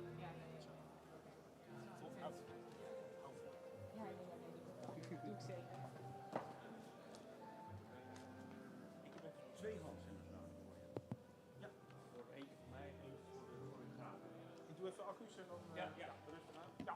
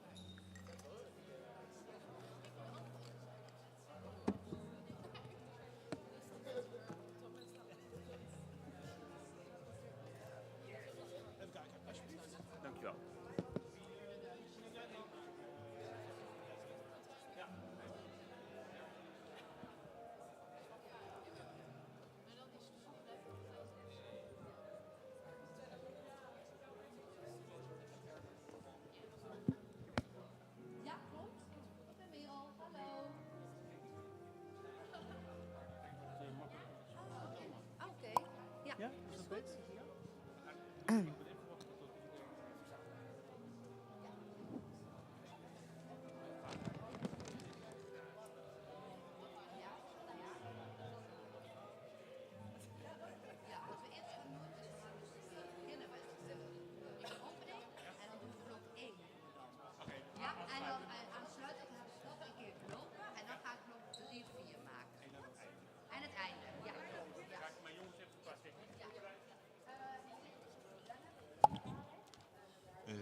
Chris?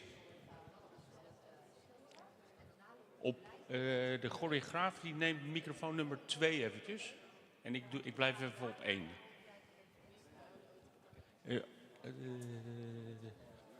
Gijs? We doen eerst blokje 1. De opening.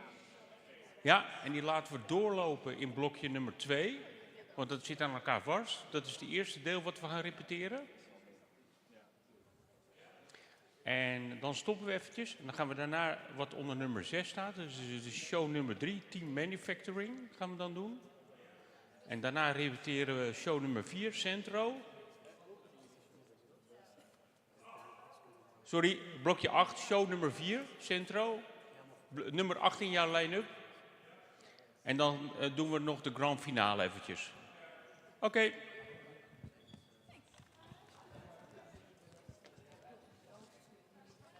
Ja.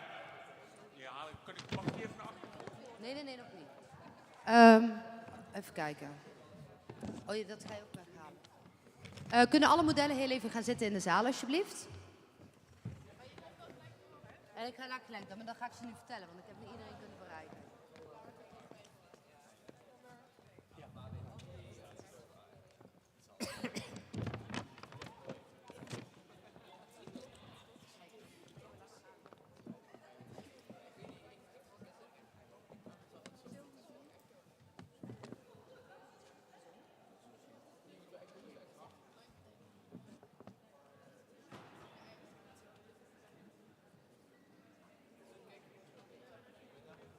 Ik probeer het zo lang mogelijk te zeggen voor je maar weet dat ik ja. kijk, Ja, helemaal goed. Ja. Nee, snap ik. Oké, jongens, we gaan zo snel mogelijk beginnen, want we hebben maar 15 minuten. Wat we gaan doen is het volgende. We gaan dadelijk de opening oefenen. En na de opening starten we gelijk met blok 1. Dat kunnen we even in één keer doorlopen. En dan zie ik ook van waar nog dingetjes bijgeschaafd moeten worden.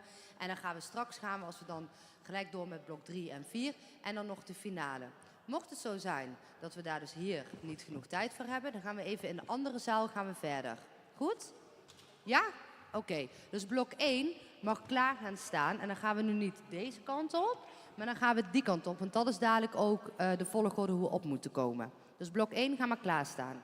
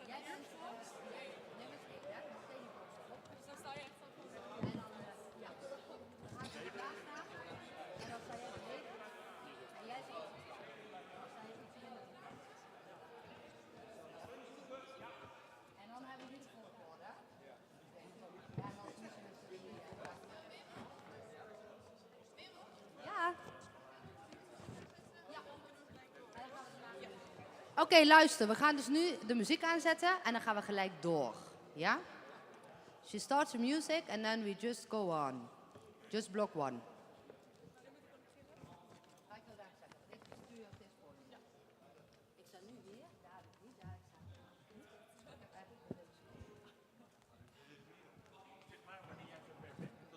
Ja, we kunnen starten. Arjan, muziek 1. Ja.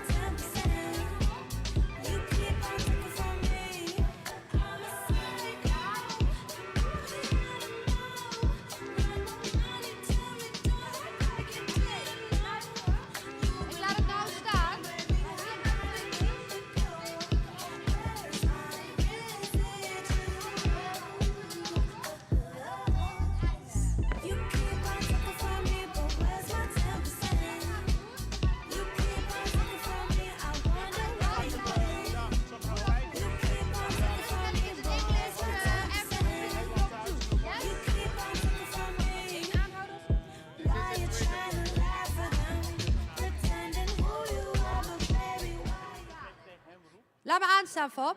Ik heb het al verteld. We hebben dus 2 minuten over, dus ik ga nou nog 1 cirkel maken. Wacht even.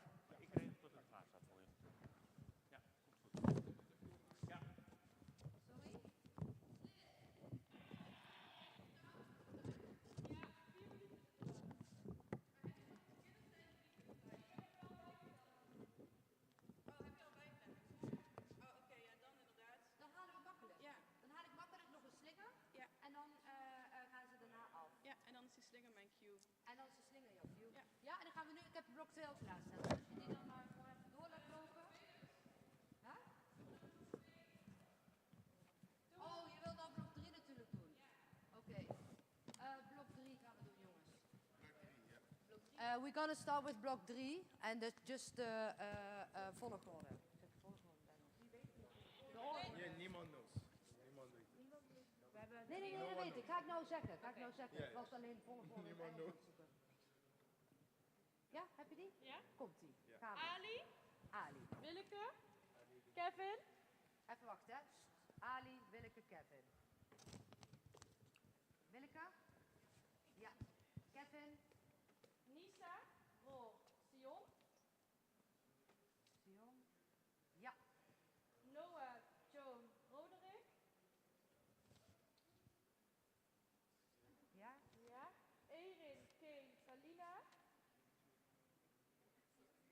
Ja. Jesse. Lizzie. Stan.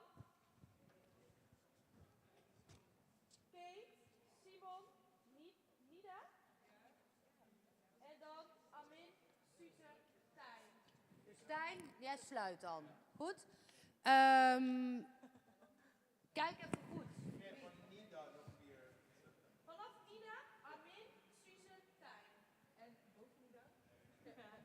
Jesse, Lizzie, Stan, Kate, Simon, Nida.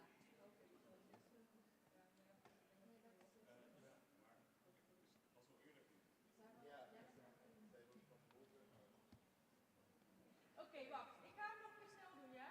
Ali, Willeke, Kevin, Nisa, Roor, Sion, Noah, Joe, Roderick, Erin, Kay, Kalina, Jesse, Lizzie, Stan, Kate, Simon, Nida, Amin, Suze, Tijn. Dan hebben we het, hè? Ik heb mijn naam niet gehoord.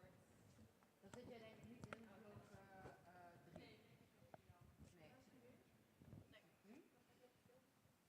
Ja. Ja.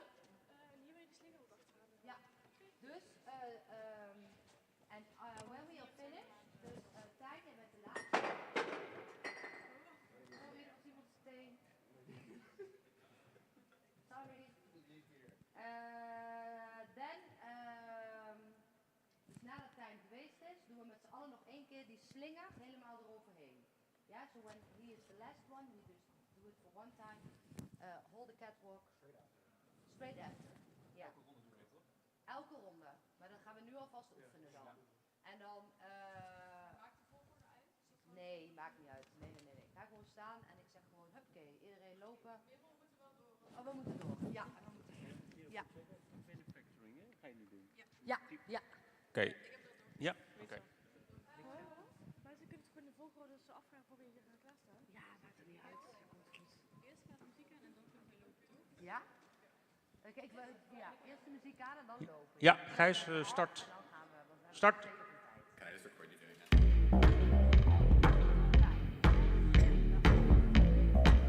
Is het al?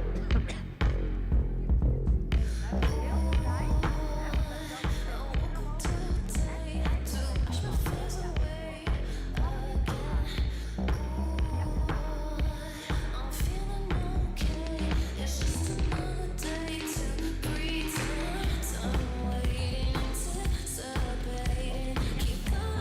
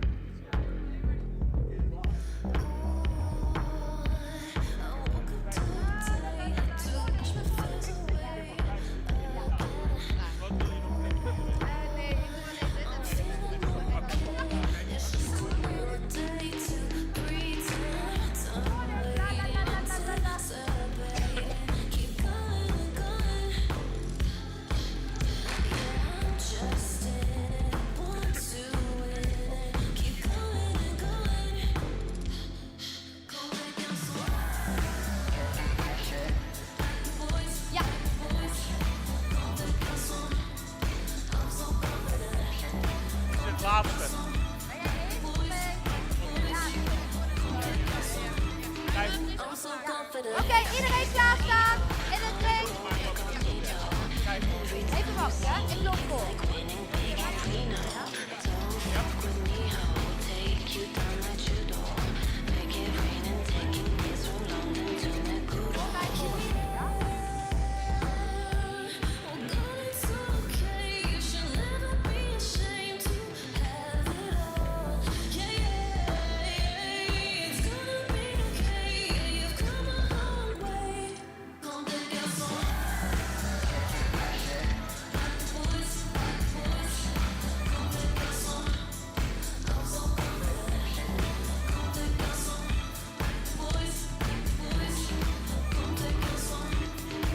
I'm so confident. Like a fever, make you a believer. Write my name up in the sky from Paris to Shibuya. Give me blood and new glove, version of Nicola. And I fit your vision when you put me on the cover.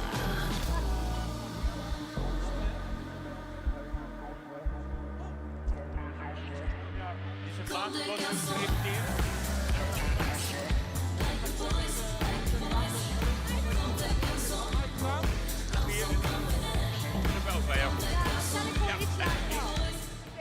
Ik weet al wat ik doe, Fabienne. Ja, kijk. Fab, waar ben je? Ik tel iets, ik wacht echt totdat de laatste helemaal weg is. En dan doe ik 5, 6, 7, 8 en dan doe ik die hele slinger. Ja, dus dat rek ik wel even. We stoppen nu en dan gaan we gelijk door met... Ja.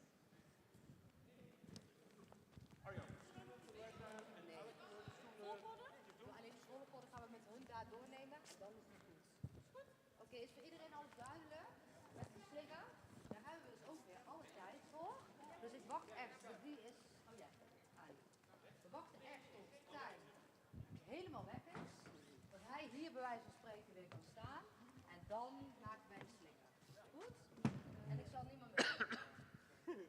Super lastig, dat is voorop. Misschien kunnen we straks een foto. Nee joh, ze doen het supergoed. Ja. Hè? Ja. Meneer, ik heb nog... Ja, uw microfoon. alsjeblieft. Ja, dankjewel. Alsjeblieft.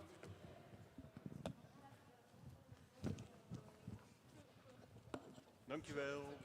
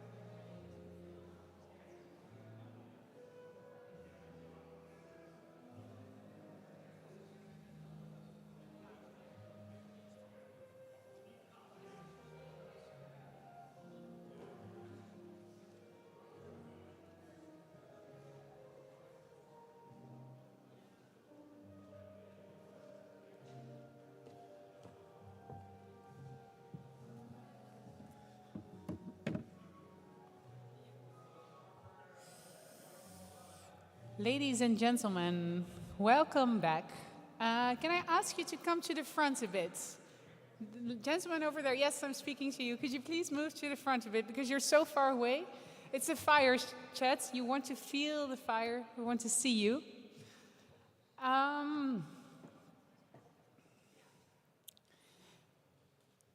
So wait for last people to sit down.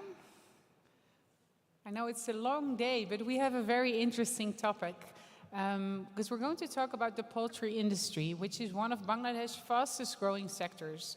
And this fireside chat will highlight innovation, challenges, and new investment opportunities. I would like to first welcome to the floor the moderator, Leonie Rosarani. She's a senior business consultant at Advanced Consulting. Please give her a hand. And then I would like to ask the speakers, Mr. Mehran Rahman, Director Paragon Group, to please join me on the stage. Please give a hand for Mr. Mehran. Hello. Welcome. And I would also like to ask Mr. Shamsul Arefin Khalid, Director Nourish Poultry and Hatchery Ltd, to join us. Please give a big hand.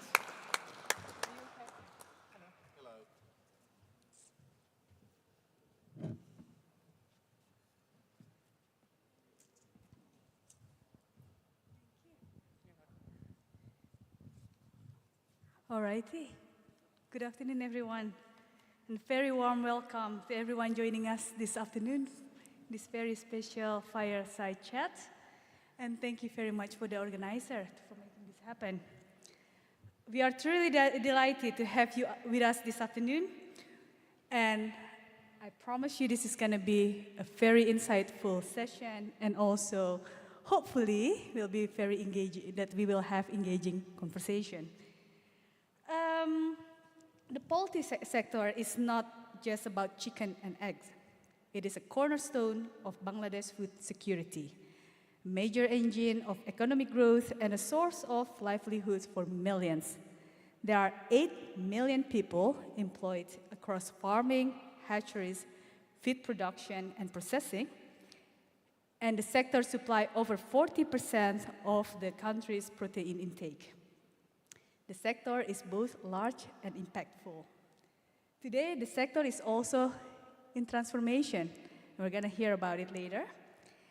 And my name is Leonie Rosarani, and with us we have two gentlemen who is very respected and influential figures in the Bangladesh poultry industry, Mr. Shamsul Arefin Khalid, Director of Nourish Poultry and Hatchery Limited, and Mr. Mehran Rahman, Director of Paragon Group. Both Nourish and Paragon Group have long been recognized for their leadership in pushing sustainable practices forward, not just as a moral imperative, but as a strategic path to long-term success. So to get us started, I'd like to invite both Mr. Shamsul and Mr. Mehran to briefly introduce themselves and the companies they lead. And after all, who better share their vision than those steering the ship? Mr. Shamsul, do you want to start? Yes, good evening, everybody, or good afternoon. Actually, we are from Nourish, and we have started this business in the poultry industry around 25 years, but our family business is more than 50 years old, but in some other sectors we're also involved. And whenever we started this company, our approach is totally different. We're mostly prioritize the food security and also the rural emancipation area. So that's very, very important to create opportunities for the rural people, and that's the idea. But gradually we have understood that it should be done in such a way that there should be 3 or 4 pillars need to be very, very strong. One is the stability and the affordability of your products, along with the reliability and sustainability. So I think we are the quick learners in this area, so we have adopted a lot of sustainability and circularity initiatives. But today, I'm here not for our company, or we're here for the industry. The 80% and more than that are the smallholders, and we'd like some assistance from the European counterparts how to improve their farming practices and their sustainability and their prosperity. So this is the core idea of today's discussion. That would be the thing. Thank you very much. Thank you. Mr. Meran. Thank you. Thank you to the organizers for organizing a beautiful session. We are one of the oldest animal feed and genetics company. My parents were the first initiators in Bangladesh to introduce modern farming and technology into the farming industry. So we also go way back in our family business from printing. And then in '93, we pivoted, my parents pivoted to the poultry farming industry. And we are working towards developing our sector from traditional farming to modern farming to address the similar challenges what Mr. Anjanan said. Thank you. Thank you both. So how are we going to do this? So I would like to give these gentlemen the opportunity to introduce the poultry industry in Bangladesh. I will be asking a couple of questions, and then after that, I'm going to go to you so that you can also have the opportunities to ask your question. Okay, shall we start with the first question? So can you maybe highlight the poultry sector in Bangladesh? You know, give us like a bit of picture how the poultry sector in Bangladesh is, what are the opportunities over there. So maybe let's start with that. Is there any facilities for the showing the slides here? Because I've just to know. I'm not sure. Yes. Is there any opportunity to show a slide? Anybody shared anything with them? If it is not, then I can start. No problem. Okay. Yeah. The issue is we have to think about Bangladesh and in a new perspective. We have to think about Bangladesh before August 2024 and after 2024.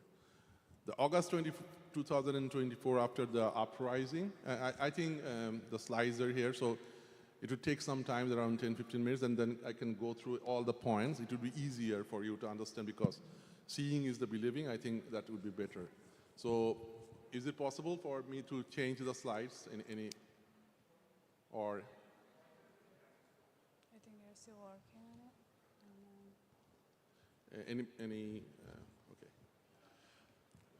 Okay. The issue is we have to understand what's the pain points of Bangladesh and how poultry industry could resolve some of these problems and how we can add values, to that. So it's possible, right? Yes. Okay. So thank you for the greetings from the stakeholders of the industry. The Bengal tigers are there. Yes, we got, don't worry about the number of slides, but the 4 episodes. First of all, just think about it. Bangladesh begins again. So it is actually the headlines of the Economist. And what are the reasons behind that? Just go through this video. You can understand. Oh, no sound, right?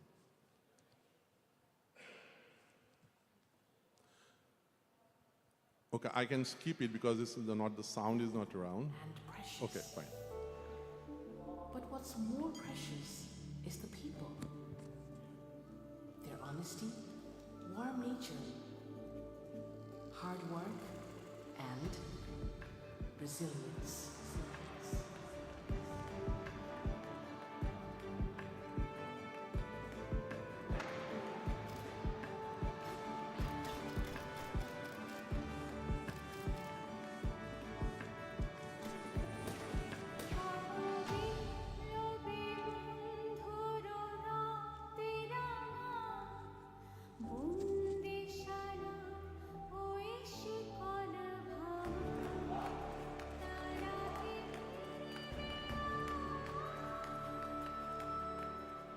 This is what brought us July. This is what made us stand together and protect each other. When the country was literally without an invisible police force. And this is the very spirit which brought us together in the face of a natural disaster which came right after the July uprising.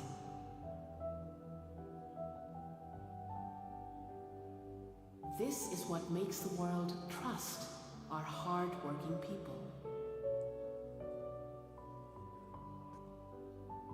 This is what brought the people of Bangladesh the Economist Country of the Year Award for 2024. Here is to a better future for both Bangladesh and the world. So yes, it's because of these Gen Zs. They are the major contributors for this transition or the transformation. And they got a lot of expectations also. And it's a very, very costly affair. So we have lost around 2,000 people in this affair. So then the Bangladesh journey started. And the major reason behind that, that uprising is the disparity. And disparity is the other major concern. The inequality, lack of human dignity, and social injustice was the contributors to that.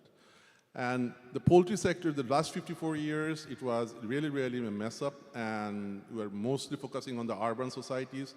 The rural society has been ignored, and because of that, we are focusing more on the growth, but not the inclusive growth. We forgot that the growth for the sake of growth is the ideology of the cancer cell, and we preferred male over female to some extent, yes. And not only that, it's a huge problem is the urban migration, and a lot of youth have been diverted to the abroad and some unofficial sources. And major concern was this: is that unemployment rate is underemployment is arguably 17%. Is huge. The unemployment rate here is officially around 6%, but unofficial is even 10%. And of course, the regional disparities are huge. That's another issue. And of course, the income inequality and wealth concentration. So now, the issue is the Bangladesh is a very tough people. The resilience is our hallmark. So whatever happened, we know how to resilient and how to work. And not only that, our chief advisors is also aligned with that. And we are the most resilient than ever, according to Dr. Yunus. I'll go directly to the thing. Yes, Yeah, so directly to the sector, I'll go. The issue is, whatever happened, how come our industry add value to this? This is our vision. The nation secured with nutrition-driven and inclusive growth. That's the industry vision. And our renewed mission is the knowledge, compassion, and the execution. And not only that, the rural economy and the rural people, actually the rural poultry industry is the opportunity for us in order to minimize this gap. And prosperity across the value chain is our goal. And the people empowerment, especially the women empowerment, is one of the major key concerns. And transformation to the smallholders to medium-range farming with the power of dream, the compassion, and also the execution. So these are the contributors. Now, I'll go through some data because it's very important. The poultry industry data to give some understanding. So this is the car, and that's the destination. So destination is our destination, that's the wheel. And what we have traveled so far is this, is that 26.2 grams of poultry meat currently, 12.7 grams of eggs per capita contribution is 20-25%. The national protein intake is from poultry. Per capita consumption is highest in the Indian subcontinent apart from Sri Lanka. This is the highest. It's around more than 10 kgs. And not only that, the egg consumption 135 is huge. And small-scale farmers are our strength, backed up by our big integrators. The feed industry is growing also. It's around 7.5 million industry, and mostly the poultry. But if we want to cover these, our target is to get 37 kg of poultry meat. It's a tough task. But we should define our destination in a different way. We focus morely on the availability and accessibility and utilization and stability of these poultries across the citizens, across the people, because there should be fair distribution of that. Of course, the wheels in our case in 4 things. One is that the stability, affordability, sustainability, and reliability. But as long as affordability should get the most priority, and another issue is that the GPS and the drivers, But maybe, of course. sorry, Mr. Samsul, maybe if you can just highlight like 3 main challenges in the poultry industry. Okay, just give me 10 seconds. I'll give it to the slides. There are some challenge slides. Just a second. This is the challenges. Okay. One is the excessive reliance on the import materials, the custom duties, the cost parts, demand-supply mismatch, inadequate cold chain facilities, and also the biosecurity, the risks and hygiene concern, climate changes are the problem. Waste management is another problem is in terms of the circularity is absent, and surplus production and limited export. These are the 8 major challenges. Apart from this, a big problem is the data gaps. We don't have much of data in order to plan properly. And these are the focus areas where you can add some value from the Dutch counterpart, the achieving the market balance, supply chain areas, streamlining the distribution channel, creating the favorable environment, and also sustainable primary raw materials, and also in the research areas, the globalization areas, GPS mapping, and also even in the roadmap areas. Okay. So there's a lot of areas we can add value. Very clear. But, I know I took much time, but these are the few slides that are left for the call to action where how the Dutch companies can add some value directly. I understand. So you can, because actually you kind of like take away all the questions that I have. Yeah, sure. You already explained it. Of course. So, okay, maybe do you have anything to add, Mr. Meran? Before then, otherwise I will just give the floor to the audience because then they can ask the questions. Just four issues. Is that this is the last slide, okay. These are the companies, there are some companies from this land who are actually working with us. The issue is now the perspective needs to be a little bit changed.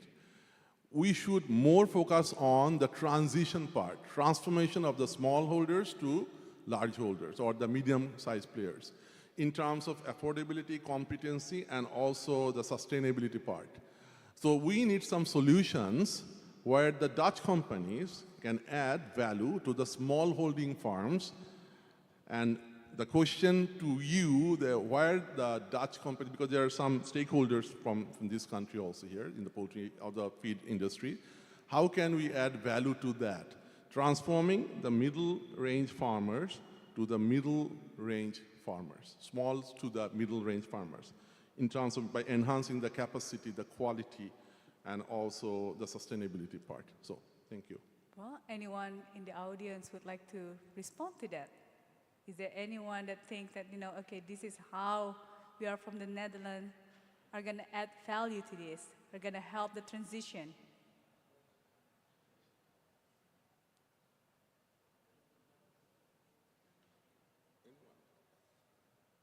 Okay.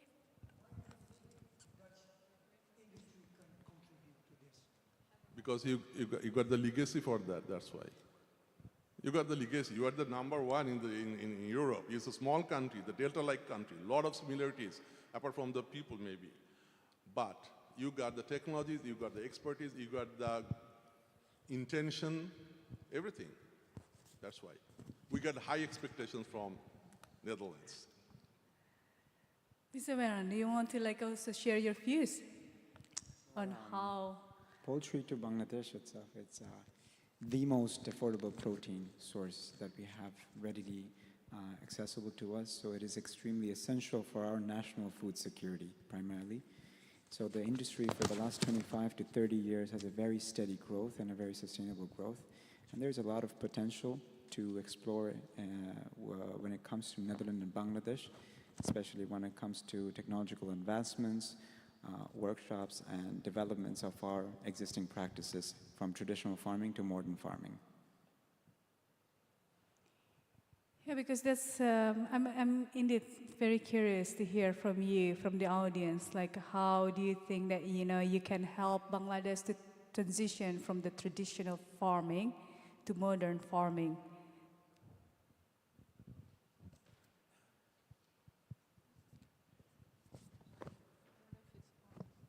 Yes, it's on.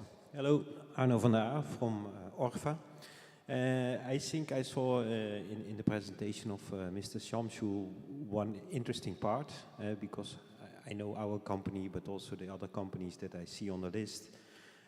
We can bring very high value quality products to Bangladesh, but I think the gap in data, there is an extremely good fit with the Dutch market. We see in the Netherlands that because of all trends and reasons, that the primary production is getting actually squeezed down a little bit because of environmental concerns. So the Netherlands is starting to focus more on exporting knowledge and know-how. And I think that's where we can meet with Bangladesh very well. There's a lot of know-how on animal production in all sectors in the Netherlands. And of course that has led to companies that export a lot of products. But I think we should go beyond exporting products, but also have an open discussion. How can we bring new insights to Bangladesh about current state of production and how to improve and support the sector in that sense. And I think that works two ways. That gives insights for the Dutch companies and universities, because the challenges you face is also input for us to start working on for future approaches. And simultaneously, jointly, we can help to move the sector forward. And how do you think that, what kind of support would you need in order to help this knowledge transfer happen?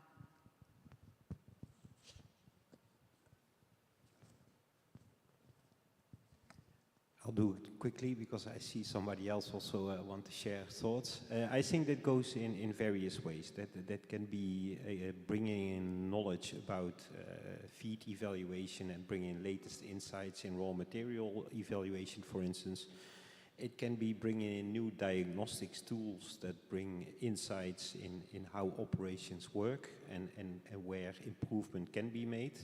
So there's a lot of variations possible, I think. There's also a lot of startups linked to the University of Wageningen, for instance, that come with brilliant ideas that look for scaling up, and the knowledge they have developed, I think, can be a perfect fit for the Bangladesh market as well.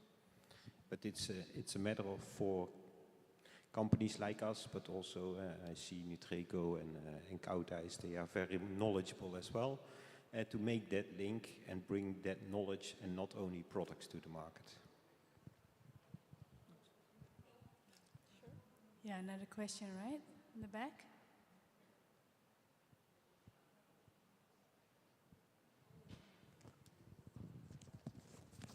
Hi, my name is Narendra, and I have a colleague from Nutreco.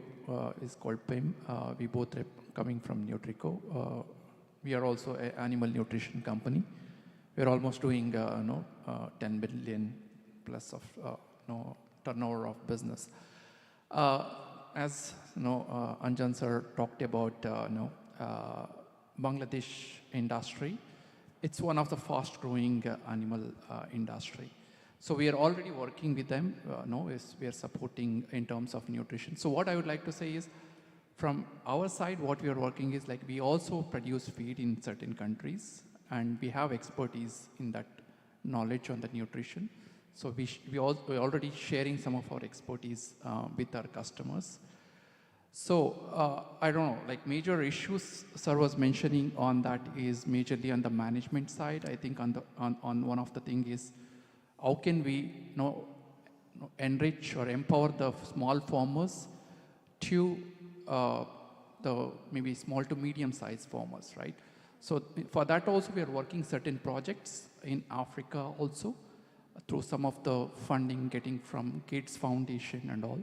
So probably those also we can replicate in Bangladesh, probably those kind of things also on financing part as well, and also technology transfer also we have expertise in that, supporting those kind of small farmers to mid-sized farmers.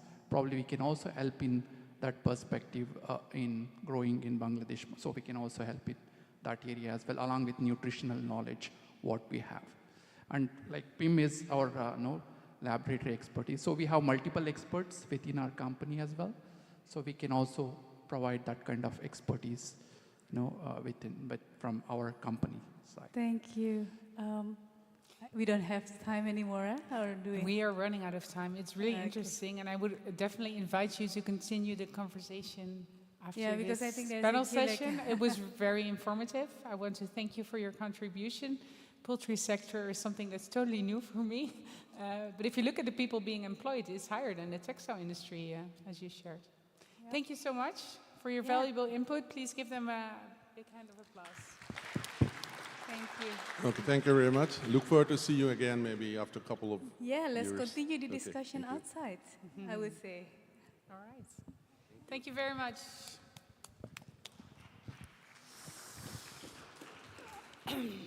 All right. I would like to introduce, thank you very much, our next presentation. And I have to apologize. I'm not sure if it's ORE2. Do I say it for next? Yes. So it's ORE2, Decarbonizing Global Supply Chains by One True Value. I'd like to ask to come to the stage Jan-Jaap Verboom, founder and executive director of Truvaloo, and Willem Grimmink, founder and managing director of One to Watch. Because you're going to reveal to us the breakthrough innovations for decarbonizing global supply chains. So that is going to be really interesting. Sorry. Yeah, we are going to... Please give them a big hand. I know we're at the end of the day, but this is very exciting. And can I ask the people in the back to please come a little bit forward, because we cannot see you and we'd like to be a little bit in contact. Appreciate it very much. Hi. Ja, ik heb een microfoon, die ligt daar, op de stoel. Please.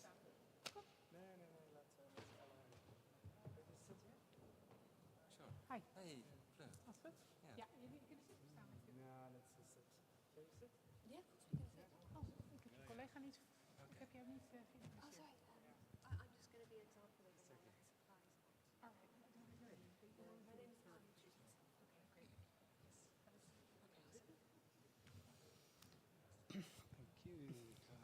All right.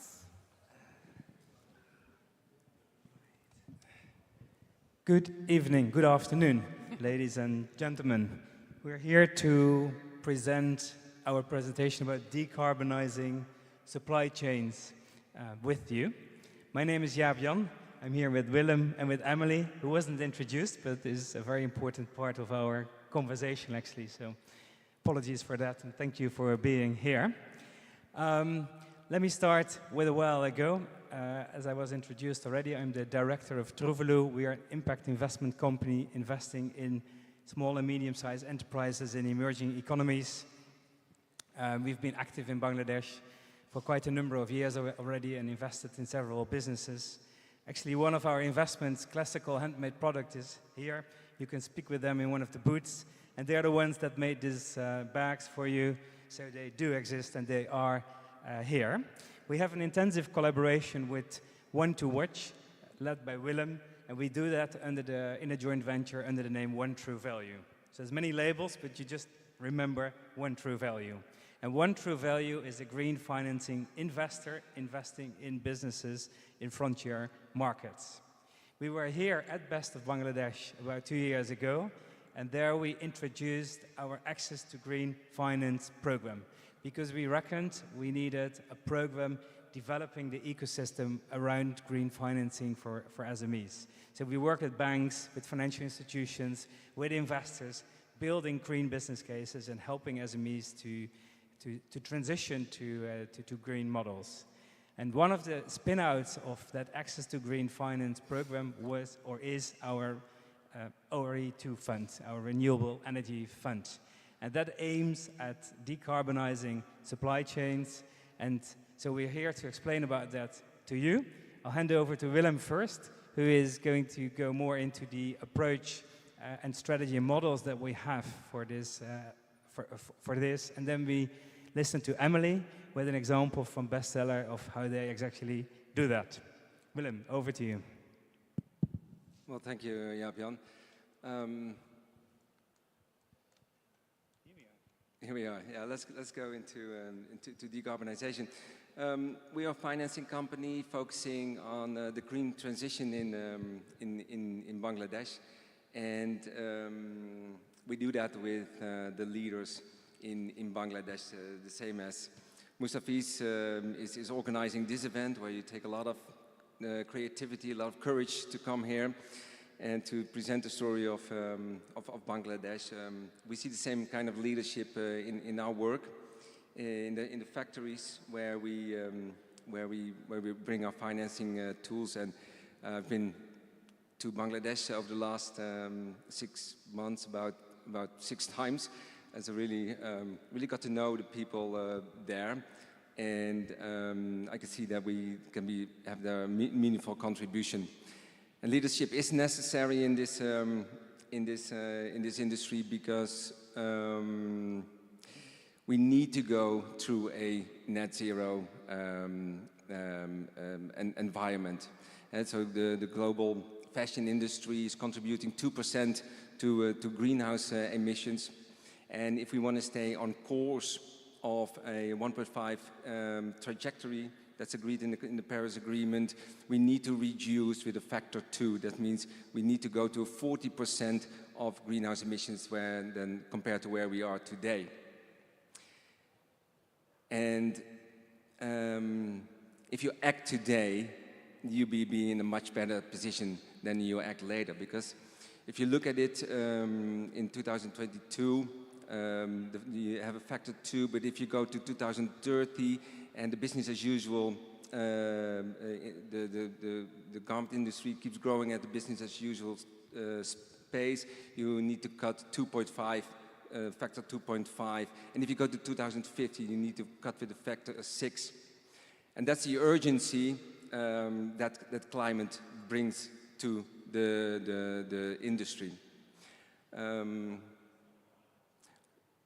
Where is financing needed? Financing is needed in decoupling that carbon from the growth of the industry. Okay. Next slide. When I'm working, I often look at this quote. It says, "We need to transition to a low-carbon economy, and we can do that in a guided way, or nature will compel us." I mean, there's no escape to it. We have to make those reductions, and we should not wait for that. I heard somebody on radio saying it's like you're looking at a house on fire, and you're going to act now and keep the damage to a limit, or you're going to wait until it's burned down, and then you start action. So inaction is not an option. Go the other way.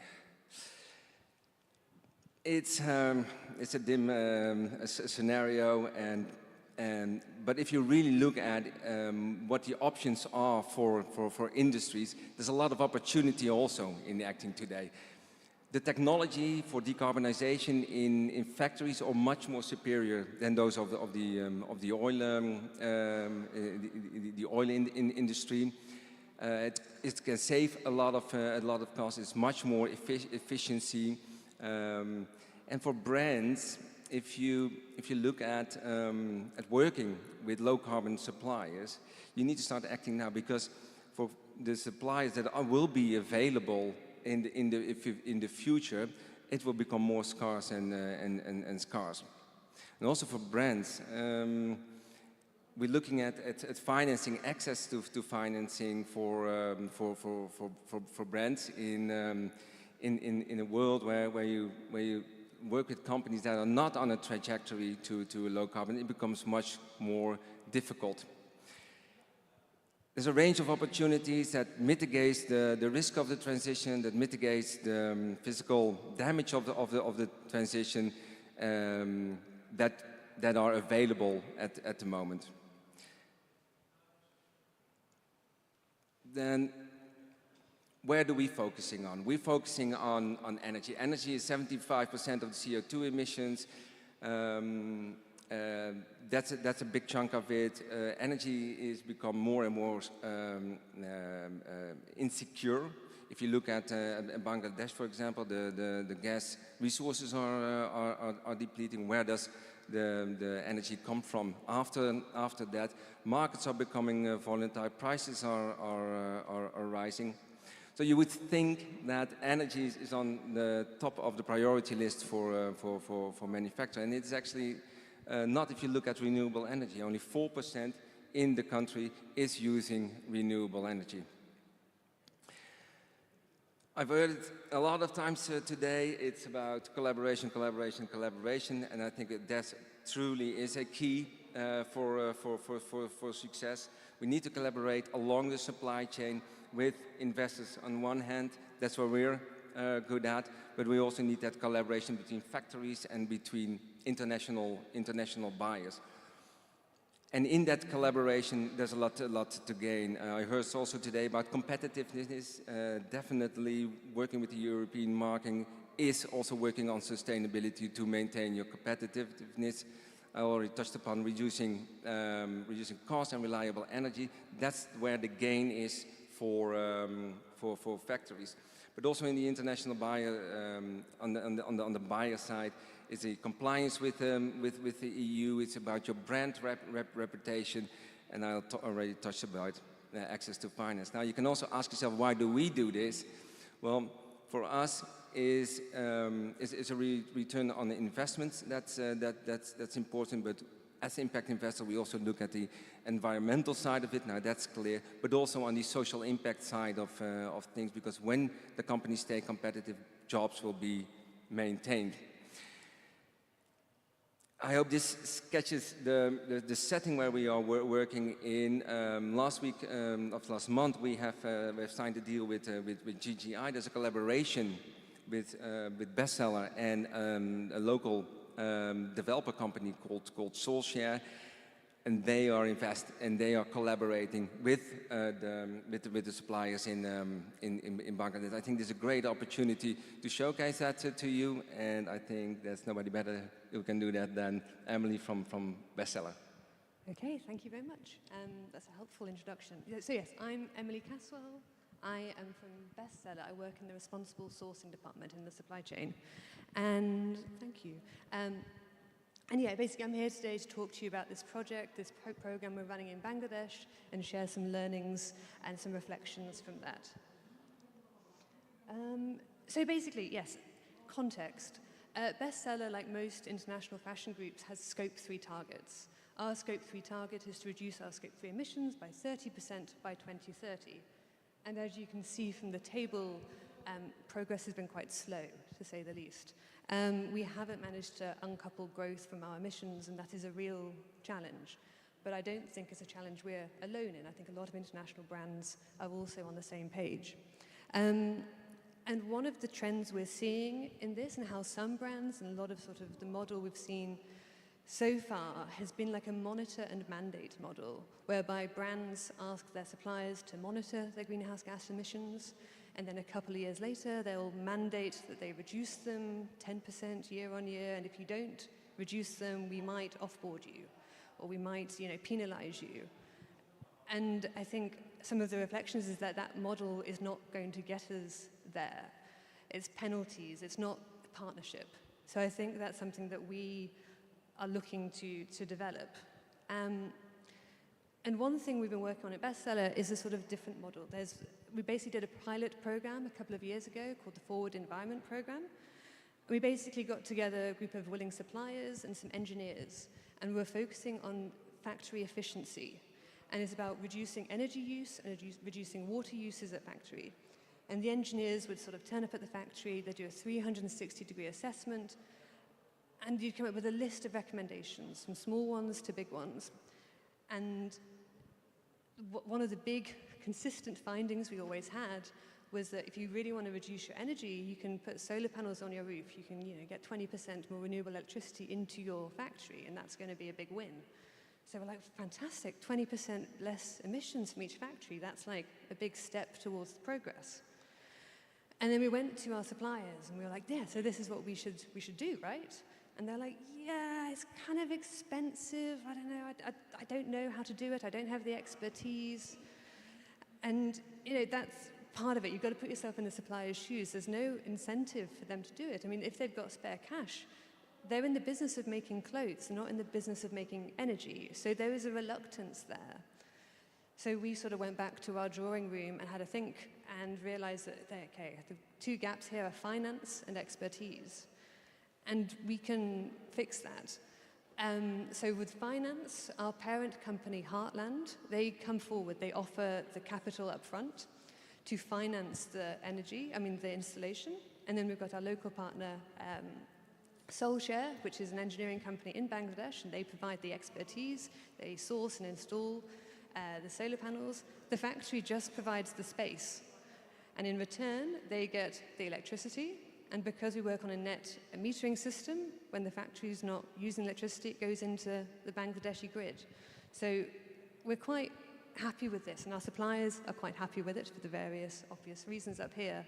And I think one thing beyond this, the long-term commitment, I think, is important for a lot of suppliers. In the fashion industry, there's a tendency to chop and change your suppliers based on price and other motivations.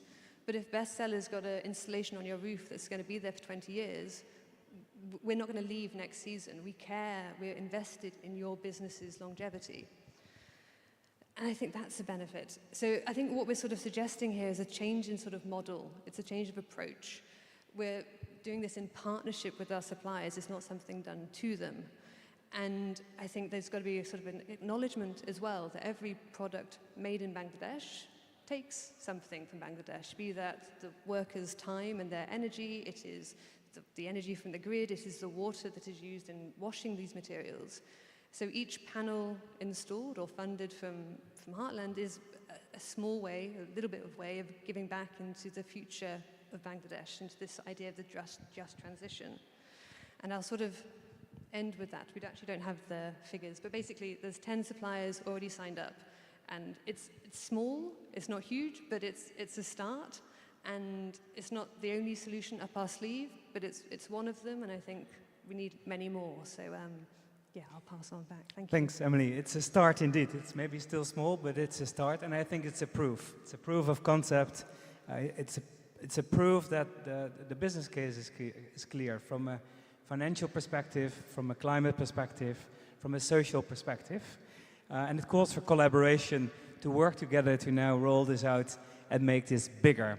So let's close with a very simple call to action for the brands and the buyers like Bestseller, for investors like us, and for the factories like some of them are with their booths here. I think we all need to do this together. So buyers, brands, if you are interested here, I think you're the ones that incentivize and that actually are the pull factor. So come and talk to us and see if we can work together with your producing factories so that we can indeed roll out this solution with the financing package that we have available. All right, thank you so much. I think this was really interesting. Thank you for making it also very practical. And I think we should spread the word of what you're doing, because we don't have everyone in the room still, but I think it will be interesting for many other people that are still out there. So we'll repeat the message. Thank you so much. Please give them a big hand.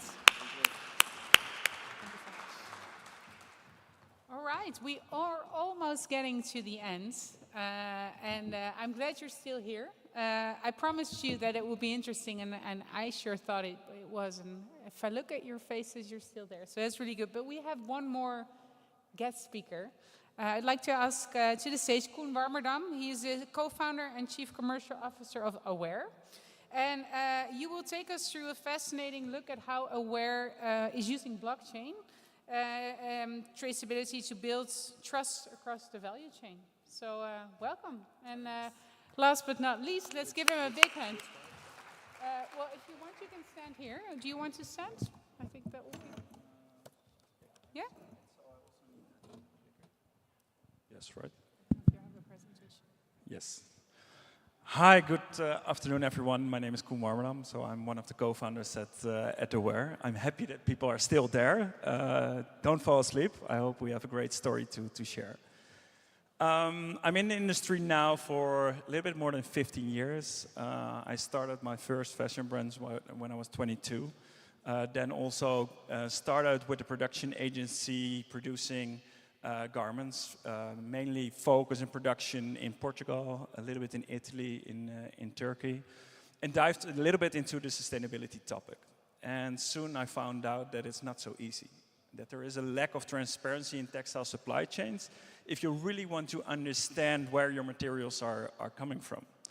And 6 years ago, I met my partner, Feiko van der Veen. Feiko is a bit older than me, 59, experienced trader, with offices around the world, buying office in Shanghai. He lived there with his family also to set up the company. And he really dived into that topic of sustainability and traceability, understanding where the fibers from his specific products, and he was producing fashion accessories, are coming from. And then you come into a web of a lack of the ability to see transparent data in that supply chain. And that's why 5 years ago we started all over with Aware, and we are proud to share it with you today. So with Aware, we produced a platform to prove your compliance. And as Aware, we believe in proof over promises. Yesterday, I had the opportunity to join the dinner and to have a talk with the leaders of the industry. They're producing millions of garments every year. And I was asking them, guys, how do you differentiate yourself from the competition at this moment in the market? And they all came with the same answer. It's still, I need to produce the best possible product for the cheapest price possible. But now also, these customers asking me to deliver all the traceability data needed for them to be fully compliant. And maybe I have a good relationship, or maybe I can be fully compliant, but if I don't deliver on time, they will come back to me and ask me for discounts or whatsoever. So if we look to the state of compliance today, I think we can all conclude that for decades, Western society tried to gain control on Asian supply chains. First, with an audit overload. Now, I think if you ask the producers here how many auditors there will be in their factories every week, they become crazy about it.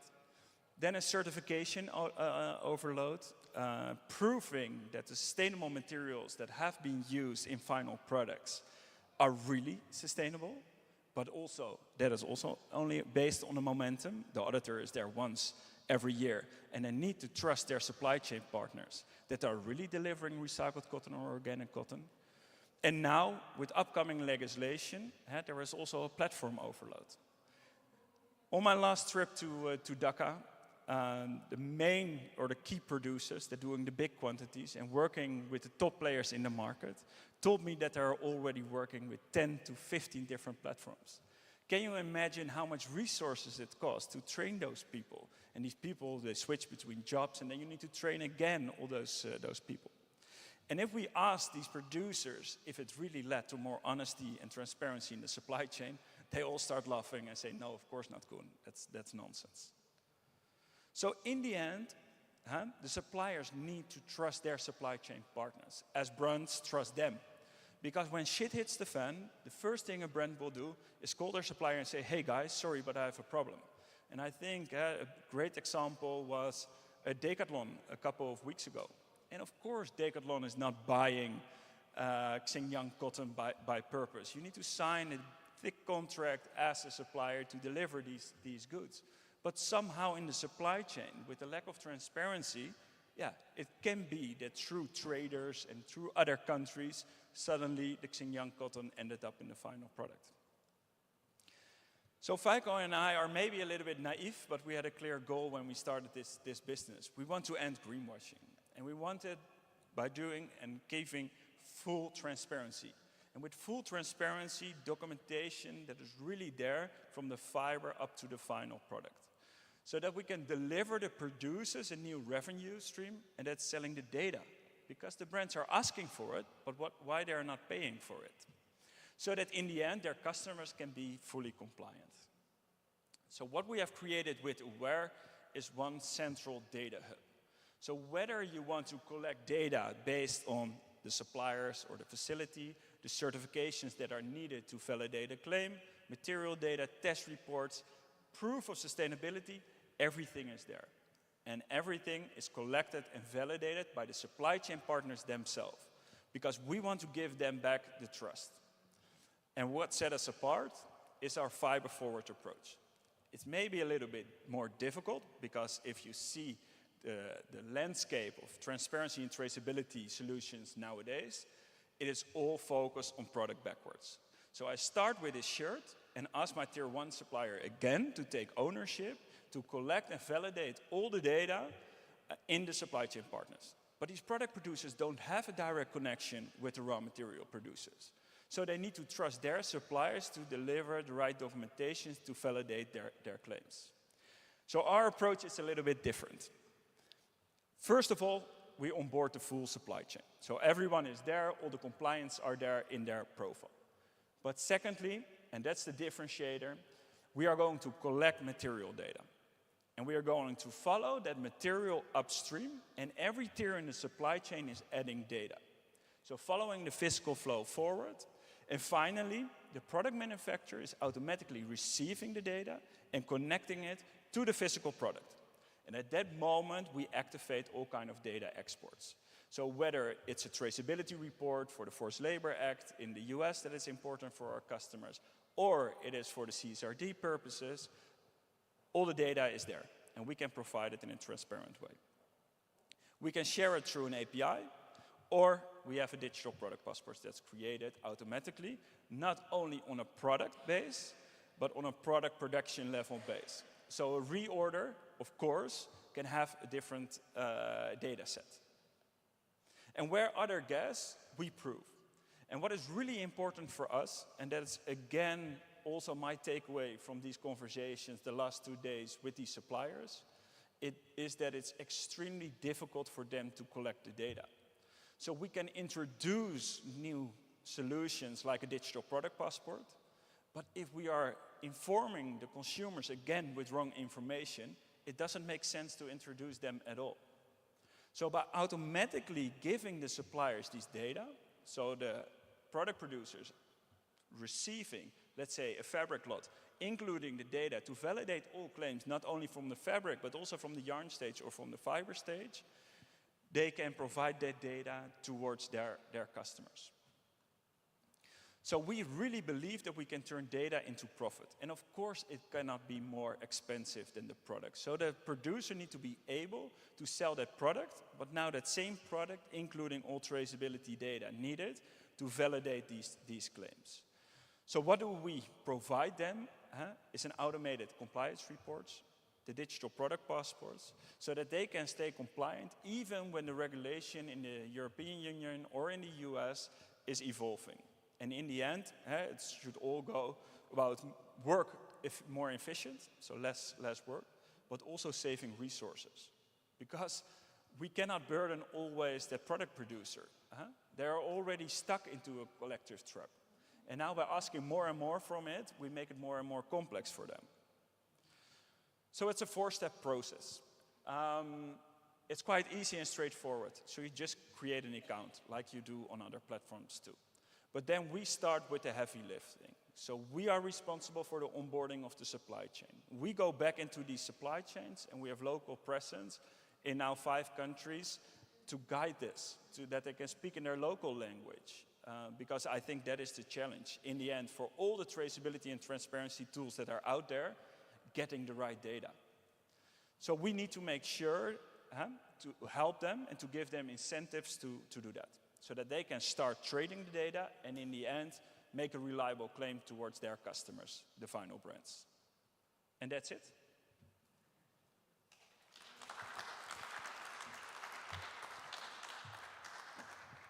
Can I ask you one question? Of course. So who owns the data? Everything is on blockchain. Yeah. So we are not owning anything. The suppliers are owning the data. Yeah. It's maybe a little bit in detail, but we tokenize material. So 1 kilo of material is 1 token on the blockchain. Yeah. And the one that is having the token, they are the owners of the data. Okay. Okay, so that's important to know. Thank you so much. You were the last presentation. I think it was very inspiring, and also a question that we're struggling with all the legislation coming up. How do we get reliable data? I'm glad you're all here. And we're almost finished, but the highlight of today is actually the fashion show, and that will start at 6 o'clock. So they need to prepare to have the fashion show. I'd really like to encourage you to stay, at least not stay here, just go out for a minute so they can prepare and come back at 6 o'clock. There will be 4 different suppliers that are showcasing their products, and it's really nice. I got a sneak preview, so I'd encourage you to stay. And after that, there will still be some drinks for networking, because we kind of skipped that today because we ran out of time a bit, so apologies for that. So I hope to see you back at 6 o'clock here. Thank you so much. Ja. Oké, even kijken, want dit is van mij, volgens mij, toch? Ja. Is die nog helemaal uitgevallen, volgens mij? Nee, dat ziet er niet uit. Even kijken, dit is mijn lader, toch? Ja, dat... Ja. Oké. Oh, het is het laptopje van hier. Ja. Volgens mij... Moet maar aanblijven. Nou, zijn we bijna klaar. Hoe lang dag voor jullie? Ja. Heb je wat vergeten? Maar die heeft niks gehad vandaag. Oh, zo.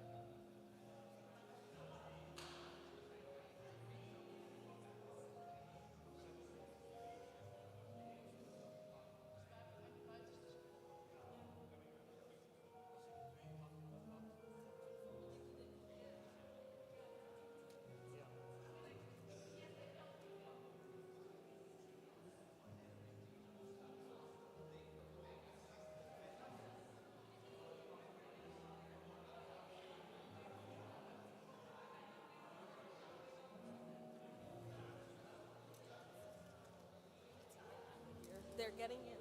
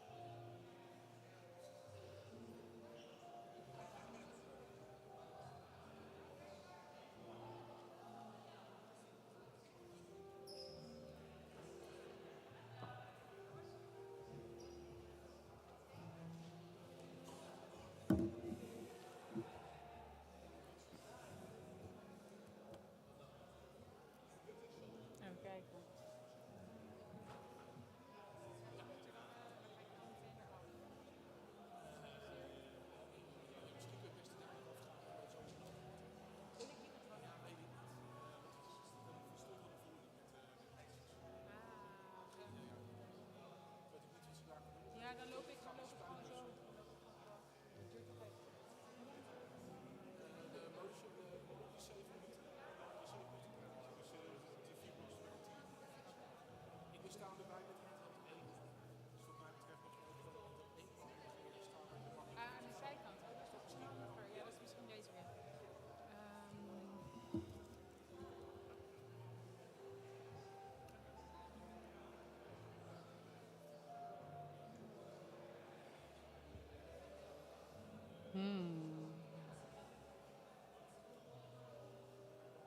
Zijn zij klaar? Ah, mooi in de zaal.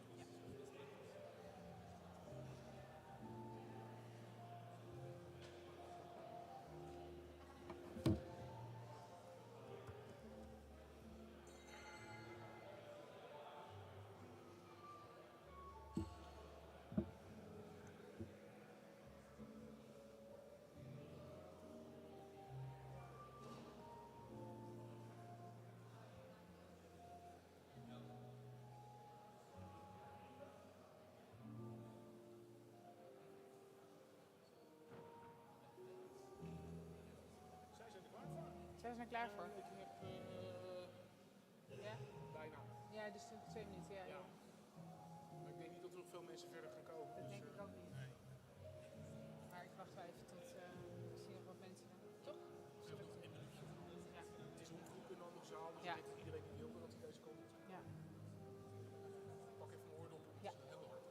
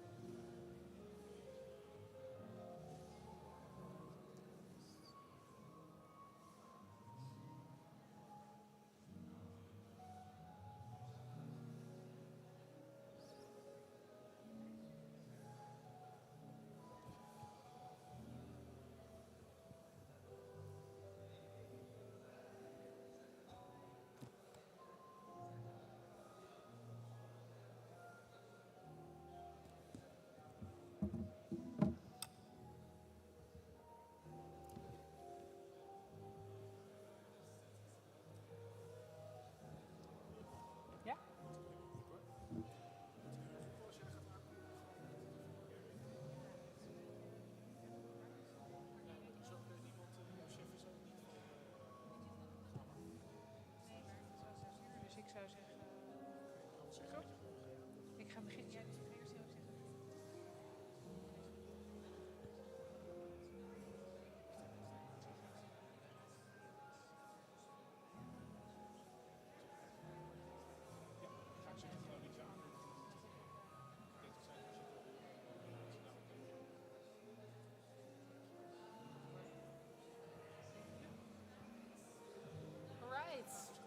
Yeah. Ladies and gentlemen, we're almost getting to the end of today. It's been a long day, but a very inspiring one. And the good thing is that the most exciting part of the day is saved for last. So it's good that you're still here. We will have 4 runway shows and a short presentation after each show by 4 leading suppliers that are showcasing their collection. So we will start with the first runway show from Shinshin Apparel Limited. So please give a big welcome for the first runway show.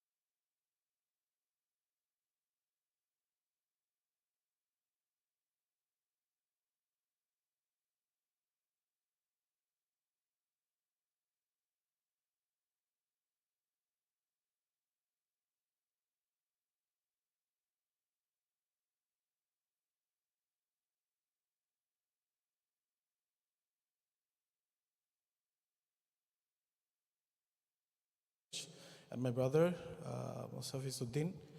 Thank you so much for your unwavering support and for helping us to showcase our product.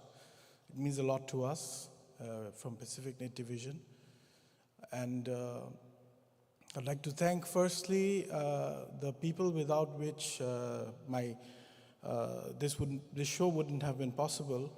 This is my team, and especially Mr. Khalid. Without him, I think we wouldn't have been able to reach or do what we did. So thank you so much. All this was his concept, all this was his ideas. So thank you very much for everything. And this is, I'm a little lost for words, so thank you. And yeah.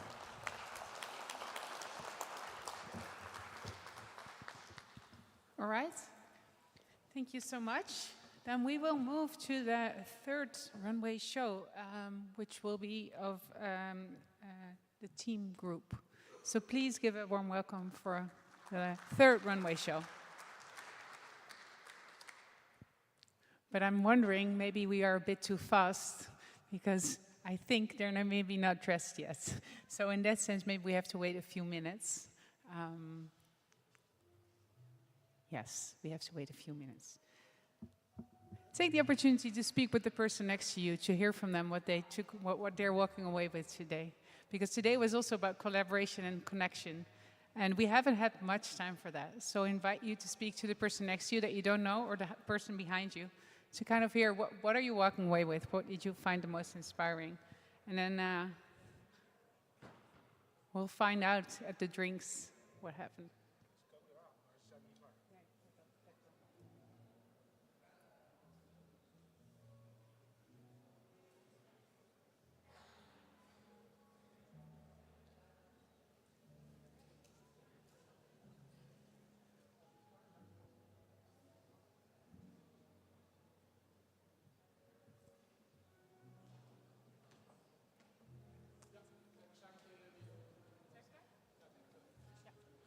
Okay, we're ready for the music to start.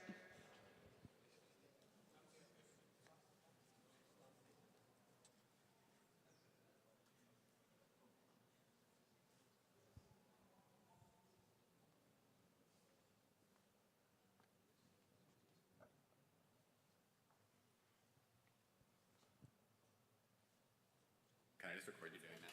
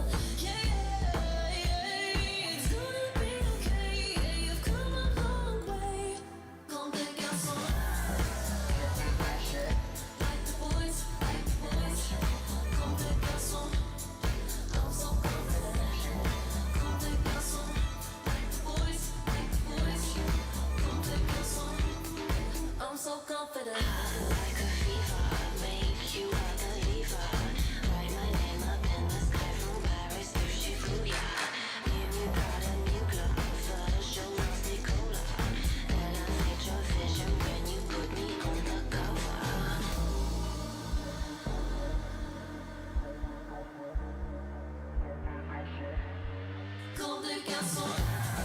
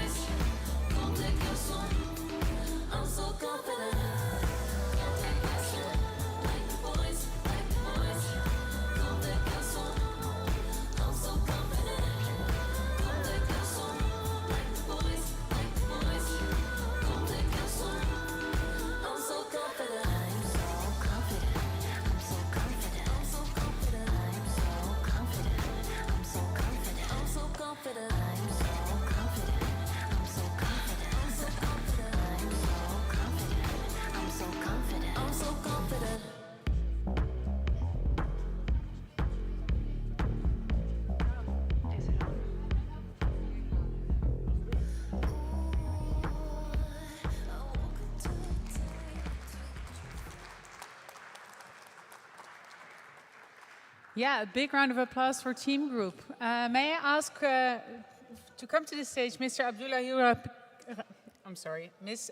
Mr. Abdullahi Rakib, the Managing Director of the Team Group. Yes, please give a big hand. I'm sorry. Thank you. And his team. As you can see, it's not a person, it's a team, so I have to ask my team to follow me. Apologize for that, but I am sure that you will appreciate that the credit actually not for mine, it is the entire team. And I was just texting with the designer and the stitching girl, Shati, who was also equally worried whether the appreciation was enough for her sample. So I say that I will definitely convey whatever the feedback is. Thank you all very much. Thank you, excellent choreography, and thank you everybody, and thank you for being passionate to see what we produce. And what we do, it's about having the chapter 2 of Bangladesh. And when I see that changes are there, as we spoke in the morning, that it is about having volume to value roadmap.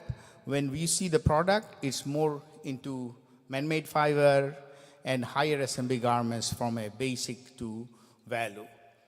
I'm sure that let me talk about a little more. So we started our journey in 2009, and we took over some of the leftover project, which we actually tried to rejuvenate. And starting from the scratch, we tried to design a rundown property, and we actually rebuilt a totally from the zero to a sustainable project where it was designed to reduce, reuse, recycle, and recover. It's kind of, we say, infusing life, championing sustainability. So digitization and sustainability became one of our core discussion in our DNA into management system, where we try to have our true data for our managers to decide every day better and try to share that database with all of our stakeholders so that we become responsible. We are like one of the first signatory in UNFCCC to be a charter member in Glasgow, to become first outerwear company in the globe to commit our commitments, and thereby we have shown our roadmap in what is our vision for 2030 and where we're going to see us in terms of decarbonization and circularity in each of the perspectives.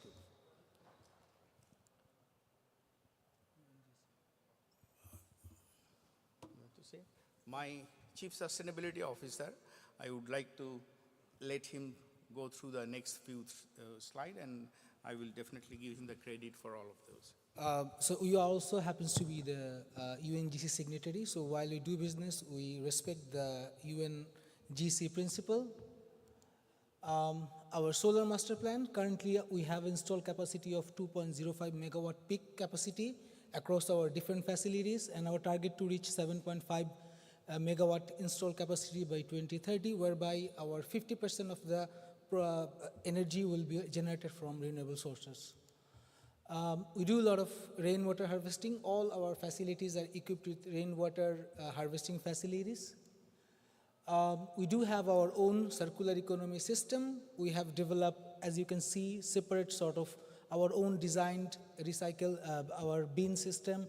We have partnered with reverse resources and recycling system for all sort of fabric that we do. So it is a snapshot of what is meant to source a product from Team Group. So you can have its carbon footprint, looking into its recycled materials, looking into its energy sources and everything.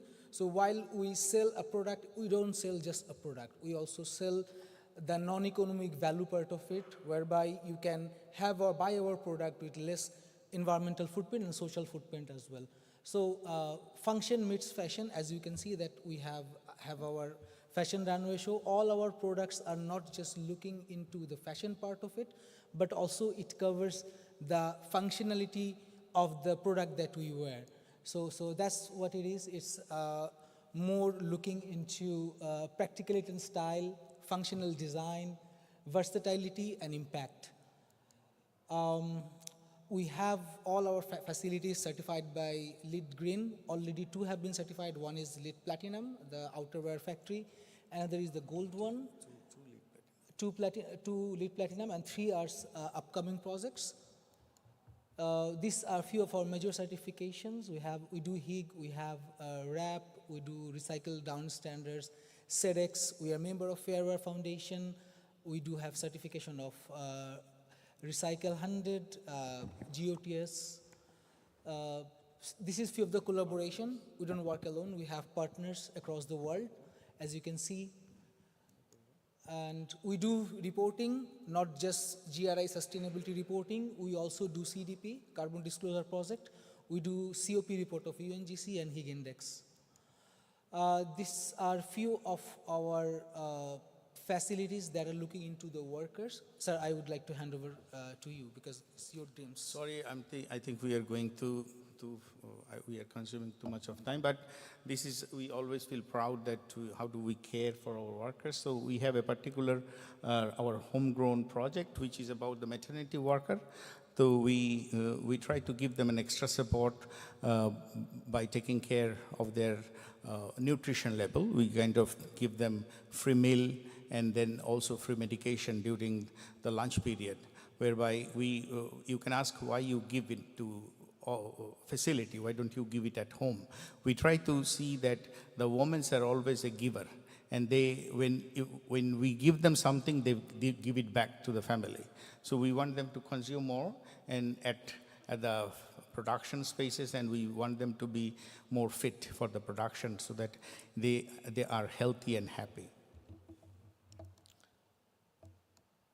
We also try to make sure that fair price shops are there, and each of the facility have all the grocery given to them, and it's an extended facility so that they do not have to go to the retail shop and extra pay for their groceries, and we try to also subsidize that so that there are non-wage benefits to support their living standard. We are also committing about the ecosystem, so we have a plan to plant 200,000 trees, and we have done so far about 26,000, and we want to grow them after 10 years so that we see that we have given back our responsibility in terms of balancing oxygen. I think it's quite large. I want to skip, but thank you all for listening to this, and I think it's being a bit more elaborate, and I don't want to continue this. But thank you all. Thank you. Thank you so much, and thank you also for the team. That suits well with the team group, of course. So thank you very much. We are almost at the end. We have one more runway show, and that will be the last one of today. So sit back, relax, and enjoy. It will be of the Centrotex group, and they will inspire you with their clothing. Please give them a hand.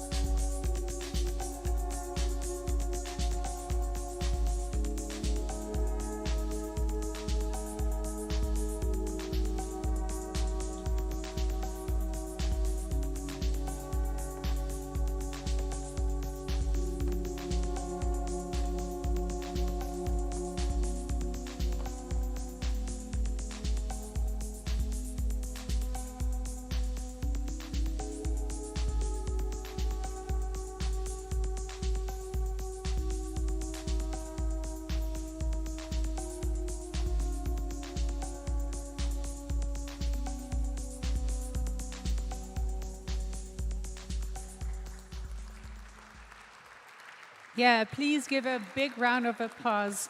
I would like to ask to come to the stage Jenna Fuchs. She's the key account manager of Centrotex Group to kind of give more insights in your company and the great products that you've just showed and displayed. Welcome. Please give her a big hand.